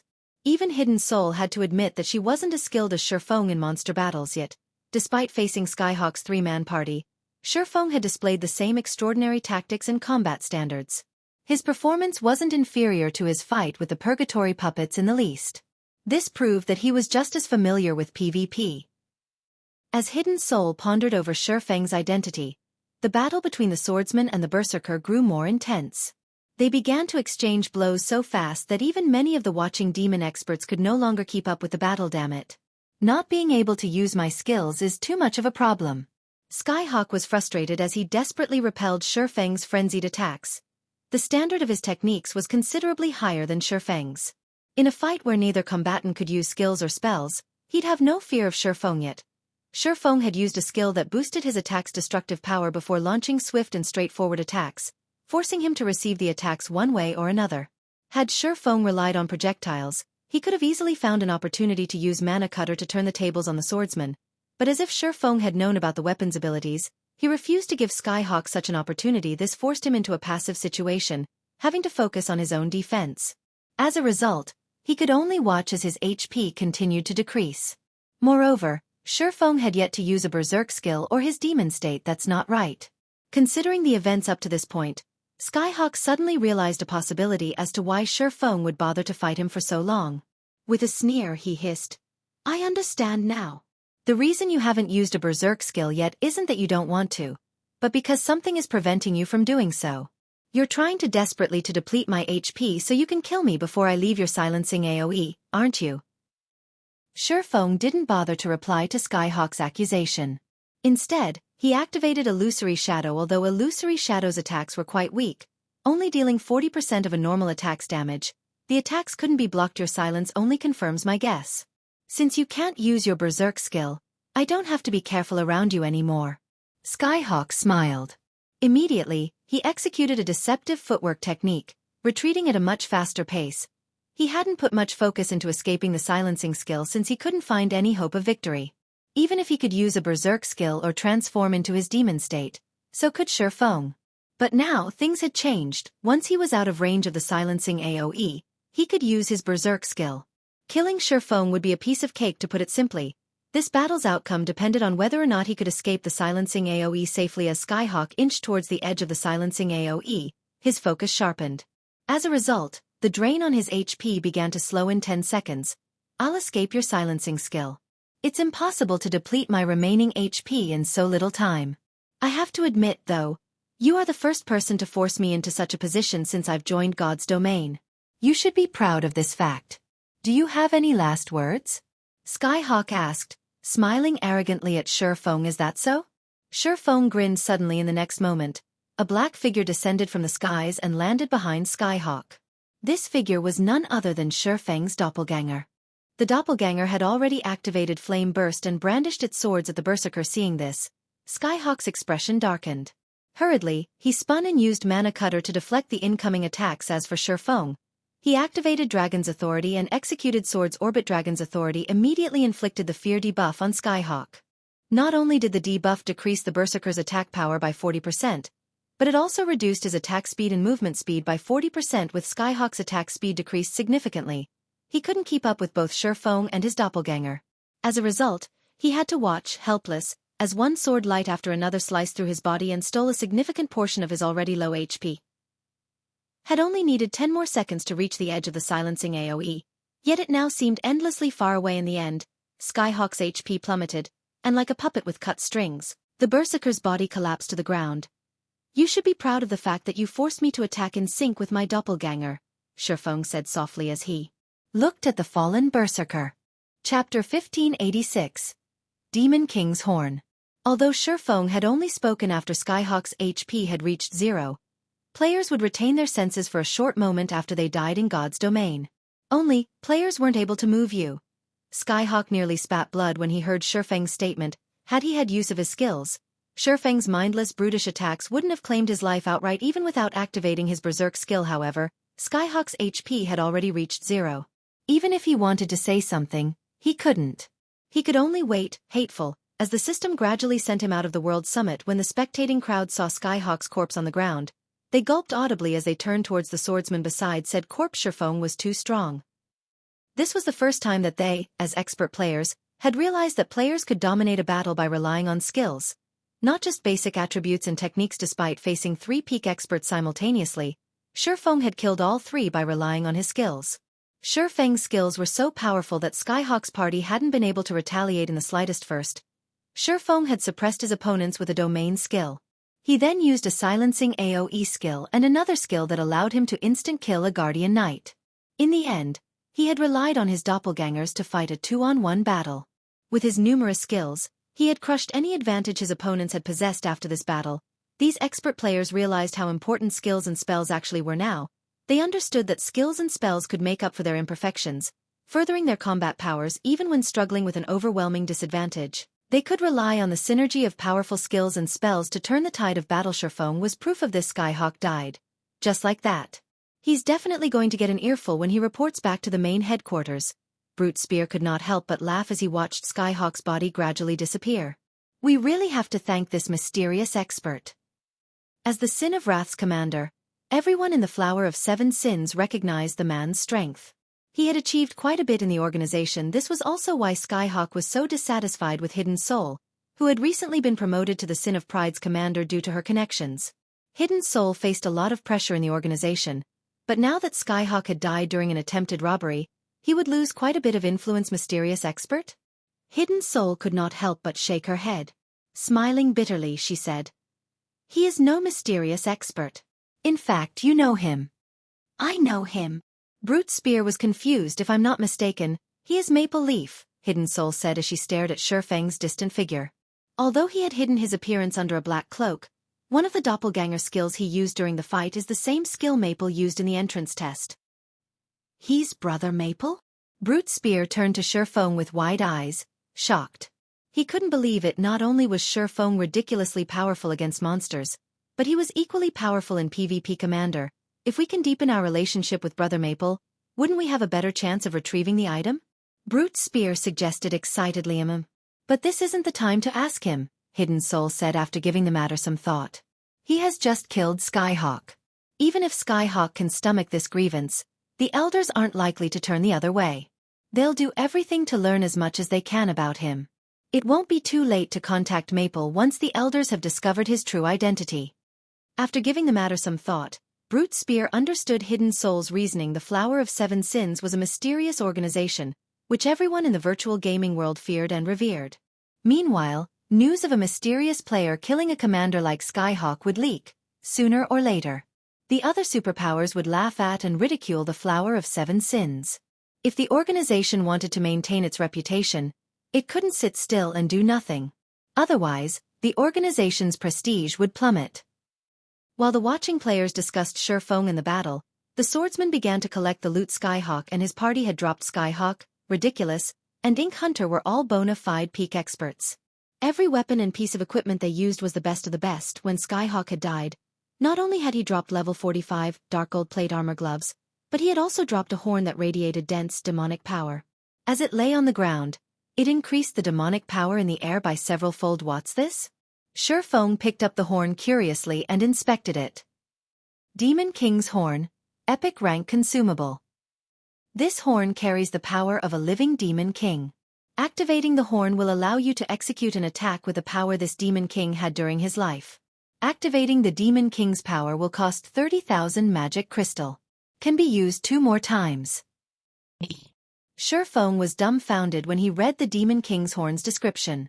A moment later, ecstasy gripped his heart, an epic consumable. This item was far rarer than an ordinary epic item, and it was obvious that Skyhawk had purchased it with his shrine points. However, it seemed that the Berserker had been in so much of a hurry to kill Feng that he had ignored the restriction period. In the end, Skyhawk had dropped the Demon King's horn. When Skyhawk realized that he had lost this item, he would die from regret. Not even Feng could help but pity Skyhawk a little. Needless to say, Skyhawk had spent most, if not all, of the shrine points he had earned from the Divine Staircase on this item. If Feng had been in his place, he wouldn't have spent his points on the horn. After all, it was merely a consumable item. It would disappear once its usage counts had been spent. However, Feng had to admit that the item could exert an astounding amount of power due to its limited usage counts. With it, a player could use all of the potential of an epic item in an instant. In God's domain, Demon Kings were Tier 5 existences. Although their life ratings were lower than fallen angels, they were still Tier 5 creatures. On their own, they had enough combat power to devastate an entire kingdom. Quite a few Demon Kings had roamed God's domain in Feng's previous life. These Demon Kings had significantly changed the kingdoms they had risen in. To defeat these Demon Kings, the various local guilds had made astronomical sacrifices. Could that fellow have intended to raid a mythic monster?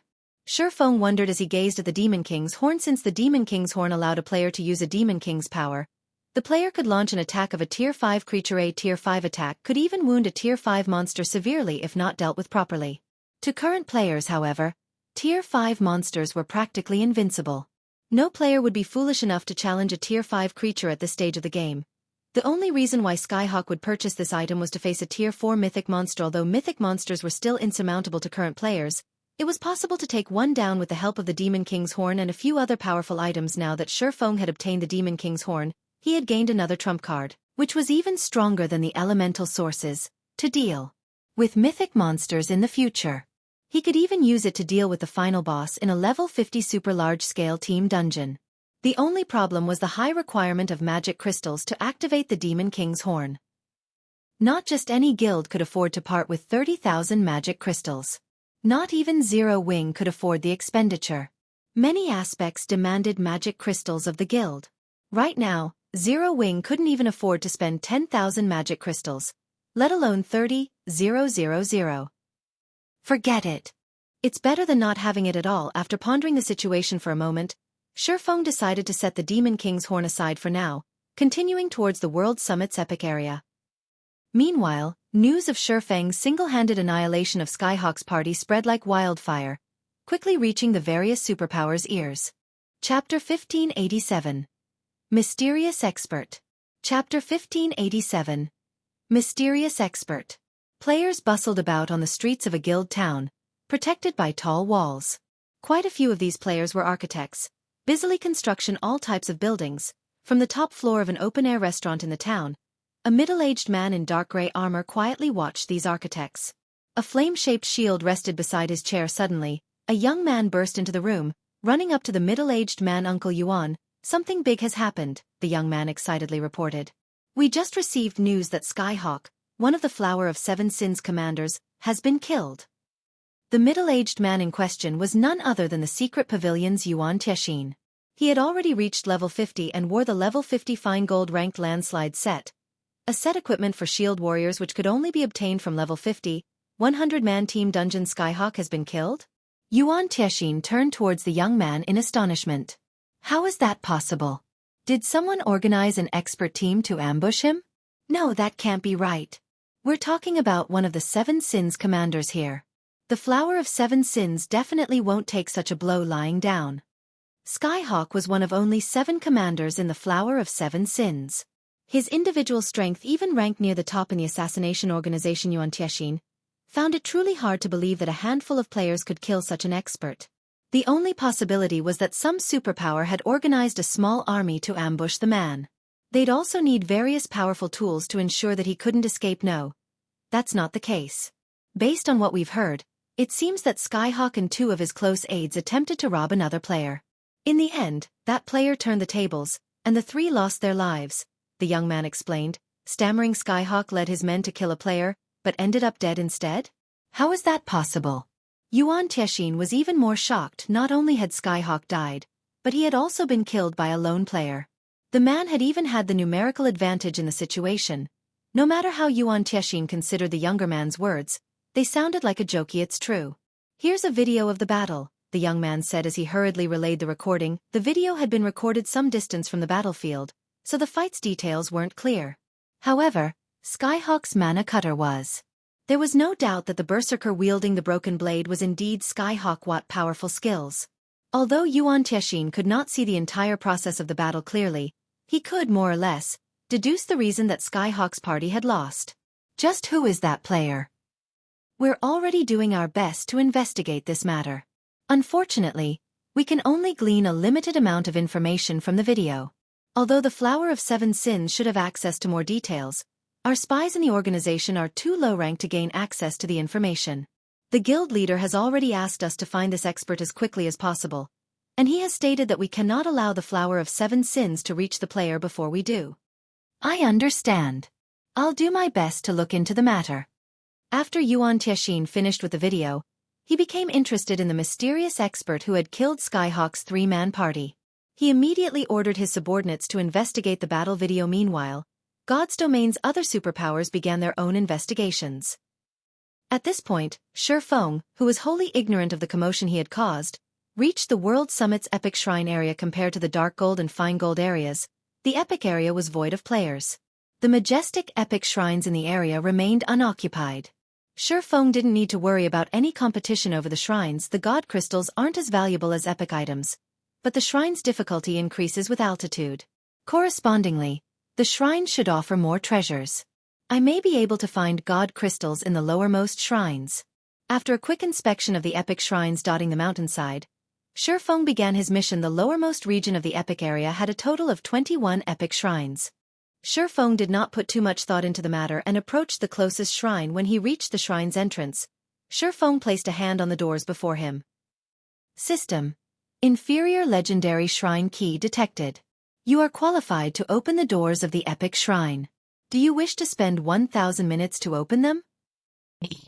Feng clicked agree without hesitation. Immediately, the shrine doors swung open, allowing Feng to enter. The moment Feng stepped into the shrine, he felt as if he had entered a different world. He stood on a platform above the clouds, and from time to time, Feng spotted flying beasts soaring by. These monsters were all frighteningly strong, and even the weakest among them was a level 150 Great Lord. Some of these flying beasts were even level 180 mythic monsters. Any one of these monsters could easily extinguish Feng's life multiple. Humanoid statues had been erected in the center of the platform, and dazzling items in translucent crystal boxes had been placed before each statue. Even from this distance, Feng could tell that every one of these items was extraordinarily valuable. When Feng tried to approach one of the statues to inspect the items before it, the sound of another system notification reached his ears. System. You may choose one item before the numerous statues. As long as you fulfill the requirements, you may obtain the item you desire.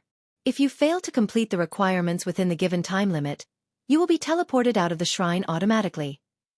Sure enough, the system won't let players take these items easily. Feng wasn't particularly surprised. Although every shrine in the World Summit offered its own rewards, not every shrine granted players a reward upon entry. Some required players to pass certain tests.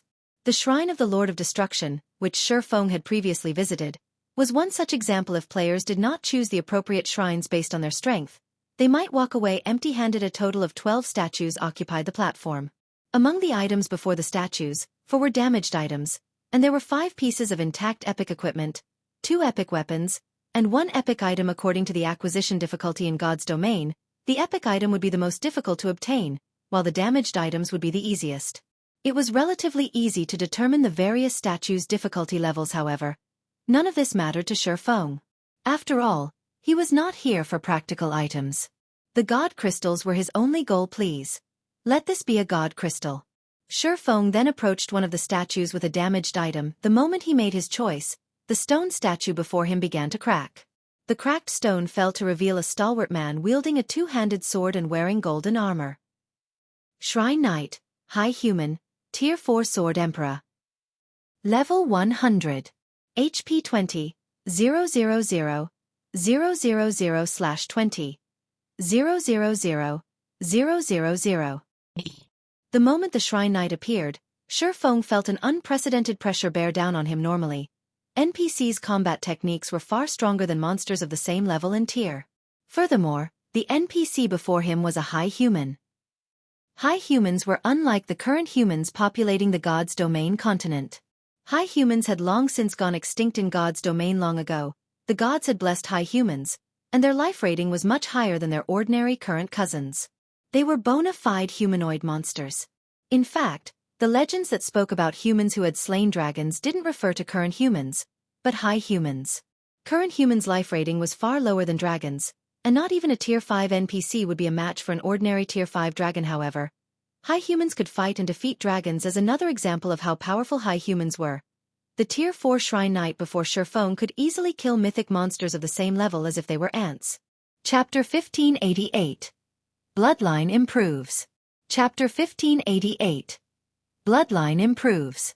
After the stone enveloping the Shrine Knight shattered on the platform, it started to move towards Feng as the situation developed. The pressure Feng felt continued to build. Had Feng not known that the Shrine's trials wouldn't kill the challengers, he would have likely used Absolute Domain to defend himself. Challenger, you have two choices. The first is to dodge all of my attacks. The second is to surpass me in combat standards. Your time limit is 3 hours. You have 3 minutes to consider. If you do not decide in 3 minutes, you'll be forced out of the shrine automatically. The Shrine Knight mechanically explained. Dodge all of his attacks or surpass him in combat standards. Feng took a closer look at the Shrine Knight before him. After a moment of consideration, he declared, I choose the second option. The Shrine Knight was a Tier 4 Sword Emperor. Even if the NPC were the same level as Feng, its attacks wouldn't be a trivial matter. Furthermore, Feng was still in a weakened state. That would make it even more difficult to dodge every one of the Sword Emperor's attacks. Competing against the Shrine Knight in combat standards was his only chance to clear the challenge normally. After NPCs reached Tier 3, their combat standards would be on par to ordinary expert players. Some powerful Tier 3 NPCs could even reach the refinement realm. Including NPC's superior attributes, Tier 3 NPCs were generally far more powerful than Tier 3 players. Even the weakest Tier 4 NPCs' combat standards were at the refinement realm, and the more powerful ones could even reach the void realm. Not even Tier 4 peak experts would have dared to provoke Tier 4 NPCs in the pastas for the heroes who were summoned to protect towns and cities. Those capable of reaching Tier 4 had no issue reaching the void realm. This was precisely why they could summon towns and cities. Although Feng bore a weakened state, his combat standards weren't affected. Moreover, competing against a Tier 4 NPC via techniques was a rare opportunity. Unlike players, an NPC's combat techniques were far more refined. Their application could even stun players. Excellent. Let's start the battle then. During this time, my basic attributes will drop to match yours. I will also be set at Tier 2. Neither of us will be allowed to use any skills or spells during this fight. You're also prohibited from using any tools. You will only complete the trial after depleting my HP completely, the Shrine Knight said, nodding. His aura then began to weaken as the Shrine Knight fell from a level 100 Sword Emperor to a level 61 Sword Master. For a brief moment, Feng felt restricted. A notification then appeared, telling him that he was temporarily barred from using skills, spells, or tools. Shrine Knight now had 1 million HP remaining. It was entirely possible for Feng to end this battle quickly. Even while relying on his combat techniques before Feng could prepare, the Shrine Knight appeared before him, its golden greatsword transforming into a streak of golden light that struck at Feng repeatedly in quick succession so fast. Feng promptly executed Sword's Orbit as the Shrine Knight's blade descended. There wasn't a shred of hesitation in the Shrine Knight's movements. It seemed as if the NPC moved on instinct rather than rational thought. He was unlike players, who usually thought before taking action. The near-instinctive movements allowed the Shrine Knight to execute attacks that were so fast that Feng couldn't preemptively defend himself. As a result, Feng had to rely on passive defense techniques like Sword's Orbit to protect himself from the incoming attacks. Dang. Dang. Dang. Metallic clangs echoed across the platform as dazzling sparks lit the air. If other players saw this, they'd be dumbfounded. As time passed, both fighters' movements became faster and smoother, and any ordinary expert would be overwhelmed by the scene. Although Feng and the Shrine Knight swings were incredibly fast, their speed wasn't a result of high attack speed. Rather, it was due to their instinctive execution. Even after exchanging blows for several minutes, neither side had dealt any damage. As expected of a Sword Emperor, if I don't rely on Sword's Orbit to block his attacks, he'll likely kill me very quickly. Feng could not help his bitter smile as he deflected the NPC's frenzied attacks. Fighting the Shrine Knight reminded Feng of how powerful NPCs were despite their equally high attack speeds. The Shrine Knight overwhelmed Feng due to the difference in their reaction speeds. This won't do. I can't allow this to drag on. Realizing that none of his attacks reached the Shrine Knight, Feng retreated to search for more favorable terrain. Although the Shrine Knight had the same basic attributes as Feng, NPCs had far more stamina and concentration. Feng did not doubt for a second that the Shrine Knight could outlast him in a battle of endurance. As Feng retreated, he soon discovered a small grove of tall trees near the edge of the platform that should work. Feng immediately made his way towards the small grove. Unlike players, NPCs weren't good at taking advantage of their surroundings. This fact even held true for Tier 4 NPCs. If he used the trees to block a portion of the Shrine Knight's attacks, he would have more opportunities to deal damage. However, as soon as Feng left the platform's central area, the Shrine Knight stopped his attacks and leaped backward, withdrawing from the battle. The NPC then turned and walked back to his original position. Crap. Is this for real? The system won't even give me a chance of winning. Feng was speechless when he saw the Shrine Knight recover to his original state. If he could not fight outside of the platform's central area, he wouldn't be able to take advantage of the terrain. If he continued to exchange blows mindlessly with the Shrine Knight, he would exhaust himself and die before his 3 hours were up. Why is this trial so difficult even though it's the lowermost epic shrine? Feng felt a wave of frustration wash over him as he stared at the motionless Shrine Knight. Whether it was players or NPCs, as long as they reached the Void Realm, they would have a clear grasp of movement around them.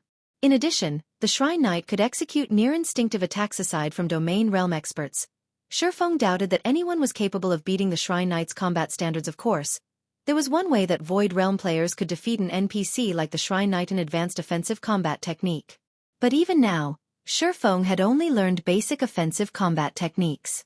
He had only learned 2 advanced combat techniques, one of which was Void Steps, while the other was Sword's Orbit. Void Steps was a footwork technique, and ineffective against Void Realm NPCs and players. As for Sword's Orbit, it was mainly a defensive combat technique. It could not be considered a true offensive combat technique. Is giving up my only choice? Feng took a moment to consider the situation. Without being able to use his skills and spells, he had lost one of his major advantages. He couldn't use the soul water or crystal of souls he had produced with the soul orb to enhance his focus, either. Without these options, he had no hope of defeating the Shrine Guard. If this continued to drag on, he'd only waste his precious time. As Feng searched his bag for any items that might help him, he came across the Dark Iron Bloodline. The restriction period had already ended, and he could now use the Bloodline. Fortunately, this didn't count as a prohibited item. That's right. How could I forget about the Bloodline? Feng laughed as he gazed at the Dark Iron Bloodline in his bag. When consumed, Bloodlines improved a player's life rating. When a player's life rating in God's domain increased, every aspect of their being improved. Reaction speed, stamina, and concentration were just a few of these aspects. Feng retrieved the Dark Iron Bloodline from his bag. Removing the crystal bottle's lid, he consumed the pitch-black liquid contained within. Chapter 1589. Frightening Bloodline Power. Chapter 1589. Frightening Bloodline Power. As Feng consumed the Dark Iron Bloodline, the mana on and around the platform began to gather around his body. Suddenly, 2 threefold magic arrays appeared above and below him. It looked as if the magic arrays had formed a barrier, enveloping Feng. The surrounding mana then poured into the threefold array above Feng, and golden, divine runes began to surround his body. As more divine runes appeared around Feng, his aura intensified. When the divine runes covered Feng entirely, a pillar of golden light emerged from Feng's body and shot into the sky. The golden pillar radiated an aura that was even stronger than the Shrine Knight's. A few seconds later, the light pillar began to dissipate and calm returned to the platform. Once the platform returned to its original state, Feng slowly opened his eyes. His previously pitch-black pupils now contained a trace of silver. Meanwhile, his aura, which he usually suppressed, overflowed. If an ordinary player saw him now, they'd assume that Feng was an NPC, not a player. Not only did he radiate a domineering aura, but his gaze also carried an indescribable cold. It felt as if Feng could remain calm and rational, regardless of his situation. So, this is the power of the Dark Iron Bloodline. Feng was shocked as he tried to process the changes to his body. There was no doubt that he was extremely excited. But before this feeling could reach its peak, a wave of serenity assaulted his mind, giving him instant peace. Even his perception of his environment had changed. He had previously needed to allocate the majority of his mental power to monitor his surroundings if he wanted to grasp movement around him accurately. However, despite investing only a small fraction of his attention, he could now gain an acute understanding of his environment. This improvement had exceeded Feng's expectations. Every expert capable of reaching the Void Realm in God's domain was capable of holding a high rank in a super guild. Experts that had just reached the Void Realm still had to focus on observing their environment. Even veteran Void Realm experts had to allocate a considerable amount of their mental fortitude to do so yet. Now, Feng did not even need to allocate half of his attention to achieve the same result. The boost from the Dark Iron Bloodline was truly terrifying. There was a limit to a person's mental power in both the real world and in God's domain. Not everyone could multitask. Experts, however, had this skill of course. They were limited to simple tasks when dividing their attention. If an expert encountered a complex problem, they would struggle to multitask. Needless to say, observing every movement in one's surroundings was a complex task. If a Void Realm expert only needed half of their focus to observe their surroundings and could allocate the other half to physical movement, their combat power would soar. Aside from the boost to his mental capacity, consuming the Dark Iron Bloodline had improved Feng's basic attributes. His strength had risen by 10%, agility by 7%, endurance, vitality, and intelligence by 5%. Although these were minor improvements, his total basic attributes would increase exponentially as he reached higher levels and tiers, following which, Feng executed a few slashes at the empty air as he did. His swords drew soundless, beautiful arcs of light before him. Sure enough, not only had the bloodline improved my basic attributes, but it's also improved my reaction speed. Before this, my reaction time had peaked at 0.1 seconds. Now I should peak at 0.8 seconds. Bloodlines truly are amazing. It's no wonder why the various superpowers were so desperate for bloodlines in the past. Feng could not help his rueful sigh as he watched the lingering afterimages of his blade. Although it was only a 0.2 second improvement to his reaction time, to most expert players, it was like the difference between heaven and earth. Normally, only incredibly talented experts could cross the 0.1 second limit. He had only been able to react, at most, 10 times in 1 second in the past, but he could now react 12 times. Assuming that his physical limit wasn't a factor and his opponents only had a peak reaction time of 0.1 seconds, the 2 extra reactions would allow him to outmaneuver his opponents, utterly overwhelming them. Had he obtained a basic bloodline in his previous life, he could have easily succeeded with his Tier 4 promotion, even if his early development had been lacking. Unfortunately, bloodlines were even rarer than fragmented legendary items in God's domain, following which, Feng spent the next 10 minutes or so getting used to the new changes. By the time he was satisfied, he was more than eager to resume his battle with the Shrine Knight. As soon as Feng re-entered the platform's central ring, the Shrine Knight awakened and charged at him with his great sword raised. Come. Let me test the Dark Iron Bloodline's strength. Feng could not help but grin as the Shrine Knight ran towards him. He immediately advanced to meet the NPC in battle this time. However, Feng did not execute Sword's Orbit to deflect the Shrine Knight's frenzied assault. Instead, he defended himself with normal swings of his blades as the swords clashed. Sparks and clangs filled the platform once more. Although Feng couldn't execute his attacks instinctively as the Shrine Knight did, he could make up for the missing attacks by relying on his superior reaction speed. As Feng exchanged blows with the Shrine Knight, he gradually became comfortable with his defense. After 3 minutes of battle, he had gone from a passive position to fighting the Shrine Knight on equal footing. Moreover, he had a lot more energy to spare than he had during the previous encounter as he executed void steps to dodge a portion of the Shrine Knight's attacks. The Shrine Knight, who had worn an indifferent expression thus far, now revealed his astonishment. Seems that this is my current limit. Although I still have energy to spare, I haven't mastered enough combat techniques. I still can't exhibit the bloodline's full power. I'll have to find an opportunity to learn more techniques later. After fighting the Shrine Knight for some time, Feng fully understood what he still needed. Now that he had reviewed his strengths and weaknesses, he adjusted his swings and began to execute Sword's Orbit. Every attack with Sword's Orbit was nearly instinctive. As a result, the speed of Feng's slashes had reached its limit. Suddenly, a cut split the skin on the Shrine Knight's shoulder. The NPC's HP fell by roughly 3,000 after the first cut. It didn't take long for the second, third, and fourth to appear, as well as more cuts split the Shrine Knight's skin. His HP plummeted. Before 10 minutes had passed, the NPC's 1 million HP had fallen to 0. The NPC then collapsed, turned to stone, and shattered. In the blink of an eye, Feng was alone on the platform. Once the Shrine Knight was gone, Feng moved forward to collect his reward. Fortunately, the damaged item turned out to be a god crystal however. When Feng plucked the god crystal from its crystalline prison, he noticed that the god crystal radiated far more divine might than any he had obtained before an advanced god crystal. When Feng inspected the item, he realized why the trial had been so challenging. The power of God in an advanced god crystal was far denser than in ordinary god crystals. One advanced god crystal was the equivalent of 2 ordinary god crystals, and naturally, it wasn't any less valuable than a piece of ordinary epic equipment now. He only needed one more god crystal to remove the mysterious power suppressing the disintegration armor. System. Congratulations! You have completed the shrine's trial. You now have 2 options. 1. Exit the shrine. 2. Challenge another trial at the cost of 1,000 minutes. Feng chose option 2 without hesitation when he saw the system notification. After all, he needed another god crystal this time. However, the trial was much less difficult. This shrine knight had only reached the flowing water realm, and as a result, he defeated the NPC very easily. After Feng secured his 3rd god crystal from the epic shrine, he received a notification that he had reached his challenge limit for epic shrines and was teleported out of the shrine without having any say in the matter.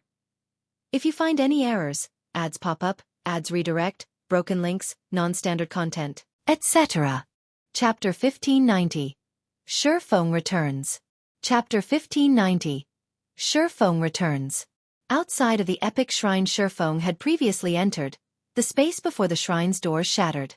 A figure began to emerge from the spatial tear, clumsily falling to the ground. 3 challenges is the limit? Feng gave the epic shrine's doors a bitter smile. This world summit is really stingy. He had thought that he could challenge the epic shrine's trials as long as he still had enough time remaining, but it seemed that that wasn't the case.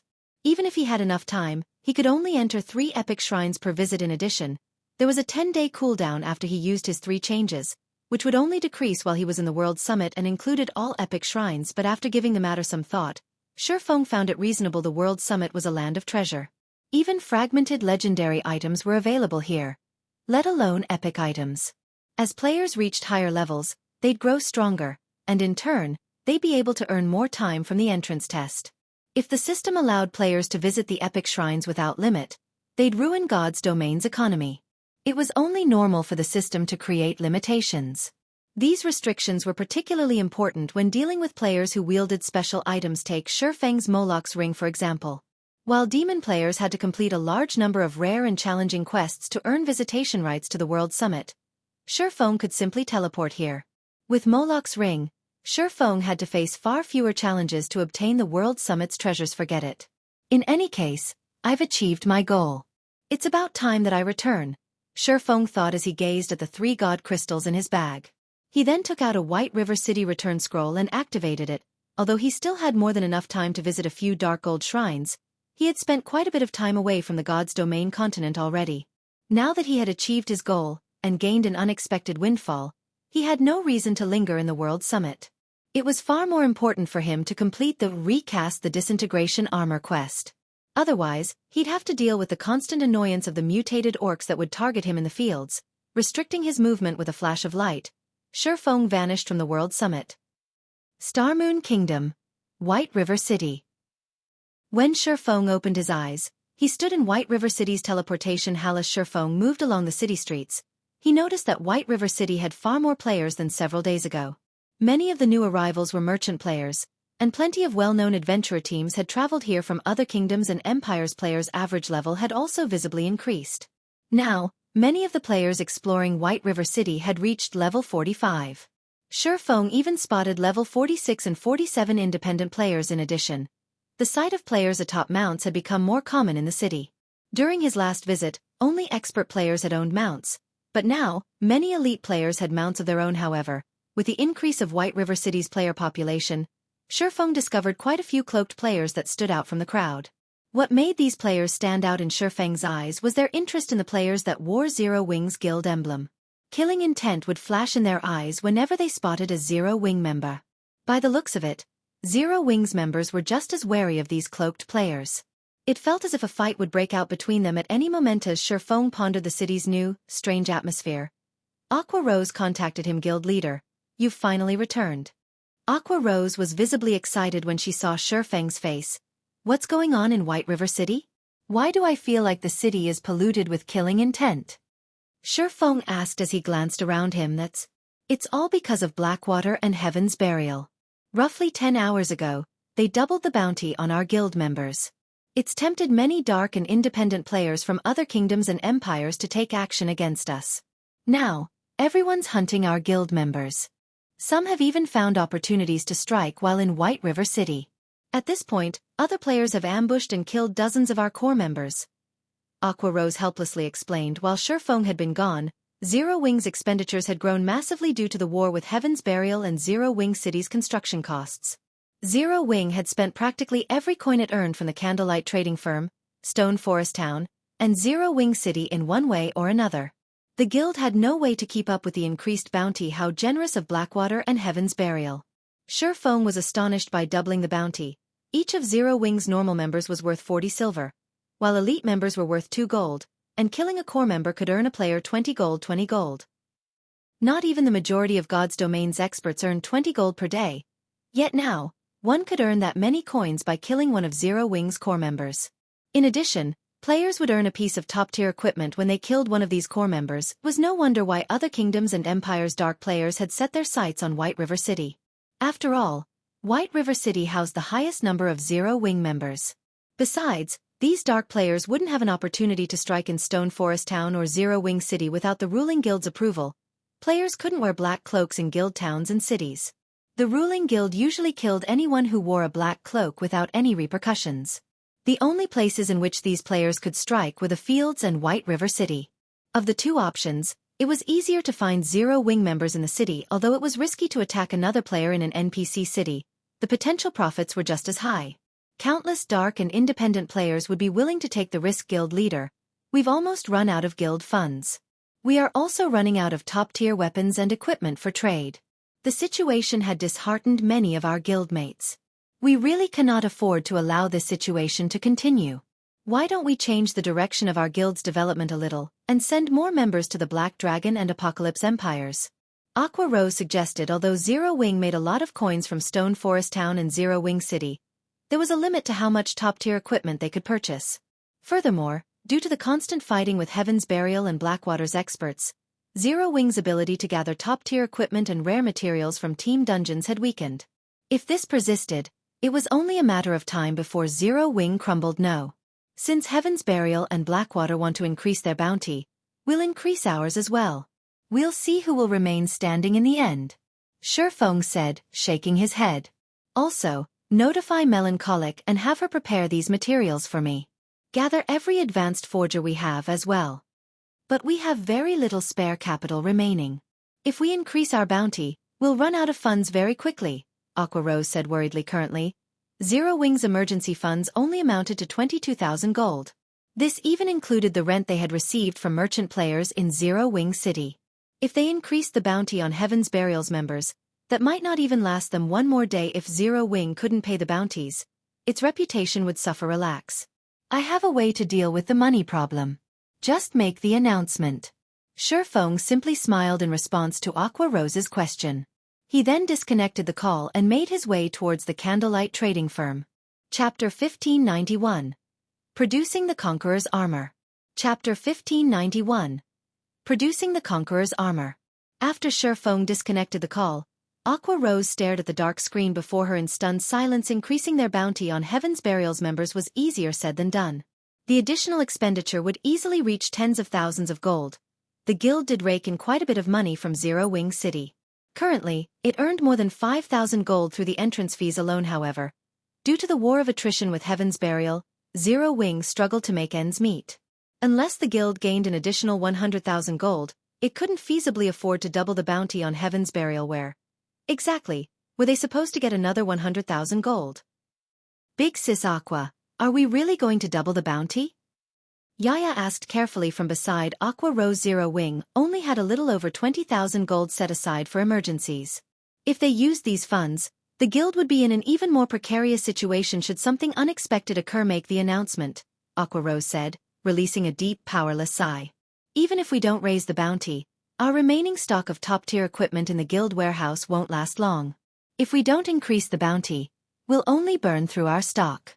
If we're doomed either way, we might as well duke it out with Heaven's Burial and Blackwater. Following which, Yaya posted the increased bounty on Star Moon Kingdom's official forums as the news spread. It attracted the attention of every player in Star Moon Kingdom. Yaya's post quickly garnered over 1 million views. Is Zero Wing is really trying to fight it out with Heaven's Burial? It actually followed Heaven's Burial's lead and doubled its bounty. It seems that Zero Wing is finally getting serious. Heaven's Burial has Blackwater support, so it's expected that the guild has a massive amount of funding. But how has Zero Wing secured so much money? Maybe Zero Wing's putting up a final struggle, trying to scare Heaven's Burial into backing off? Based on what I've heard, Blackwater mobilized a bunch of experts to help Heaven's Burial and offered the guild an additional 200,000 gold. With the income from Ancient Rock City, how can Zero Wing possibly beat Heaven's Burial in wealth? Indeed. I've heard that Ancient Rock City's player population has already exceeded 6 million. Although Heaven's Burial isn't charging entrance fees, it's still making a ton of money through repair and accommodation fees. Let them raise their bounties on each other. The higher, the better. That way, I can earn enough money to buy my mount. In the public eye, Zero Wing was at an overwhelming disadvantage in its war with Heaven's Burial. And yet, everyone celebrated the war. It wasn't every day that players had such a golden opportunity to make money. Orc Empire, Heaven's Burial's residence in Ancient Rock City. Guild Leader Singular, it seems that Zero Wing has quite the budget as well. Are you sure that you won't have any issues? Lei Jingyang could not help his frown as he read the latest forum post from Zero Wing to whittle down Zero Wing's strength as quickly as possible. Heaven's Burial had doubled its bounty on the other guild's members. This increased the number of bounties they had to pay by several times. Each day, they had to shell out roughly 60,000 gold in bounties. That was the equivalent of several days of Ancient Rock City's income. Despite what the public thought, Heaven's Burial wasn't as secure as it seemed. Young Master Lei, rest assured. I am very familiar with what Zero Wing is capable of. Based on the reports from my spies in the guild, Zero Wing doesn't have much money left. It's already struggling to maintain its current expenditures. This is merely Zero Wing's final act of defiance, Singular Burial said, not particularly surprised to hear that Zero Wing had doubled its bounty. I've also reached an agreement with Blackwater. Not only have they invested 200,000 gold in Heaven's Burial, but they also intend to send another 300,000 gold later. 500,000 gold coins is more than enough to crush Zero Wing. Besides, we've also located a new mine in the Orc Empire. That mine has a magic iron vein and a certain chance of producing magic crystals. As long as we capture the mine, Zero Wing has no hope of outlasting us, even if it gains the Dragon Phoenix Pavilion's full support.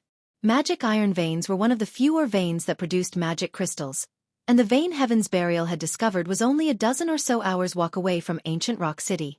Although other superpowers had discovered the vein as well, their guild towns were much farther away.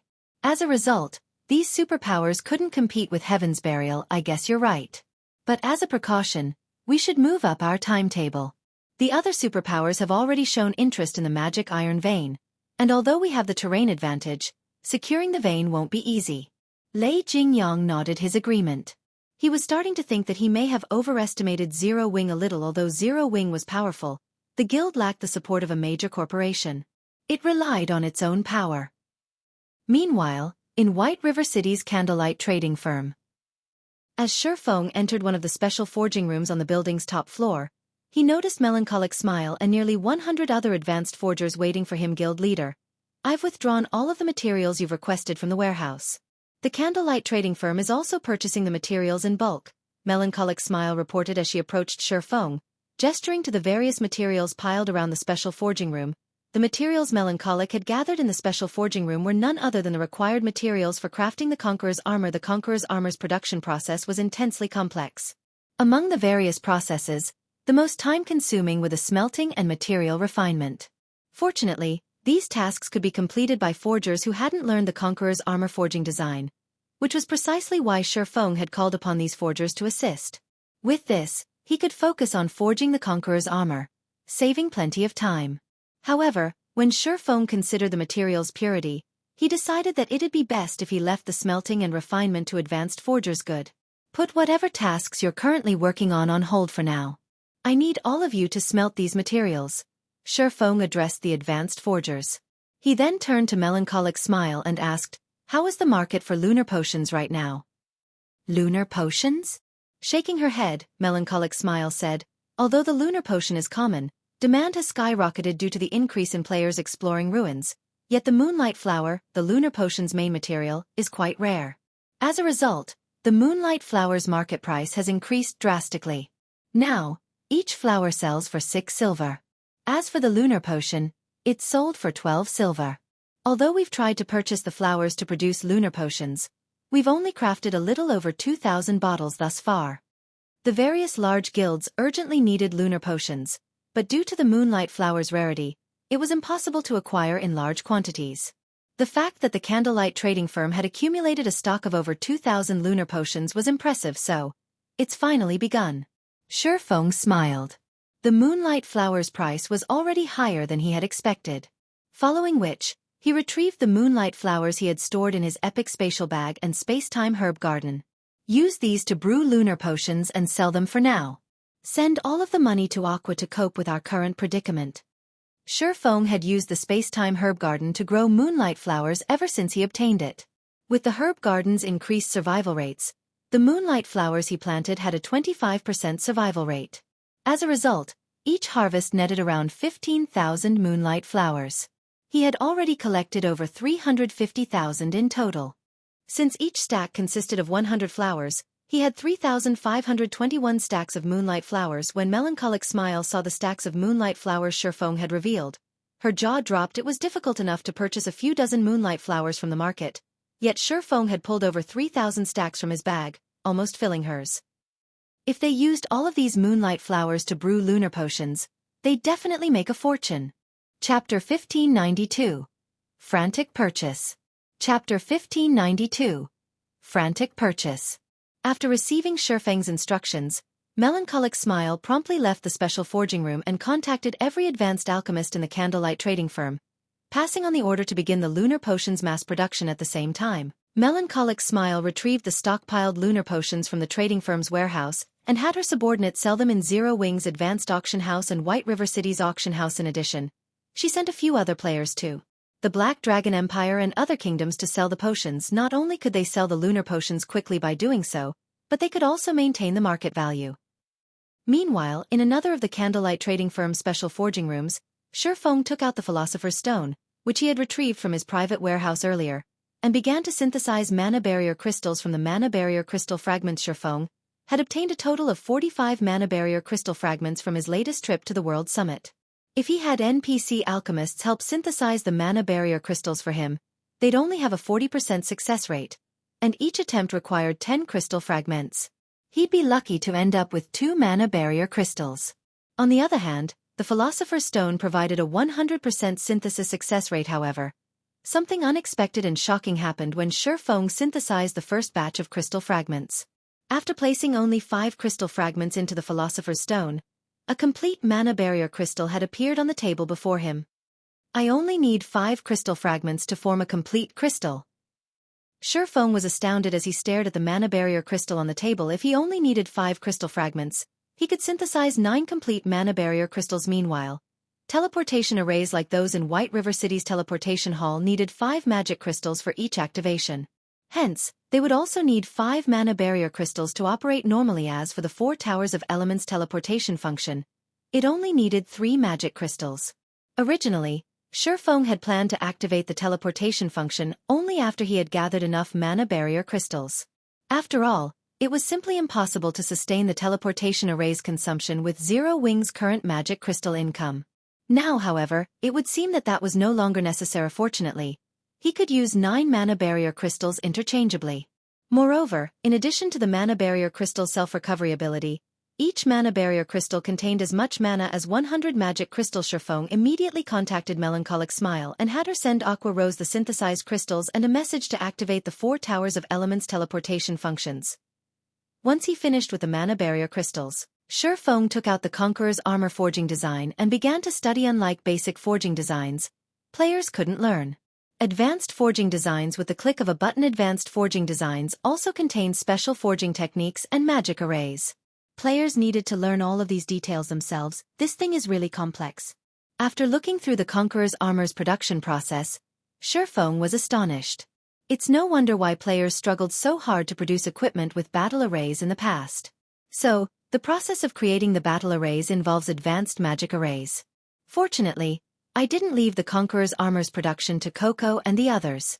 Otherwise, it'd take even longer to craft the armor. Basic magic arrays in God's domain were quite complex, and even experts needed a considerable amount of time to grasp the skills required to craft them.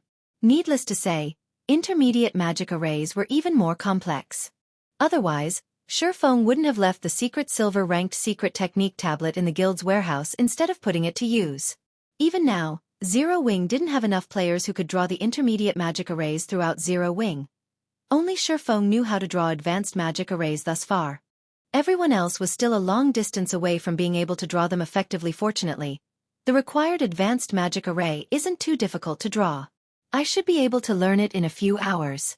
Feng breathed a sigh of relief after examining the necessary advanced magic array. Although he could already draw advanced magic arrays, there were simple and complex versions. Feng could draw the simple arrays in a handful of hours, but he might not be able to learn a complex advanced magic array yet with his current standards. If he couldn't draw the required advanced magic array, he wouldn't be able to forge the Conqueror's armor. Although it appeared as though Zero Wing and Heaven's Burial were competing via wealth, in reality, that wasn't the case. The true competition still lay among the guild's experts due to Lei Jingyang's partnership with Heaven's Burial. The guild had recruited a lot of expert players. Now, Heaven's Burial also had the assistance of a large number of Blackwater's experts. As a result, the gap between Zero Wing and Heaven's Burial's strengths had grown. Unfortunately, Zero Wing didn't have enough Tier 2 experts to deal with the enemy's overwhelming numbers. Even if Feng took up arms personally, there was very little he could do to change the situation. But it would be a different story if Zero Wing had the Conqueror's armor. If 5 elite players wore the armor, they would immediately rise to expert status. They might even become more powerful than ordinary expert players if Zero Wing equipped their ordinary expert players with the armor and activated the basic strength battle array. They'd be as strong as the guild's first-rate experts.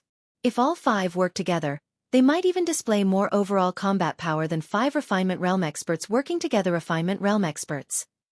Even in super guilds, experts of such caliber were invaluable.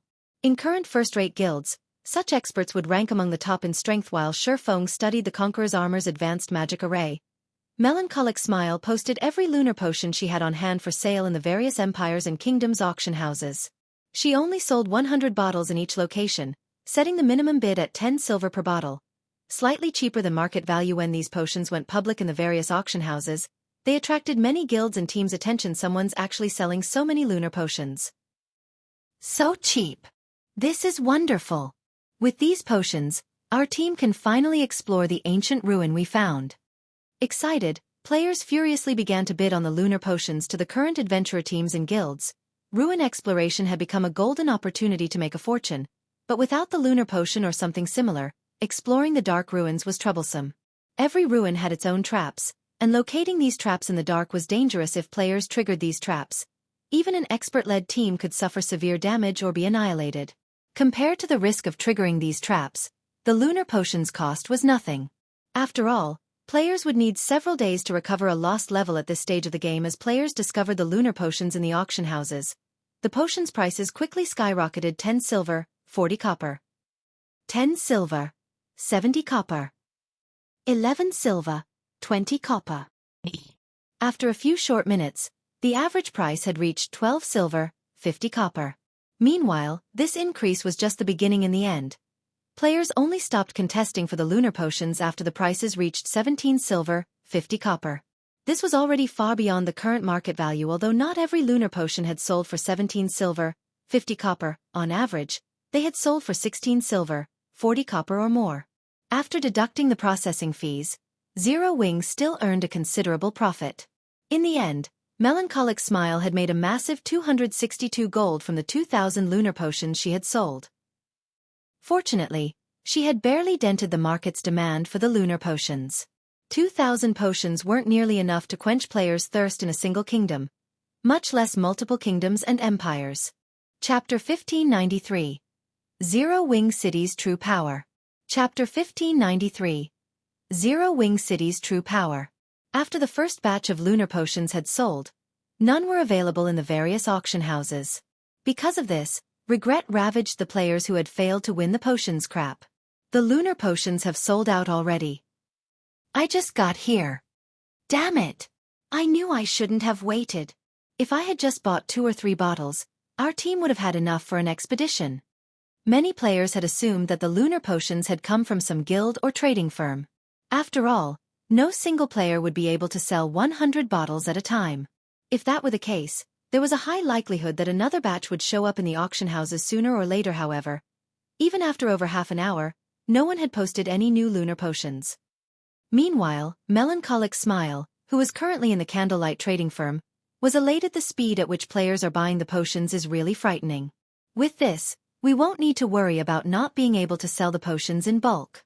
When Melancholic Smile received the proceeds from her subordinates, she brimmed with confidence regarding the large number of moonlight flowers in her possession. Although the candlelight trading firm produced a large number of items each day, not all of these items sold the moment they were put up for sale.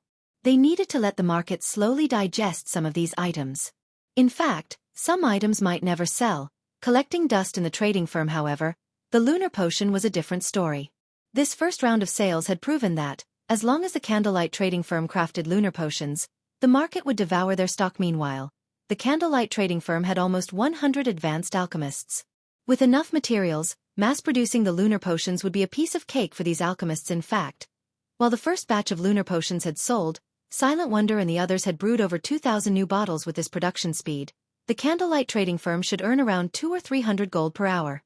With 48 hours per day in God's domain, the firm could make over 10,000 gold per day with the lunar potions alone. Although this amount of money couldn't change the war's overall situation, it was enough to resolve Zero Wing's current predicament. When Melancholic Smile gave the command to sell the second batch of lunar potions, an intense competition raged in the various kingdoms and empires' auction houses. The players that had previously adopted a wait-and-see attitude discarded the notion. They did everything in their power to get their hands on the potions for fear that they'd miss this opportunity. The lunar potions prices soared once again. The highest price during the first batch had climbed to 17 silver, 50 copper, but now it rose to 19 silver per bottle. By the time the 2,000 lunar potions sold out, Melancholic Smile had earned an additional 300 plus gold. Meanwhile, Aqua Rose was swamped with work in Zero Wing City. Big Sis Aqua, we've paid out over 1,300 gold since we've updated the bounty. Including the remaining funds we have set aside, we won't last another 2 days. Yaya worriedly reported as she examined the bounty claim summary in her handsets. Increased by so much? Aqua Rose could not help but frown. The increased bounty claims were far higher than she had expected. She had hoped that they would last a few more days in this war with the income from Zero Wing City and the guild's remaining funds. But it seemed that wouldn't be possible. Even if Heaven's Burial didn't mobilize its army, Zero Wing would crumble if it ran out of money. The guild's reputation would be in tatters. To make matters worse, Heaven's Burial's ancient rock city became more popular as time passed. Not only could players level up in the area, but they could also earn contribution points to purchase valuable items. In contrast, Zero Wing City's location was only suitable for leisure right now. Big Sis Aqua, under the guild leader's orders, the candlelight trading firm has sent a representative with coins and items. Apparently, these should help us hold out for a little while longer. Yaya suddenly announced they've sent funds? Good. I'll head over to meet them immediately. Aqua Rose breathed a sigh of relief when she heard that Feng had sent additional funds. She ran to the guild hall's lobby to receive the coins and items. Although she didn't know how Feng had obtained the additional funding, another 40 or 50,000 gold would help Zero Wing endure this war for a few more days. During that time, they could organize an auction to sell some of Zero Wing City's private housing. That might allow them to continue this fight with Heaven's Burial. They might even be able to put an end to this war. Heaven's Burial invested quite a bit of money each day as well, and no one wanted to see this drag on. However, when Aqua Rose saw the coins Melancholic Smile's subordinate had traded to her, she was dumbfounded. For a moment, she wondered if she had misread the total 500 gold. To a small guild or adventurer team, 500 gold might be a considerable amount of money, but to Zero Wing, this was nothing more than pocket change. It was far from enough to pull Zero Wing from its current predicament. Is this supposed to help me hold out for another half an hour? Aqua Rose was speechless as she stared at the 500 gold, but when Aqua Rose noticed the 9 mana barrier crystals in her bag and inspected their attribute panels, her eyes began to glow. Everlasting magic crystals? Aqua Rose couldn't believe her eyes. She immediately contacted Feng and asked, "Guild leader, just where did you get these mana barrier crystals? Do you have more of them?" God's Domain's various guilds and players were all in desperate need of magic crystals, and Zero Wing was certainly no exception. Yet not only were these mana barrier crystals the equivalent of 100 magic crystals, but they could also be used repeatedly. This was akin to having a miniature magic crystal vein. Furthermore, these mana barrier crystals only needed 48 hours to replenish their energy. They basically gave Zero Wing a stable income of 900 magic crystals per day. If they stored the mana barrier crystals in a location with sufficient mana density, their cooldowns would be even shorter. Although the mana barrier crystals could not be used in places like the Divine Colosseum, they were extremely valuable. You've already received them? Seeing Aqua Rose's excitement, Feng smiled bitterly as he said, "Mana barrier crystals are extremely rare items. Obtaining more is impossible at the moment." Naturally, Aqua Rose was a little disappointed to hear this. If they had 50 or 60 mana barrier crystals, Zero Wing would be set for life. However, after giving the matter some thought, she found it reasonable. If it were possible to obtain something as valuable as mana barrier crystals in large quantities, it would throw God's Domain's market into chaos. Use the 9 mana barrier crystals to operate the 4 Towers of Elements teleportation array for now. With the mana barrier crystals and some additional magic crystals, we should be able to sustain the teleportation array's consumption easily. Feng could sympathize with Aqua Rose's desire for the mana barrier crystals, but they simply weren't that easy to obtain. Let the public know that Zero Wing City will activate a teleportation function that can transport players anywhere within 4 million yards of the city. The cost will be 5 silver coins per 1 million yards per person. At the same time, set up a membership system for the teleportation function. Those who wish to become members can pay a one-time membership fee of 20 magic crystals. In return, they'll get a 20% discount when using the teleportation function. Currently, Stone Forest Town and Team Dungeons were Zero Wing's main income source for magic crystals. But both Stone Forest Town and Zero Wing City needed a lot of magic crystals to operate. Furthermore, the guild had to sustain the daily magic crystal allocation for its members. It was practically impossible to sustain the 4 Towers of Elements' teleportation function with the guild's current magic crystal income. Although not every player would pay 20 magic crystals to become a member, Zero Wing would be fine as long as it earned enough magic crystals to sustain the 4 Towers of Elements teleportation function. Alright, I'll get it done right away. Aqua Rose nodded excitedly. She had waited to launch of the 4 Towers of Elements' teleportation function for a long time. Unfortunately, Zero Wing hadn't had enough magic crystals to sustain the teleportation array until now. Now that they had the mana barrier crystals, they could finally show off Zero Wing City's true power. Chapter 1594. Surging towards Zero Wing City. Chapter 1594. Surging towards Zero Wing City. Starmoon Kingdom, Starmoon City. Light flashed in the teleportation hall as a team of 20 players arrived in the lively Starmoon City. When these players appeared, many players in the hall turned to look. All of these 20 players' levels were impressively high, and they were well equipped. The lowest level among them was level 47. While the most inferior equipment was level 45 fine gold rank. The pair leading the team, a man and a woman, were even more awe-inspiring. Both were level 49 and wore nothing but level 45 dark gold equipment. Not even first-rate guild's experts could compare to this team. Most surprisingly, none of these experts wore a guild emblem, showing that they were all independent players. What a powerful team. Who are they? Don't you see the flaming fox logo sewn on their cloaks? They're members of Firecloud Fox, one of the top 50 adventurer teams in the Black Dragon Empire. That shield warrior in the lead is Remnant Cloud, Firecloud Fox's commander. He is one of the Black Dragon Empire's top 100 shield warriors. I've heard that several first-rate guilds in the Empire have offered high prices to recruit him, but he's refused every one. Since they're from an adventurer team in the Black Dragon Empire, why are they here in Starmoon Kingdom? Because of Stone Forest Town. The town's battle arena is a perfect place for experts like them to train. I've also heard that Firecloud Fox plans to move its headquarters to Zero Wing City. Although Zero Wing City's battle arena isn't as effective as the one in Stone Forest Town, the city's mana density is much higher. When the players in the hall saw Firecloud Fox's members, they all fell into heated discussions. Some players, members of other adventurer teams, gazed at Firecloud Fox's members with envy and admiration. Even first-rate guilds fought to recruit these experts. It was an honor that few adventurer teams received. It really is annoying to travel to and from the Orc Empire every time. Commander, can't we grind somewhere else next time? Graceful Moon, Firecloud Fox's vice commander, suggested, paying no attention to the gossip around her. Turning to Remnant Cloud, she continued, "The orcs' invasion is getting worse, and over the past few days, we've come across more and higher quality orcs. It'll definitely affect our leveling speed. In your dreams. If we don't continue questing in the Orc Empire and kill Heaven's Burial's members, how are we supposed to earn the money for our mounts?" Remnant Cloud snapped. Although the orcs' upgrade had affected our leveling speed, opportunities like this don't happen often. Alright, enough complaining. Let's head to Zero Wing City to claim our bounties. I get what you're trying to say, but you've seen the difference for yourself. Those orcs are growing more powerful. At first, we usually only encountered elite-ranked orcs, but now, we've run into chieftains left and right.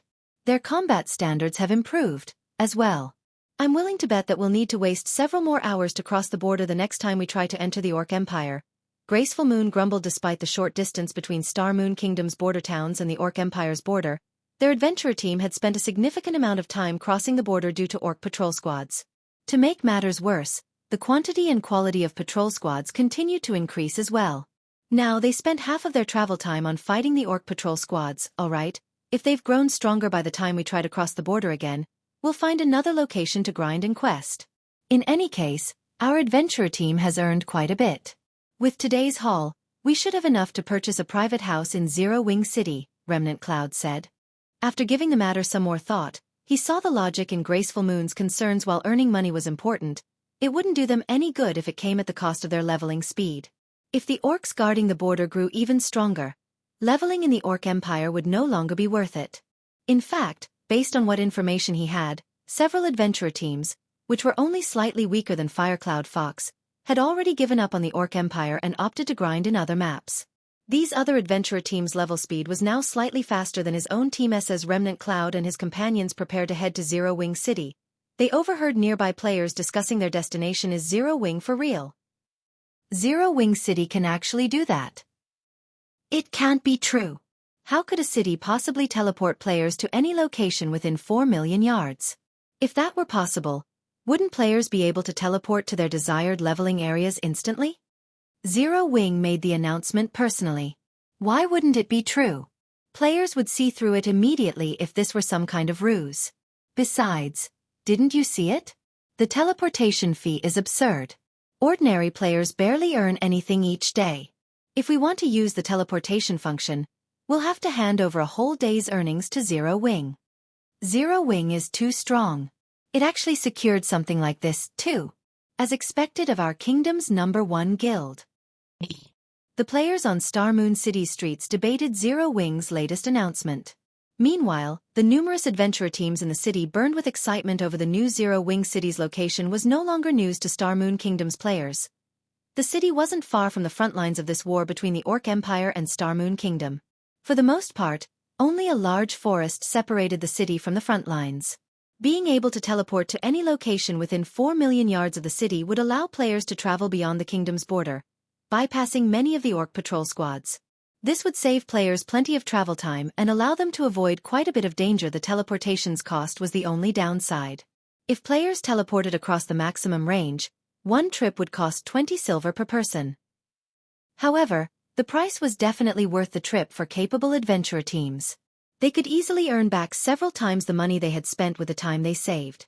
After all, Zero Wing had placed a bounty on Heaven's Burial's members. They could earn back the teleportation fees by killing a bunch of the guild's members easily. Moreover, the Orc Empire's maps had far more resources than most of Star Moon Kingdom's. They'd also be able to increase their leveling speed. Commander, it seems that we'll have to save a bit more coins to buy a private house in Zero Wing City, Graceful Moon said, chuckling after she read Zero Wing's announcement. Zero Wing isn't giving us a chance. How wonderful would it have been if they had sold their private housing before this announcement? While Remnant Cloud celebrated the news, he also felt a sting in his pocket. Zero Wing City had already offered amazing benefits, but now it also informed the public of its teleportation function. Needless to say, adventurer teams and experts who wanted to level in the Orc Empire would flood Zero Wing City. To players like them, the teleportation function was a major resource, and 20 silver coins wasn't a significant expenditure. As long as they obtained 1 or 2 pieces of equipment to sell, they would easily earn back what they spent. Furthermore, players could purchase a membership to receive a 20% discount. In fact, Star Moon Kingdom's players wouldn't be the only ones interested in Zero Wing City's teleportation function. Players from other kingdoms and empires would likely visit Zero Wing City to travel to the Orc Empire. As it was, the orcs guarding all of the empire's borders were growing stronger as Remnant Cloud fussed over how to earn enough money to purchase a private house in Zero Wing City. The adventurer teams and players in said city were in an uproar. These players, who had initially planned to walk to the Orc Empire, changed their minds immediately and made their way to the nearest 4 Towers of Elements. They then spent 20 silver to travel across Star Moon Kingdom's border as more players proved the power of the 4 Towers of Elements teleportation function. More adventurer teams and expert players applied for the teleportation membership. 1 short hour after Zero Wing announced the teleportation function, 1,042 players had become members, contributing over 20,000 magic crystals. In total, over 2,000 players had used the teleportation function. Naturally, not everyone wanted to pay a portion of their teleportation fees in magic crystals. After subtracting the maintenance and energy costs, Zero Wing had earned 12 silver coins off of every player that had teleported over the maximum distance. In a single hour, Zero Wing had made over 240 gold in pure profit. However, the truly frightening result of Zero Wing's latest announcement was the number of players who visited Zero Wing City. In just 1 hour, Zero Wing City's player population had shot past the 2 million threshold. Many of these players belonged to adventurer teams from other kingdoms and empires, and in the end, Zero Wing had also earned a fortune from the entrance fees. Chapter 1595. Upgrading the Blacksteel Insignia. Chapter 1595. Upgrading the Blacksteel Insignia. The moment Zero Wing City revealed its teleportation function, the city attracted many major powers' attention. A large number of merchant players also considered conducting their business in Zero Wing City. Some of the guilds in the several kingdoms and 2 empires bordering the Orc Empire even tried to ally with Zero Wing in secret. The situation had completely exceeded Aqua Rose's expectations. All of these guilds offered to sell Zero Wing level 45 top-tier equipment at below market price in exchange for the right to establish a guild residence in Zero Wing City and a 20% discount on the teleportation fees. These guilds were also willing to pay a portion of the teleportation fees with magic crystals. Although mainstream players had already reached level 40, they were still some time from reaching level 45. Only the various guilds' elite members had reached such a high level, and because of this, level 45 fine gold equipment and above was still extremely rare. Although the equipment was available on the market, these pieces usually cost far more than market value. Moreover, there weren't many pieces available. Even if Zero Wing were willing to purchase the overpriced equipment, it wouldn't secure many pieces. These large guilds had offered level 45 top-tier equipment as payment. Aqua Rose had never expected this. If she accepted their offers, she'd solve the guild's shortage of funds and top-tier equipment. Furthermore, even after giving these guilds a 20% discount on teleportation fees, Zero Wing would still make quite a bit of profit. Guild leader. 3 first-rate guilds and 11 second-rate guilds have expressed interest in partnering with us thus far. If we agree, replenishing our top-tier equipment in the guild warehouse won't be an issue anymore, Aqua Rose said excitedly as she read the report in her hands rather than coins. Zero Wing urgently needed top-tier equipment for its war against Heaven's Burial.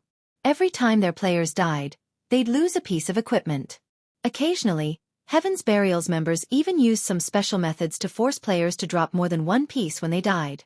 Generally, Zero Wing compensated its members with GCPs, and these members would then trade their points for replacement weapons and equipment from the warehouse. Because of this, Zero Wing's members were rapidly depleting the guild's stock of weapons and equipment. If Zero Wing's guild warehouse ran out of top-tier weapons and equipment for its members, Zero Wing's GCPs would lose their value. If that happened, it would only be a matter of time before the guild crumbled. However, if Zero Wing could replenish its stock, Aqua Rose was confident that the guild could continue to duke it out with Heaven's Burial. There are so many guilds seeking an alliance? Aqua Rose's report surprised Feng. He hadn't thought that the 4 Towers of Elements teleportation function would be such an effective advertisement. All right. However, they have to pay 25% of their teleportation fees with magic crystals. Otherwise, no deal. While the 4 Towers of Elements' teleportation function was powerful, its operation cost a lot of magic crystals. If he allowed these guilds to mass teleport their members, the 9 mana barrier crystals would drain in the blink of an eye. Zero Wing did not have many magic crystals to spare. If these guilds paid a quarter of their teleportation fees in magic crystals, they'd offset the additional cost. Zero Wing might even earn some magic crystal profit. I understand. I'll begin the negotiations right away. After Feng agreed, Aqua Rose disconnected the call and contacted the various large guild leaders. Meanwhile, the atmosphere among Zero Wings members had lightened considerably due to the city's sudden popularity. Everyone's confidence of defeating Heaven's Burial renewed. They could easily imagine the future that awaited their guild city, and there was no way it would lose to Heaven's Burial's ancient rock city in any aspect. Similarly, Star Moon Kingdom's players had begun to change their minds about Zero Wing falling prey to Heaven's Burial. They now thought that Zero Wing had some hope of victory. While Aqua Rose negotiated the contract's terms with the various guild leaders, Feng had finally learned how to craft the new advanced magic array and had begun to forge the Conqueror's armor. Although Zero Wing had solved its money and equipment problems, it still wouldn't be easy to defeat Heaven's Burial and Blackwater. Feng didn't even think that his current guild could do anything to the two guilds. The difference between their expert counts was just too massive, not to mention financial strength. If Zero Wing wanted to end this war of attrition, it would have to rely on the strength of its guild members. In fact, this was God's domain's infallible truth. Otherwise, guilds wouldn't pay so much attention to nurturing their experts. Now that I've learned how to draw the magic array, I need to find a way to improve my success rate. Although it is somewhat wasteful, I'll have to upgrade the Blacksteel Insignia. When Feng had tried to forge the Conqueror's armor and saw his theoretical success rate, he steeled himself and made his way to White River City's bank. Forging the level 50 fine gold ranked Conqueror's armor would be even more challenging than forging level 50 dark gold equipment. Despite his status as a master forger, he only had a theoretical success rate of 18%. Even with his various support tools, he only increased that success rate to around 28%. Although it seemed relatively high, he'd be fortunate to succeed once out of every 5 attempts to produce the armor. This was due to the Conqueror's armor's complex forging process. Unfortunately, the required materials weren't cheap, and each attempt would cost around 50 gold. With that kind of money, he could already purchase a piece of level 45 fine gold equipment, because the required materials were also rare and difficult to obtain. He also had a limited number of attempts. Feng simply couldn't bear to forge the Conqueror's armor with such a low success rate. If he had to craft the armor, he'd have to reach a 30% success rate at the very least. His only solution was the Holy Grail's power of evolution, which he could only use once every 10 days. Feng quickly arrived in his own large private warehouse and carefully retrieved Zero Wing's greatest secret weapon, the Holy Grail. He had planned to save the power of evolution to upgrade items with special abilities to epic rank, but he couldn't care less right now. He immediately retrieved the Blacksteel Insignia and scanned it with the Holy Grail. Suddenly, purple fog leaked from the Holy Grail and enveloped the Blacksteel Insignia. The system soon notified Feng of the evolution cost. System, are you willing to permanently lose 1000 HP to evolve the Blacksteel Insignia? What? This thing actually requires 1000 HP? Feng was astonished. The Blacksteel Insignia was currently fine gold rank. Even if he evolved the item, it would only become dark gold rank. Yet the evolution cost was as high as the cost of evolving the Holy City's emblem. Losing 1000 HP was no trivial matter. It was the equivalent of losing 50 endurance permanently. Even a Tier 2 player would have to level a few times to make up for this loss. Moreover, the evolution's success wasn't guaranteed. There was still a chance of failure, but Feng did not hesitate long before he clicked agree. He might have decided against evolving the Blacksteel Insignia in the past, but now that he had the Dark Iron Bloodline, things had changed. The Bloodline provided some additional basic attribute points with each level up. Moreover, the bonus would grow as he reached higher levels. He could recover the lost 50 endurance very quickly. After Feng agreed to the evolution, the Holy Grail's purple fog wrapped around him. Immediately, Feng's maximum HP fell by 1000. Meanwhile, the Holy Grail radiated a purple glow as it absorbed the life force. Following which, plumes of purple fog seeped into the Blacksteel Insignia. Suddenly, the Blacksteel Insignia released a blinding glow that enveloped the private warehouse. This should mean it succeeded, right? Feng's heart pounded as he stared at the Blacksteel Insignia in his hand. Chapter 1596. Budding Threat.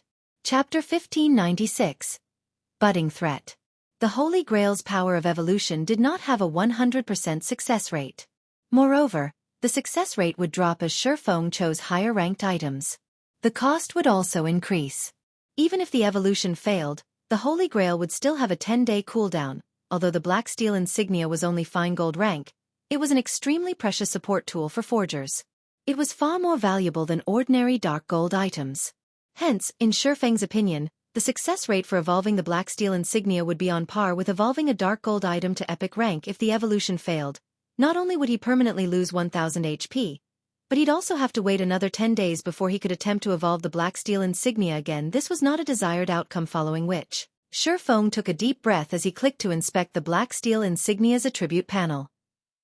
Blacksteel Insignia, Dark Gold Rank. Unique Equipment. User Restriction. Feng. The Blacksteel Insignia is the highest medal of honor amongst the Blacksteel dwarves. After equipping it, forging success rate increased by 10%. Proficiency has a 15% chance to increase by 1 extra point. When forging, there is a 3% chance to increase the forged item's attributes. Feng breathed a sigh of relief when he saw the Blacksteel Insignia's attributes. Ecstasy then gripped his heart. The dark gold ranked Blacksteel Insignia is amazing. No wonder the evolution required so much HP. The Blacksteel Insignia's upgraded attributes shocked Feng. Not only had the bonus forging success rate risen from 5% to 10%, but the chances of increasing a forged item's attributes had also increased from 1% to 3%. Now, he'd have a considerably higher chance of improving his crafted items' attributes in God's domain. Producing higher rank items would become exponentially more difficult. Although it wouldn't be a direct rank increase, the Blacksteel Insignia could raise a fine gold item's attributes to be only slightly inferior to a piece of dark gold equipment of the same level. This meant that the Blacksteel Insignia's wielder could forge items 1 rank stronger than their intended rank. After dealing with the Blacksteel Insignia, Feng returned to the candlelight trading firm to forge the Conqueror's armor.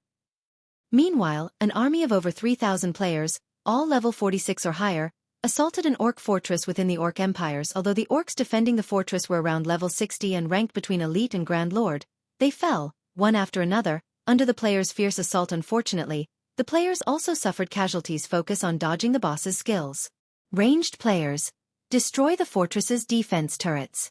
Singular Burial commanded from the rear of the army. As the orcs worked to strengthen their empire's defenses, they had constructed temporary fortresses as resting points for the armies. Because of this, more orcs operated around these temporary fortresses, troubling the players in the area. Meanwhile, the orcs' mines were usually surrounded by several temporary fortresses. If players wanted to secure an orc mine, they'd have to deal with the fortresses first. Singular Burial was confident that he could secure the orc mine, which many of God's domain superpowers drooled over, once Heaven's Burial dealt with the temporary fortresses. Once they succeeded, Heaven's Burial wouldn't have to worry about coins or magic crystals. Daybreak Fog, who wore a cyan mage robe, suddenly approached Singular Burial and quietly reported, "Guild leader, our spies in Zero Wing have reported that the guild has somehow obtained a teleportation function that allows players to teleport from Zero Wing City to the border between the Orc Empire and Star Moon Kingdom. With this teleportation function, players can save a massive amount of time. In fact, many players have already used the service, contributing to Zero Wing's wealth. Moreover, we've received news that plenty of guilds have begun negotiations to ally with Zero Wing. By the looks of it, they plan to sell level 45 top-tier equipment to the guild. I'm afraid this will affect our plans severely at this rate." According to previous reports, Zero Wing should have been on its last leg, yet due to Zero Wing City's teleportation function, Zero Wing had pulled itself out of its predicament. In fact, the teleportation service had become so profitable that Zero Wing was now able to continue its war of attrition against them. This was not good news. The long-term attrition war was a painful burden on Heaven's Burial's finances and development. They had already suffered significant casualties thanks to Zero Wing's bounty. This had impacted the guild members' leveling speed. Moreover, guild members had to stay alert for ambushes in the fields. Many players who had originally wanted to join Heaven's Burial had begun to change their mind. If they did not deal with Zero Wing quickly, their guild's development would stagnate, and they wouldn't be able to keep up with God's domain's other superpowers. Even with ancient Rock City, Zero Wing is a tenacious cockroach. Singular Burial could not help but frown.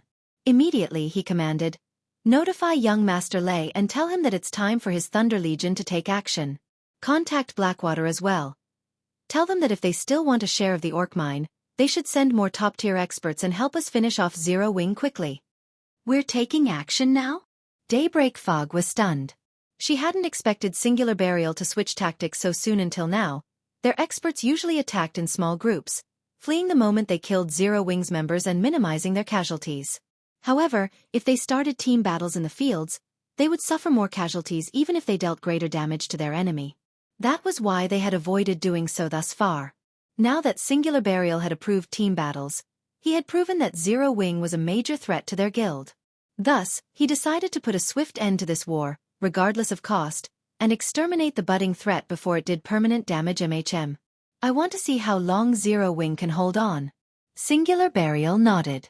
Zero Wing's sudden transformation had exceeded his expectations and left him with no other choice. But he also wanted to use this opportunity to show Zero Wing how wide the gap was between their expert counts. Star Moon Kingdom, White River City, in a special forging room located on the Candlelight Trading Firm's top floor. Feng sat alone beside a furnace, repeatedly swinging a hammer as he forged the Conqueror's armor. To sharpen his focus, he had even used the precious soul water. The Conqueror's armor required a lot of materials, including over 10 main materials and over 20 support materials. Every material needed to be smelted carefully. Just the smelting and refining all of the involved materials took more than half an hour. If Feng had gone through the entire forging process alone, he would have only had time to forge a few pieces of the Conqueror's armor each day. Fortunately, he could rely on Candlelight's advanced forgers to help him with the smelting and refining processes, saving him plenty of time. Fortunately, with the improved Blacksteel Insignia, Feng's forging success rate had broken past the 30% threshold. Fusing, stacking, stacking. As he continued to fuse and shape the extracted materials, the Conqueror's armor began to take shape. Once the armor was perfect, Feng released a deep sigh of relief and began to draw the advanced magic array. Due to the soul water's effects, Feng was able to complete the advanced magic array naturally and without pause. The instant he completed the advanced magic array, the Conqueror's armor released a mesmerizing, crimson glow. This is the first Conqueror's armor I've forged, and I've already triggered the strengthening effect? Feng's excitement grew as he watched the crimson light, completely different from the usual glow on fine gold equipment. Chapter 1597. Improved Conqueror's Armor. Chapter 1597. Improved Conqueror's Armor. Despite being a master forger, Feng didn't have a particularly high success rate with forging the Conqueror's armor. Although God's domain had plenty of support tools, these tools would become less effective with more complex items. In fact, most support tools were nullified when producing an epic item. Only a small number of support tools could help a player craft an epic item. Feng hadn't expected. Despite having barely over a 30% success rate, he would actually forge a successful Conqueror's armor on his first try. Moreover, he had triggered the Blacksteel Insignia's strengthening effect. After gazing at the armor for a moment, Feng clicked to inspect its attributes. Immediately, the system analyzed the Conqueror's armor statistics. System: Blacksteel Insignia's effect triggered. Attributes increased. System: Conqueror's armor has been forged successfully. Forging proficiency increased by 4 points. Obtain 3 million EXP. Conqueror's armor, chest piece, plate armor, fine gold rank. Level 50. Equipment requirement: Strength 730 and Agility 730. Defense plus 2,350. Strength plus 75. Endurance plus 84. Agility plus 72. Additional passive skill dash. Life sacrifice. The wearer will receive more power as their HP decreases to a maximum of 15% strength and 25% attack speed. Additional active skill dash. Basic strength battle array. Activation requires 5 or more players wearing the Conqueror's armor. Upon activation, wearer's strength increases by 25%, agility by 15%, endurance by 15% and physique by 10%. Grants basic perception sharing buff. Stamina and concentration consumption rates increase by 400%. Maintaining the battle array costs 1 magic crystal every 5 minutes. The Blacksteel Insignia is really quite amazing. Not only did it improve the armor's basic attributes, but it also boosted one of the armor's skills slightly. Although this Conqueror's armor still is not a match for level 50 dark equipment individually, it is not far from it. Feng was delighted as he read the Conqueror's armor's attributes. Level 50 was a major turning point in God's domain. Top-tier equipment past this level would become incredibly difficult to obtain. Even level 50, 100-man team dungeons only dropped level 50 fine gold equipment and set equipment at best. Generally, players could only obtain level 50 dark gold equipment from super large-scale team dungeons on its own. The improved Conqueror's armor was only slightly less valuable than a piece of epic equipment of the same level. But if he had 5 pieces of the improved version of this armor, each piece would be worth as much as a piece of ordinary epic equipment. Unlike the improved Conqueror's armor, epic equipment only provided powerful boosts to basic attributes and a few powerful skills. On the other hand, The Conqueror's armor's basic strength battle array could improve players' combat standards as well as basic attributes and physique. The only flaw was the armor's level limit. At best, players could use the armor until level 60. Most epic equipment, in contrast, could be used past level 100. Gazing at the improved Conqueror's armor before him, Feng's passion to forge the armor ignited. If he could mass-produce the Conqueror's armor and equip a 1,000-man legion, the result would be mind-blowing. If he geared a legion of 1,000 expert players in the Conqueror's armor, he'd have a legion of refinement realm experts instantly. Such a legion would be unstoppable on the battlefield. It'd even dare to challenge a true super first-rate guild head-on with such a force. Not to mention Heaven's Burial. Dreaming of such a powerful legion, Feng continued to forge one Conqueror's armor after another, not resting for a moment since Feng had nearly 100 advanced forgers to handle the most time-consuming process, smelting and refining. He could complete each forging attempt in roughly 10 minutes. As he became more familiar with the process, he was even able to work faster than that. Perhaps he had used all of his luck during the first attempt because unfortunately, the next 4 attempts all failed. In the blink of an eye, he had wasted over 200 gold in materials. If any other trading firm suffered such a loss, they'd likely halt production immediately. But Feng was unfazed. If equipment with basic battle arrays were that easy to produce, the various super guilds wouldn't have struggled so much in the past, mass-producing such equipment. However, as Feng continued his forging attempts, he became increasingly familiar with drawing the crucial advanced magic array. He'd even used divine providence to improve his success rate later. Although luck was insubstantial, it could, more or less, affect production success rate. Before Feng had realized it, he had already gone through 300 material sets. In the end, he had successfully forged 96 pieces of Conqueror's armor. His overall success rate was slightly higher than the theoretical success rate the system had given him, and among the 96 chest pieces, Feng had forged another 3 pieces of improved Conqueror's armor, securing a total of 4 improved chest pieces. Meanwhile, Feng's experience bar had risen steadily due to his diligent work to craft the Conqueror's armor. His leveling speed was 3 to 4 times faster than God's Domain's other peak experts. Although his leveling speed was impressive, there likely wasn't another player in God's Domain who would dare to replicate Feng's leveling method. The 300 material sets Feng had used were worth 15,000 gold in total, and this was only the current market value. Players would likely have to pay far more than that if they tried to purchase the materials in bulk. As Feng was about to use up the remaining 24 or so material sets, Aqua Rose contacted guild leader.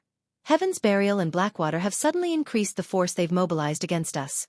They've organized 100-man teams to ambush our dungeon raiding teams. Our casualty count is rising rapidly. We've already lost over 5,000 lives since they bolstered their forces. Although we've tried to retaliate, we're too outnumbered. We simply can't keep up with all of the attacks. Should I recall our guild members from the dungeon raids and grinding in the high-resource maps for now and concentrate on leveling up in a few safe maps? Due to Zero Wing City's rise in popularity, Aqua Rose was relatively confident that Zero Wing would survive the war with Heaven's Burial. But now Heaven's Burial and Blackwater had dispatched more experts to ambush their players in the various high-resource maps they occupied. The 2 guilds even targeted their 100-man elite and expert teams. This had never happened before. The wisest move right now would be to gather their members in a few specific leveling maps close to each other. Although this would limit their members' leveling speed, it would provide more security. Zero Wing could also send their limited number of experts as reinforcements far faster. They finally done sitting by, huh? Feng frowned. He hadn't thought that Heaven's Burial would attempt to end this war so soon. Immediately he commanded, I like your suggestion. We need to concentrate our forces, but move them to the targeted, high-resource maps, instead. But the level 40 and 50 high-resource maps are too far apart. If a battle breaks out, our reinforcements will need some time to get there. Aqua Rose had also considered the idea, but it wasn't a wise move. Zero Wing had a limited number of experts, and they weren't enough to cover multiple maps that were so far apart. It's fine. Just do as I say. Leave the rest to me. Feng simply smiled, not bothering to offer any further explanation. Select 100 skilled plate armor classes from the Dark Gods Legion and send them my way. They have to be level 50 or higher. 100 people. Aqua Rose could not figure out what Feng intended to do. Currently, only a few of Zero Wing's players were capable of standing against Heaven's Burial and Blackwater's experts. If they wanted to suppress the enemy's teams, they'd have to form a team of the guild's Tier 2 players. Even a 100-man expert team's ability to turn the tide of battle would be limited, but since Feng had given the command, she had no choice but to follow it. Chapter 1598. Exterminate Heaven's Burial. Chapter 1598. Exterminate Heaven's Burial. Starmoon Kingdom, Pyroxene Hills. As one of the many level 50 maps in Starmoon Kingdom, it housed plenty of ancient ruins, even if it weren't particularly resource-rich. Hence, many guilds and adventurer teams in the kingdom loved to explore the map and its ruins. The Pyroxene Hills was also home to some rare herbs and ores. Many independent players came to harvest these materials while grinding. Currently, two groups of players clashed outside one of the Pyroxene Hills' dilapidated ruins. All of the players were high-leveled, with the lowest at level 50, and the strongest players at level 52. One of the two groups wore Heaven's Burial's guild emblem, while the other players wore Zero Wing's amazing. So, this is a team battle between guilds? The players passing by could not help but pause to watch the battle. They were captivated compared to the PvP battles between independent players they had seen before. This battle was on a level of its own. When independent teams clashed, the fight usually involved a dozen players or so, most of which focused on their own fights. It was more apt to call these battles free-for-alls, rather than team battles. There was no coordination between any of the players.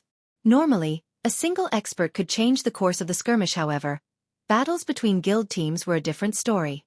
These battles were akin to wars on ancient battlefields.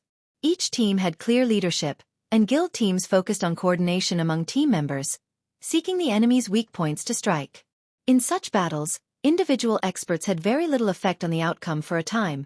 Heaven's Burial and Zero Wing's members fought. Spells and arrows flew across the battlefield as the healers in the back desperately cast one healing spell after another. However, as the battle drug on, Zero Wing's frontline melee players began to fall despite starting with the same number of players. Heaven's Burial clearly had the advantage due to its frightening number of experts. Generally, 5 or 6 expert players would lead a 100-man guild elite team, yet Heaven's Burial's elite team had more than 30 experts. In contrast, Zero Wing's team only had 15. Not only were expert players stronger than elites individually, but they also had better coordination, and they could easily find their opponent's weak points. As one player from Zero Wing fell after another, the battle became more one-sided. In the end, Zero Wing's team was forced to retreat. Unfortunately, Heaven's Burial's players clearly had no intention of letting their enemies get away as they chased after the fleeing players. Although Heaven's Burial suffered around 20 casualties, the team had annihilated the players from Zero Wing leader. Zero Wing's members are a bunch of weaklings. Had the guild leader given the command to attack earlier, Heaven's Burial would have long since dominated Starmoon Kingdom. That's right.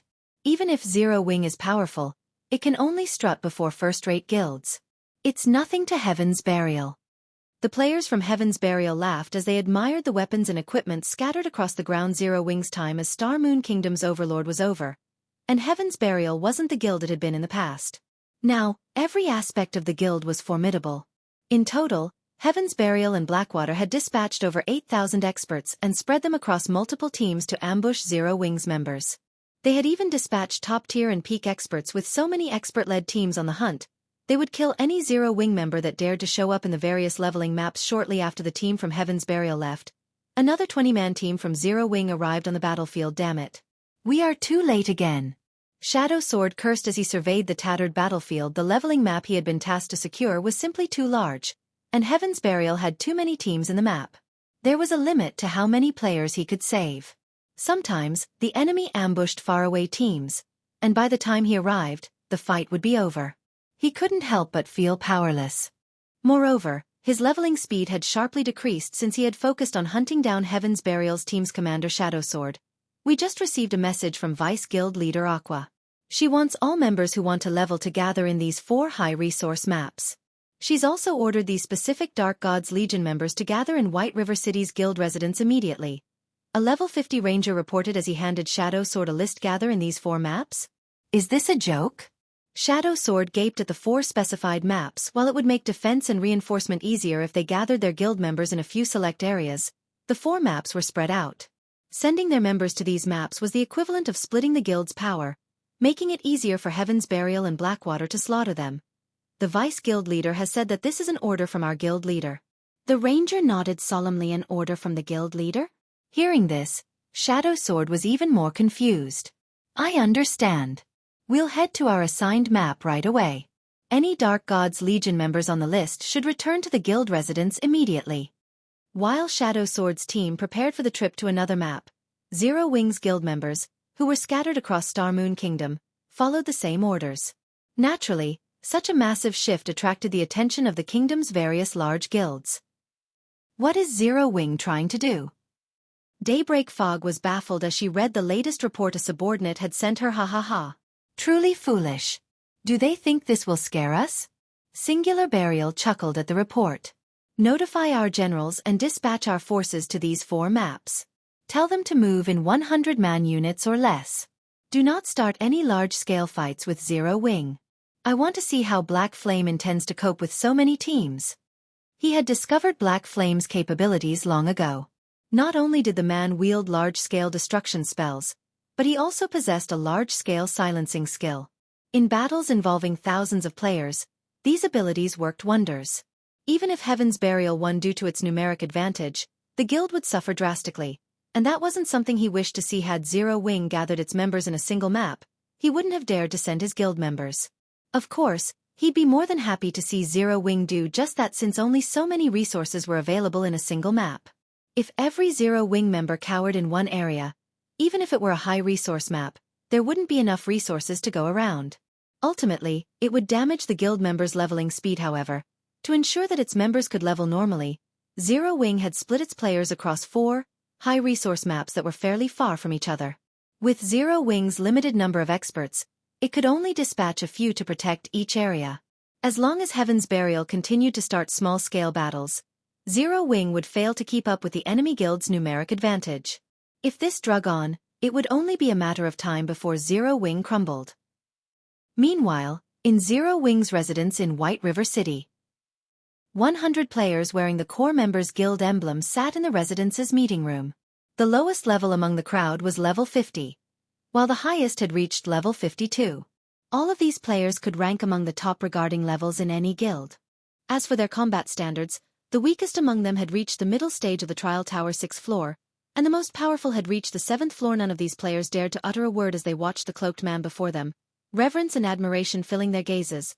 This cloaked man was none other than Black Flame, Zero Wing's guild leader and an expert of his own legend. Since everyone's here, let's get straight to business, Feng said as he glanced at the players in the room.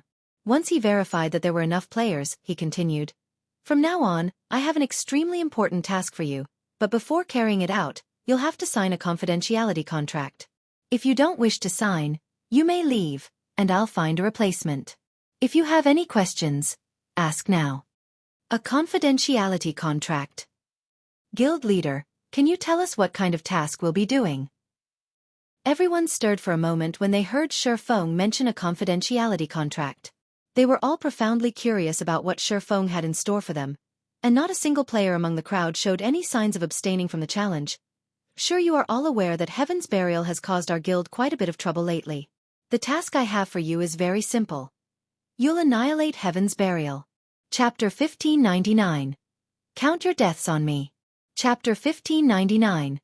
Count your deaths on me. When Feng finished speaking, silence descended on the meeting room. Heaven's Burial shone like the midday sun in several kingdoms and empires neighboring the Orc Empire. Not only had it annexed many workshops and adventurer teams, but it had also captured ancient Rock City. Now the guild had nearly as much overall strength as a super first-rate guild. Although Zero Wing was also powerful and had great growth potential, it wasn't as powerful as Heaven's Burial, which had both its own strength and the support of major corporations. In fact, as members of Zero Wing, they had prepared themselves for a long, arduous battle against their rival guild. Yet Feng wanted them to exterminate Heaven's Burial. He had also made the declaration as if it were a matter of course. For a moment, they wondered if Feng had gone mad. However, they couldn't help but burn with fighting spirit, knowing that Feng had chosen them for this task. Those bastards from Heaven's Burial have always been an eyesore. Guild leader, just tell us what we need to do. We finally get to start a real fight with Heaven's Burial. I've been waiting to duke it out with Heaven's Burial for a long time. Those cowards only know how to hit and run. If given the chance, I'll beat them until not even their mothers recognize them. Everyone's blood boiled with excitement as they looked at Feng. Their hatred for Heaven's Burial was nothing new. In fact, that hatred had only increased due to the guild's shameless tactics. All right, since none of you have any issues, sign these confidentiality contracts. Feng nodded in satisfaction before handing out a contract. When players signed confidentiality contracts, they wouldn't be able to discuss the relevant information while logged into God's domain. Although the main God system could not regulate information in the real world, if one found evidence of someone violating their contract in the real world, they could hand the evidence over to the main God system. If the evidence were valid, the player would receive their deserved punishment, the severity of which would depend on the terms of the contract. Feng wanted to keep the Conqueror's armor's battle array a secret. Although God's domain's various powers and players were bound to discover battle arrays eventually, he wanted to reserve the armor as one of the guild's trump cards. The later the various major powers discovered battle arrays, the better. The penalty Feng had set for breaking the confidentiality contract wasn't unusual. Any player who violated it would have their account permanently suspended. In general, guilds chose a consequence that would bar players from God's domain permanently if they violated a confidentiality contract regarding extremely important secrets. It would not even matter if players deleted their accounts. They'd never be able to log back in. Hence, guilds' core secrets hadn't often leaked in the past. The consequences of doing so would be devastating to players who had grown comfortable with God's domain's lifestyle. Permanently losing access to the game was more of a punishment than death itself. This was especially true for players who earned access to their guild's core secrets. Of course, there were bound to be players who would take the risk when offered an astronomical price. Once the 100 plate armor players from the Dark Gods Legion signed the contracts, Feng pulled one Conqueror's armor after another from his bag while Aqua Rose had gathered the necessary players. Feng had successfully forged another 4 pieces of the Conqueror's armor. Among these 4 pieces, one was even an improved Conqueror's armor.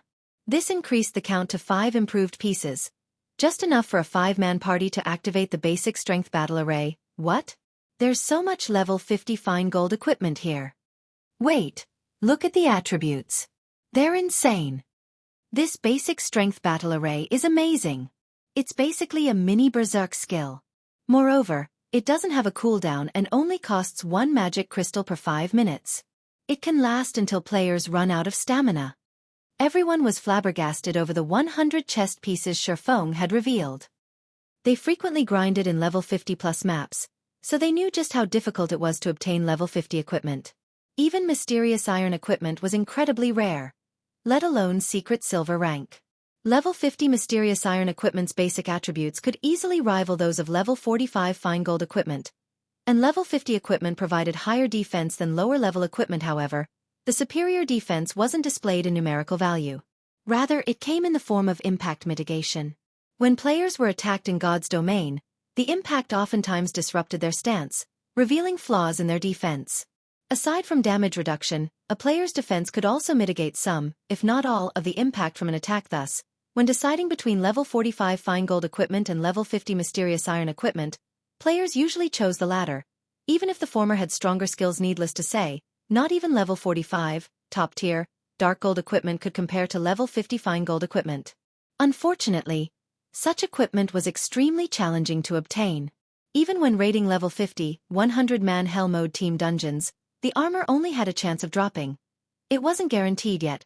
Feng had just set 100 pieces of such equipment before them. Moreover, the Conqueror's armor had a superb skill for large-scale combat. Every one of these players from the Dark Gods Legion felt as if they were dreaming. Only a few of them had level 50 dark gold equipment, while most of them still used level 45 dark gold equipment or a combination of level 50 mysterious iron and secret silver equipment.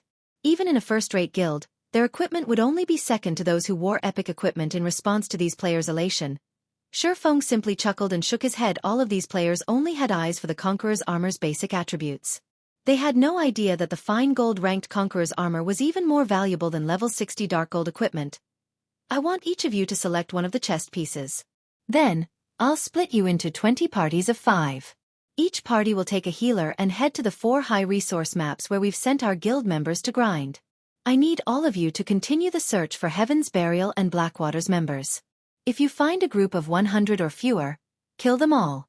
If the enemy overwhelms your team with numbers or peak experts are among their teams, notify the commanders responsible for the region, then send you reinforcements. If that is the case, you just need to keep an eye on the enemy. If they chase after you, try to kite them and regroup with the reinforcements. Feng strictly explained the details of their task as he eyes the players before him. By having the Dark Gods Legion members move in 6-man parties, they could move swiftly and stealthily. Although splitting these Dark Gods Legion members into 6-man parties, rather than 100-man teams, would limit the Legion's combat power. The smaller parties would seem like less of a threat to their enemies. This would make it easier for the Dark God's Legion members to evade the enemy's detection. When Feng fell silent, everyone in the meeting room was dumbfounded. They even wondered if they had heard wrong. Feng actually wanted them to form 6-man parties to take on Heaven's Burial's 100-man teams. If they targeted ordinary 100-man teams, they'd be confident of their victory. But Heaven's Burial's teams were anything but ordinary. Each team was normally led by dozens of experts. If they assaulted such a force, they'd be attempting suicide, not starting a battle. Relax. I'll take responsibility for any of your deaths. Feng could see these players' confusion regarding his decision. However, he simply chuckled and said, "Or don't you have the courage for a task like this? So what if these 100-man teams are from Heaven's Burial? Guild leader, just you wait. Even if we don't kill them all, we'll definitely make them suffer." Initially, worry had gripped everyone's hearts, but after Feng had told them off in such a way, their fighting spirit began to burn anew. As Feng had implied, if they weren't even brave enough to do this, they might as well stop calling themselves experts. Good. Also, the 3 parties with the highest kill counts will receive a large number of GCPs and gain 1 opportunity to learn an advanced combat technique. Whether or not you earn the opportunity will depend on your effort, Feng said, nodding in approval at everyone's high spirits. Immediately, he organized his players into parties before sending them off to the 4 high-resource maps. When they had heard that they might be able to learn an advanced combat technique, these players couldn't help their growing excitement. Advanced combat techniques were the guild's core secrets. It was extremely difficult to earn the opportunity to learn one. Normally, they'd only have the chance to earn the opportunity if they achieved some impressive feat or were selected by the guild for training. Yet all they needed to do was rank among the top 3 for kill counts. Why wouldn't they be excited? After Feng finished with the Conqueror's armor and the 20 teams, he made his way toward Xianxia's smithy in White River City to repair the Disintegration armor. Chapter 1600. Legendary Armor's Power. Chapter 1600. Legendary Armor's Power. The Disintegration armor's existence was giving Feng a huge headache right now. As he was no longer at the World Summit, the Disintegration armor's disintegration power was not being suppressed anymore. Meanwhile, with the dispelling of a portion of the evil power, the disintegration power leaking from the Disintegration armor had intensified. As a result, the Disintegration power, which initially suppressed his basic attributes by only 50%, now suppressed them by 60%. He didn't dare to recklessly remove the evil power suppressing the Disintegration armor any further. After all, if he removed the evil power entirely, the suppression on him might become even stronger. If that happened, he would definitely be doomed. Hence, as a precaution, he decided to meet with Xianxia first before doing anything else to the Disintegration armor. Upon arriving at Xianxia's smithy, things were just as usual. There were no guests before the cozy wooden house. Only the clangor of hammering came from it. There was nothing unusual about this place whatsoever. However, when Feng stepped into the smithy, it was as if he had entered an entirely different world. The mana density inside the smithy was far superior to even that of Zero Wing City. Meanwhile, at this moment, Xianxia stood before a furnace smelting materials. Upon seeing Xianxia's actions, Feng had to admit that a Grandmaster Forger was indeed different from a Master Forger. Master Forgers would normally use only flames when smelting and refining materials. However, Xianxia was actually controlling a threefold magic array to imbue an oceanic amount of mana into her materials first before refining them using flames, which boosted the quality of her materials. Meanwhile, upon sensing Feng's entry into the smithy, Xianxia sent him a glance. Although Xianxia herself was not a combat-specialized NPC, Feng still felt as if Xianxia saw through his soul when she looked at him. "It seems you managed to find some god's power to remove that evil power while you were gone. It's a pity that the god's power you acquired was too little to completely remove that evil power," Xianxia said, shaking her head as she looked at Feng. She then demanded, "Well, out with it. What are you here for? If you're looking for a method to suppress that disintegration power of yours, I don't have any solutions. Right now, the only thing you can do is gather enough god's power and remove that evil power as soon as possible. Otherwise, the disintegration armor will only lure even more orcs to you. Soon, it won't even matter if you're hiding inside a city, as those orcs would do anything to satisfy their greed for the disintegration power. If things drag on for too long, even NPC cities won't be able to stop the orcs?" Feng could not help but be shocked when he heard Xianxia's words. He had never thought that removing a portion of the evil power suppressing the disintegration armor would have such frightening effects. If what Xianxia said was true, Then he really wouldn't have any place he could hide in the future, Lady Xianxia. Do you mean that if I manage to gather sufficient God's power, I'll be able to break free of my current predicament? Feng asked curiously previously. The reason why he chose to deal with the problem regarding the disintegration armor quickly was the armor serving as a beacon that lured mutated orcs to him. This situation prevented him from taking action out in the fields freely. If he could not deal with this problem, he wouldn't be able to do anything at all in the future. That should be the case. After all, the only reason the disintegration armor is leaking disintegration power is the loss of its channeling abilities. If the materials making up the disintegration armor recover, they should be able to control this disintegration power, Xianxia said, a hint of uncertainty in her tone. Upon hearing Xianxia's explanation, Feng breathed out a sigh of relief. He then took out the disintegration armor and had it absorb the god crystals inside his bag. The advanced god crystal and the basic god crystal there shattered and transformed into streams of golden mist that flowed into the disintegration armor. When the golden mist suffused the disintegration armor, streams of pitch-black energy started flowing out of the armor. When Xianxia saw this pitch-black energy corroding its surroundings, she could not help but be surprised and hurriedly activated the magic array set up inside her house. The magic array immediately started suppressing the pitch-black energy, nullifying its corrosive capabilities. Although the pitch-black energy's corrosive capabilities were suppressed, the energy itself showed no signs of disappearing. Instead, it actually started condensing. After 5 seconds passed, the mist-like energy transformed into a pitch-black energy bead that hovered quietly in midair, releasing a terrifying aura. What is this thing? Feng was indescribably shocked as he looked at the pitch-black energy bead before him. The aura the bead radiated made him feel as if a gigantic beast had just opened its bloody maw before him. At this moment, he could not even move his body in the slightest and could only look helplessly at the energy bead. Aside from the pitch-black energy bead, a change had also occurred to the disintegration armor, which he had placed on the table. As if the armor itself had gained life, Feng could clearly feel a surge of vitality from it. Rather than an inanimate object, the disintegration armor before him felt like it was some kind of life form. Instead, as the evil power no longer tainted the disintegration armor, the magic circuits covering the surface of the armor released a dazzling glow. Aside from the house becoming brightly lit, the mana inside the house had also frozen.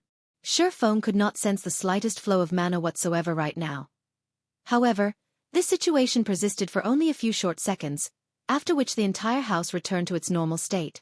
As for the disintegration armor, it was as if the armor had just received a complete makeover. Both the armor's external appearance and aura had changed significantly. Despite the armor merely sitting atop the stone table, it radiated a power that made even Feng's soul shudder in fear. In fact, the stone table the disintegration armor sat on had even started disintegrating, unable to withstand the armor's power. So, this is the disintegration armor's original power?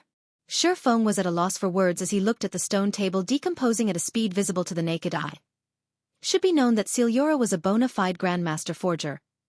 Although the furniture placed inside her house appeared normal, in reality, that was far from the case. In fact, even the stone table before him had an extraordinary origin.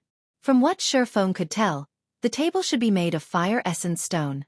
Not only was fire essence stone incomparably tough, but it was also one of the top-tier magic resistance materials in God's domain. Yet, now, it actually couldn't withstand the disintegration armor's power despite the armor being in a passive state right now. This was simply inconceivable. However, before the stone table could fully disintegrate, Xianxia quickly made her move, line after line of divine runes appearing before her. A moment later, a fourfold magic array formed around the disintegration armor. With the appearance of the magic array, the stone table stopped disintegrating. However, the magic array continuously produced crackling sounds, a sign that it couldn't withstand the disintegration armor's power. Either amazing. Truly amazing. Even a fourfold void magic array isn't able to contain this thing. As expected of a mythical artifact created by the great Orc Emperor. Xianxia's eyes glowed as she looked at her crumbling magic array. At this moment, it was as if her eyes had just been opened to a whole new world. Meanwhile, Feng was quite shocked as he looked at the disintegrating fourfold magic array. A fourfold magic array. That was a magic array that even mythic monsters could not destroy.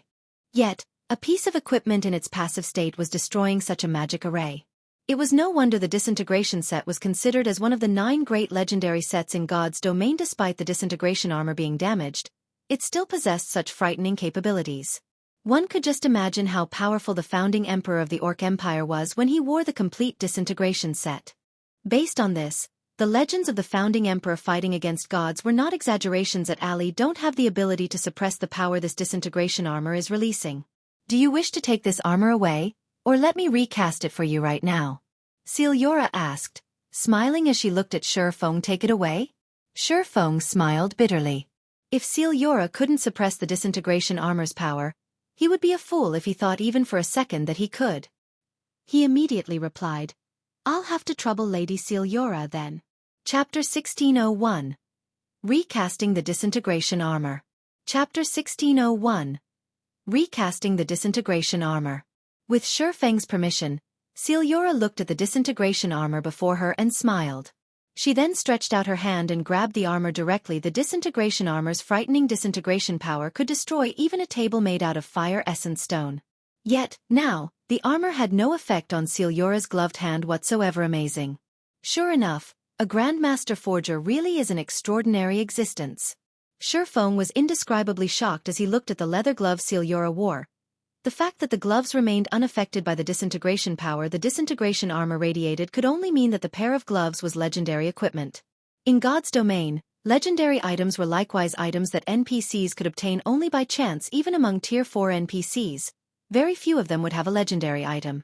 Meanwhile, those who did were no doubt powerful individuals in kingdoms and empires. Moreover, Xianxia did not have just one legendary item. When the disintegration power tried spreading to Xianxia's body, a layer of invisible power blocked it abruptly. Meanwhile, the only possibility Feng could think of to explain such a phenomenon was that the leather armor Xianxia wore was also legendary rank 2 legendary items.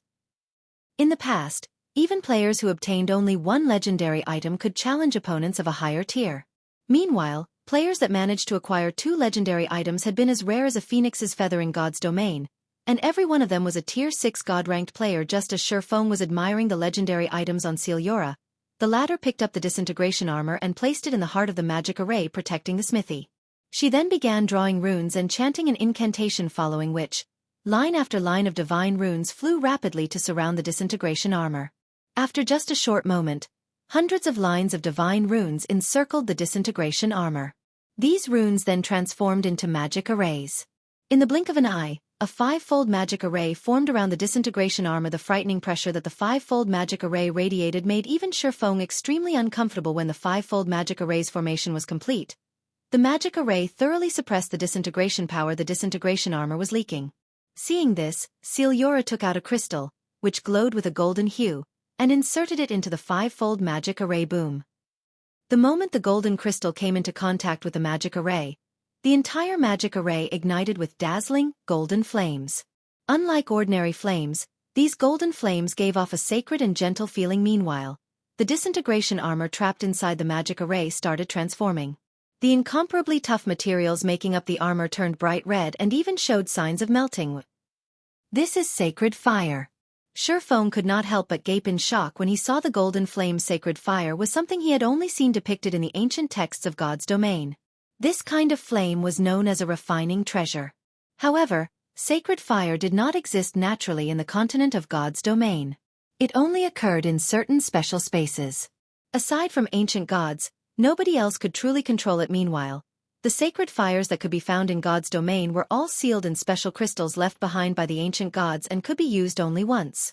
Even so, sacred fire was still a flame countless forgers dreamed of obtaining. It was fervently sought after because this flame was the best flame for forging legendary items. In Feng's previous life, a crystal-encased sacred fire had appeared in the Blackwing auction house. Back then, many wealthy players and NPCs had contested over the item. In the end though, the Super Guild Battlewolves had purchased it for an astronomical price of 310,000 gold. Shocking the entire God's domain. Back then, many superpowers had ridiculed the Battlewolves for being foolish. After all, the Super Guild had spent 310,000 gold for a one-time use item, which was a massive expenditure even for a super guild. However, in the end, one had to admit that it had been money well spent. Using the sacred fire, the Grandmaster Forger working for the Battlewolves had created a legendary item. Although its performance was below average, it was still a legendary item at the very least. Fragmented legendary items could not compare to it. This outcome had also further whetted the various superpowers' desire for sacred fire. Feng had never imagined that Xianxia had actually managed to get her hands on a sacred fire. Moreover, she even used it on the disintegration armor without asking for payment. If he was required to cover the cost, even if he sold himself now, he wouldn't be able to gather enough money while Feng was lost in his thoughts. The disintegration armor inside the five-fold magic array had turned white-hot meanwhile. Xianxia started writing another series of divine runes and merging them into the disintegration armor. Despite Feng having a certain level of understanding of divine runes, his mind was a complete blank when he looked at the divine runes Xianxia wrote 5 minutes later. The white-hot disintegration armor was covered entirely in golden runes. At this moment, Xianxia stopped writing divine runes and breathed out a sigh of relief. Although her face was visibly tired, her eyes glowed with excitement. Good. Now is the time. Use your blood to establish a contract. Xianxia suddenly shouted to Feng. As soon as Xianxia said these words, a system notification entered his ears. System. Do you wish to establish a blood contract and permanently contribute 200 points of every basic attribute to the disintegration armor? 200 points of every basic attribute? Feng could not help being shocked as he looked at the system notification. Permanently losing 200 points in every basic attribute was equivalent to losing 1,000 attribute points. Losing so many attribute points was no laughing matter. If an ordinary expert were placed in such a situation, their accounts would be crippled instantly. Even Feng would have great difficulty making up for such a loss. Feng had never expected the price of the disintegration armor to be so huge. System. You have 5 seconds remaining to make a decision. If you refuse, you will not have another chance in the future. All right, I agree. Feng declared while clicking agree. Just like the system had stated, this was an opportunity for him. If he rejected it, who knew when he would gain another chance to obtain a legendary item in the future? Moreover, the disintegration armor was top-notch even among legendary items in comparison. 1,000 attribute points was indeed an insignificant price to pay only. Some of the advantages he had accumulated thus far would disappear as a result of this decision. After Feng clicked agree, a blood-red magic array appeared before him. He then placed both his hands on the magic array without hesitation. He felt power leaving his body right away at the same time. Blood-red magic circuits appeared on the surface of the disintegration armor. Once these magic circuits covered the entire disintegration armor, the armor released a pulse. As if it had just gained life, this pulse of power instantly shattered the five-fold magic array.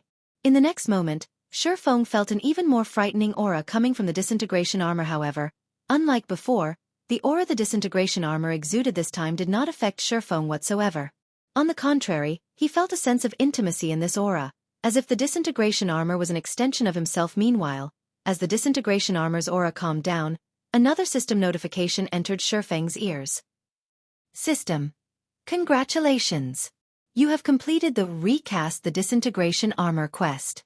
Rewarding 20 legacy skill points, 100,000 free skill proficiency points, 100 free mastery points, 50 humanity reputation points, 2 level increases, and the disintegration user title. Chapter 1602. Legendary Reward. Chapter 1602. Legendary Reward. When the system notification ended, Feng's experience bar started increasing rapidly in the blink of an eye. He went from level 61 to level 63. Meanwhile, his legacy skill point count, which had stagnated for a long time now, also increased by 20 points. What a bountiful reward! Feng could not help getting a little excited as he looked at the quest reward. Normally, aside from completing special quests, players would receive only 1 legacy skill point for every 3 level-ups. To put it simply, legacy skill points were extremely rare. Yet now he had obtained 20 points from a single quest, enough for him to exchange for 1 or 2 Tier 2 legacy skills in God's domain. Skill books for the Tier 2 standard and higher were extremely rare. Normally, players could obtain skills and spells at Tier 2 and above only by using legacy skill points. Hence, even after reaching Tier 2, players would not have a lot of Tier 2 skills. They would mostly use Tier 1 skills for combat and keep Tier 2 skills as trump cards. In other words, gaining an additional Tier 2 skill was equivalent to gaining another trump card. Moreover, aside from legacy skill points, the quest had also awarded him with 100,000 free skill proficiency points, which would allow him to fast-track leveling up his skills. Needless to say, as a skills level increased, its overall performance would improve as well. This, in turn, would enhance his combat power, following which, Feng spent all of his legacy skill points to learn Purgatory Pentaslash, a Tier 2 legacy skill with maximum explosive power. Purgatory Pentaslash. Action type. Requires Sword. Tier 2. Level 1. Proficiency 0/30. 000. Instantly execute 5 slashes, with each slash being stronger than the former. Each subsequent slash gains an additional 20% strength and 10% attack speed cooldown. 20 seconds. After learning the skill, Feng immediately invested 30,000 proficiency points to upgrade Purgatory Pentaslash to Tier 2, Level 2. Now, each subsequent attack gained an additional 21% strength and 11% attack speed. Although the improvement was small, to a Tier 2 player, an addition of 1% strength could mean an increase of 10 strength. Not to mention, this addition would be repeated 4 times in total. As for the remaining 70,000 proficiency points, Feng used them to upgrade the Tier 1 Chop Chop, was a skill that swordsman players could learn at Tier 0. The skill could be upgraded only to the Tier 1 standard at maximum. However, it was a skill that players would frequently use in battle, as it had a very short cooldown. At the same time, the skill also dealt a relatively significant amount of damage. Hence, as long as swordsman players upgraded their chop skill, their overall DPS would improve as well. After Feng invested his remaining 70,000 proficiency points, his chop skill leveled up twice, instantly going from Tier 1, Level 3 to Tier 1, Level 5. Chop. Action type. Requires Sword. Tier 1, Level 5, Proficiency 12, 612/30, 000. Additional 1,600 base damage. Deals up to 3 consecutive hits in 1 second. If attacks land in the same location, damage is increased by 60% attack range. 7 yards. Cooldown. 3 seconds. Compared to when the skill was at Tier 1, Level 1, after it reached Tier 1, Level 5, not only did the additional base damage it dealt increase by 1,000 points, but the bonus damage multiplier provided, if all 3 attacks landed on the same spot, had also risen from 50% to 60%. There was a significant improvement in damage. Most importantly, the attack range had also extended from 6 yards to 7 yards, which made it even more difficult for enemies to dodge the skill. Feng felt very satisfied with this outcome. In the past, Level 60+ swordsmen normally managed to level up their chop only to Tier 1, Level 2 or Level 3. Very few had been able to level up the skill to Tier 1, Level 4, much less Level 5. After distributing his free skill proficiency points, Feng set his eyes on the Disintegration User title. Disintegration User. Advanced title. The proof of ownership for the Disintegration power. Endow Disintegration power to a maximum of 30 players within a 200-yard radius, increasing their basic attributes by 10% and damage by 20%. The magic damage and physical damage they receive will also be decreased by 30% and 15%, respectively. Reading the introduction for the Disintegration User title. Stunned Feng titles were different from domain skills. In the case of domain skills, the simultaneous use of multiple domain skills would weaken their effects slightly. There might even be a counter-reaction. However, it was a different story for titles. The effects of titles could be stacked with the effects of domain skills without them interfering with one another. Although he could only endow Disintegration power to a maximum of 30 players, it was still plenty amazing. The Disintegration User title would work wonders in team battles and dungeon raids. Meanwhile, although the Disintegration User title's effects were wonderful, Feng had noticed an even more exciting matter, and that was the increase to his basic attributes due to the improvement of his life rating. Each time he leveled up, he would gain more basic attributes than he did before. After leveling up twice in a row, not only had he acquired a large number of free attribute points, but his basic attributes had also received a significant boost overall. He now gained 20 more attribute points each time he leveled up. So, this is the power of the Dark Iron Bloodline? Feng was at a loss for words as he looked at his improved basic attributes. Currently, he was still only a level 63, Tier 2 player, yet the Dark Iron Bloodline was already providing him with an additional 20 attribute points with each level up. Moreover, this number would increase as he reached higher levels and tiers. He might even be able to recover the 1,000 attribute points he lost today before he got to level 100. Just as Feng was feeling shocked by the power of his bloodline, Xianxia turned her gaze to him. "You were very lucky. The recasting this time was extremely successful. However, as you are too weak right now, despite having established a blood contract with the Disintegration armor, you still cannot fully control the Disintegration armor. Right now, all the blood contract is doing is preventing you from being affected by the armor's power. If you wish to fully control the armor, you'll need to become stronger," Xianxia said as she turned her gaze back to the Disintegration armor, which was still sitting in the center of her smithy's magic array. "However, you don't need to feel dejected.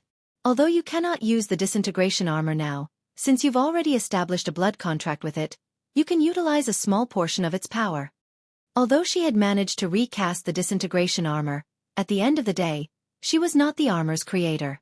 She only managed to shoddily re-establish the armor's magic circuits using her limited knowledge of divine runes. The divine runes she drew simply could not compare with those of the disintegration armor's creator. The final magic circuit she ended up forming still had many problems. The flow of energy in the armor also wasn't perfect. Without a considerable amount of power, one would not be able to control the armor at all. Upon hearing Xianxia's words, Feng could not help but take a look at the disintegration armor's attributes. Indeed, just like Xianxia had said, the disintegration armor was still considerably unstable after being recast. It needed him to reach Tier 3 before he could equip it. Aside from that, there was no other information stated in the armor's attribute panel. However, the disintegration field skill granted to him had strengthened considerably. Disintegration field disintegrates all skills and spells within a 100-yard radius. Skills and spells at Tier 2 and below will be nullified, while skills and spells above Tier 2 will be weakened by 60%.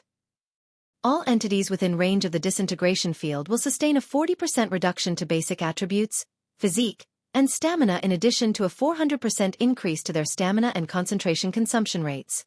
No cooldown. This is the real disintegration field? After looking at the new disintegration field, Feng finally understood why legendary items could allow players to challenge opponents of higher tiers. Currently, he could use only a small portion of the disintegration armor's power, yet the armor was already providing him with such great benefits. If he could equip the armor now, he would simply be invincible among the current players of God's domain. However, Feng only toyed with this thought. Legendary equipment was not that easy to equip, all the more top-notch legendary equipment like the disintegration armor. He should just be grateful that the disintegration armor no longer suppressed him and provided a stronger disintegration field. After storing the disintegration armor, Feng finally shifted his sights to the pitch-black energy bead floating in midair. Although the energy bead's aura had already disappeared, the energy bead had also formed a zone completely void of mana around itself. Just by entering this void zone, Feng felt his entire body becoming incomparably heavy. At the same time, his mind also became sluggish like never before. Chapter 1603. Destruction Crystal. Chapter 1603. Destruction Crystal. What is this thing? The closer Feng got to the hovering energy bead, the heavier his body felt. He even felt somewhat dizzy, his mind growing fuzzy. He felt as if his control over his own body had dulled, as if it no longer belonged to him. This was the first time he had ever experienced such a sensation in God's domain. Both in this life and the previous one, if players merely lost some attributes, they'd, at most, feel physically powerless, but their mind wouldn't be affected yet, despite his unchanged basic attributes. His overall combat power had decreased by at least 80%. At this point, even an ordinary Tier 2 player could easily kill him. It's best if you don't get too close to this thing. When Feng was less than a yard from the energy bead, Xianxia raised her hand to stop him. Hearing Xianxia's warning, Feng obediently retreated from the energy bead. He only regained control of his body after he had left the void zone.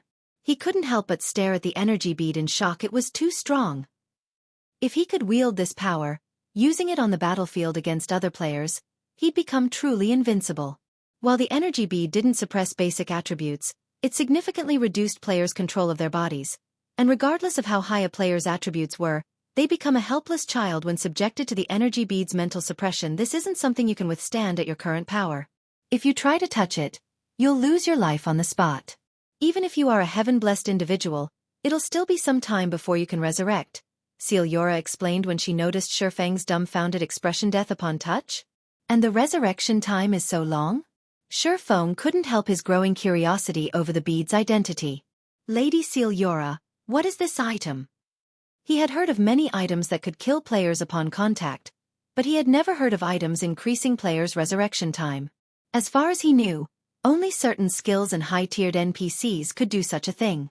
The ability to absorb a player's soul was one such example. Yet, even after using omniscient eyes on the energy bead, the bead's inscription still said, unknown. He couldn't even get a name. This is a destruction crystal, formed from the power of destruction. Not only can it destroy physical material, but it can also destroy souls. If even a strand of this power of destruction taints an immortal soul, it will need a long time to recover, Xianxia explained as she watched the hovering black bead. Although the destruction crystal is currently inactive, Even the weak energy it's radiating is dangerous to you. After her explanation, Xianxia began to chant an incantation, writing several lines of divine runes in the air as she did so in seconds. The divine runes encased the destruction crystal. With a wave of her hand, Xianxia sent the hovering crystal to Feng. You can consider this destruction crystal as an unexpected reward. Use it during a crucial moment to save your life, but be careful when you do.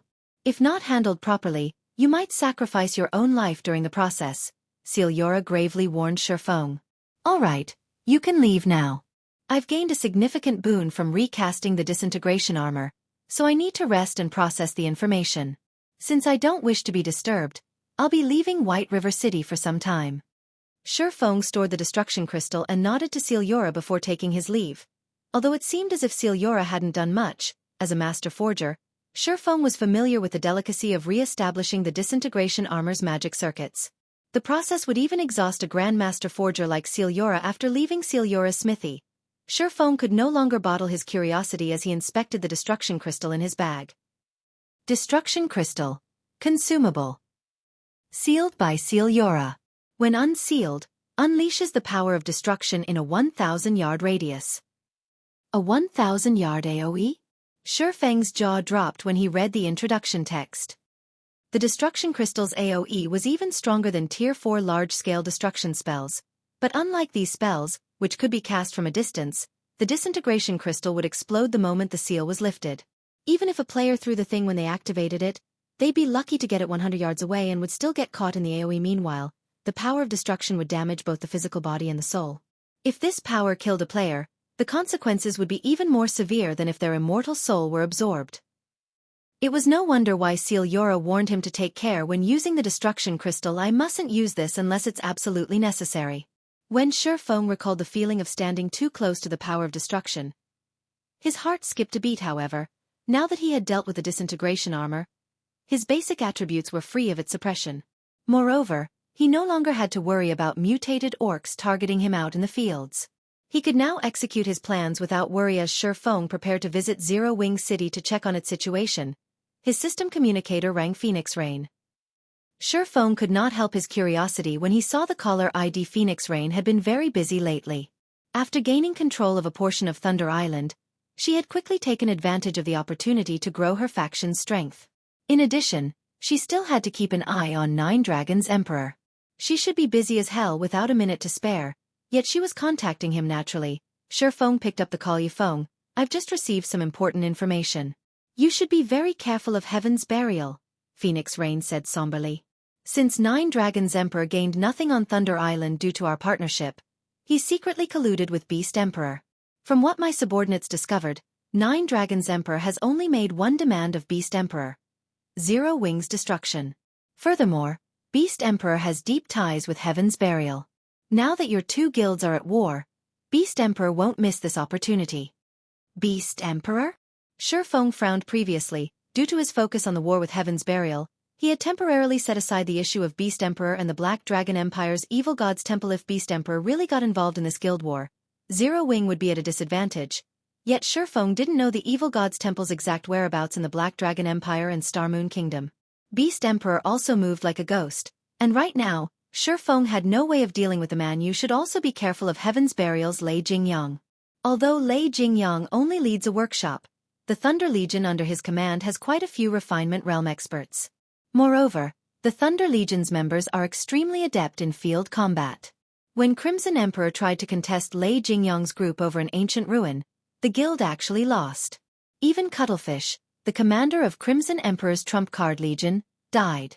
It's best if you avoid small-scale field battle with Lei Jingyang's people. Phoenix Rain warned. Even Cuttlefish lost?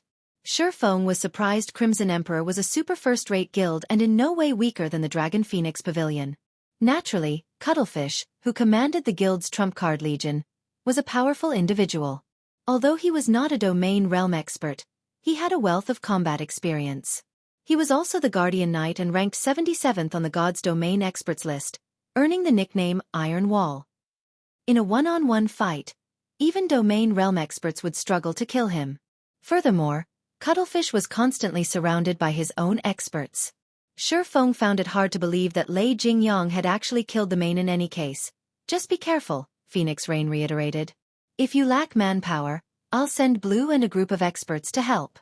I'm sure that Heaven's Burial will hold back from doing anything drastic with the Dragon Phoenix Pavilion's members around.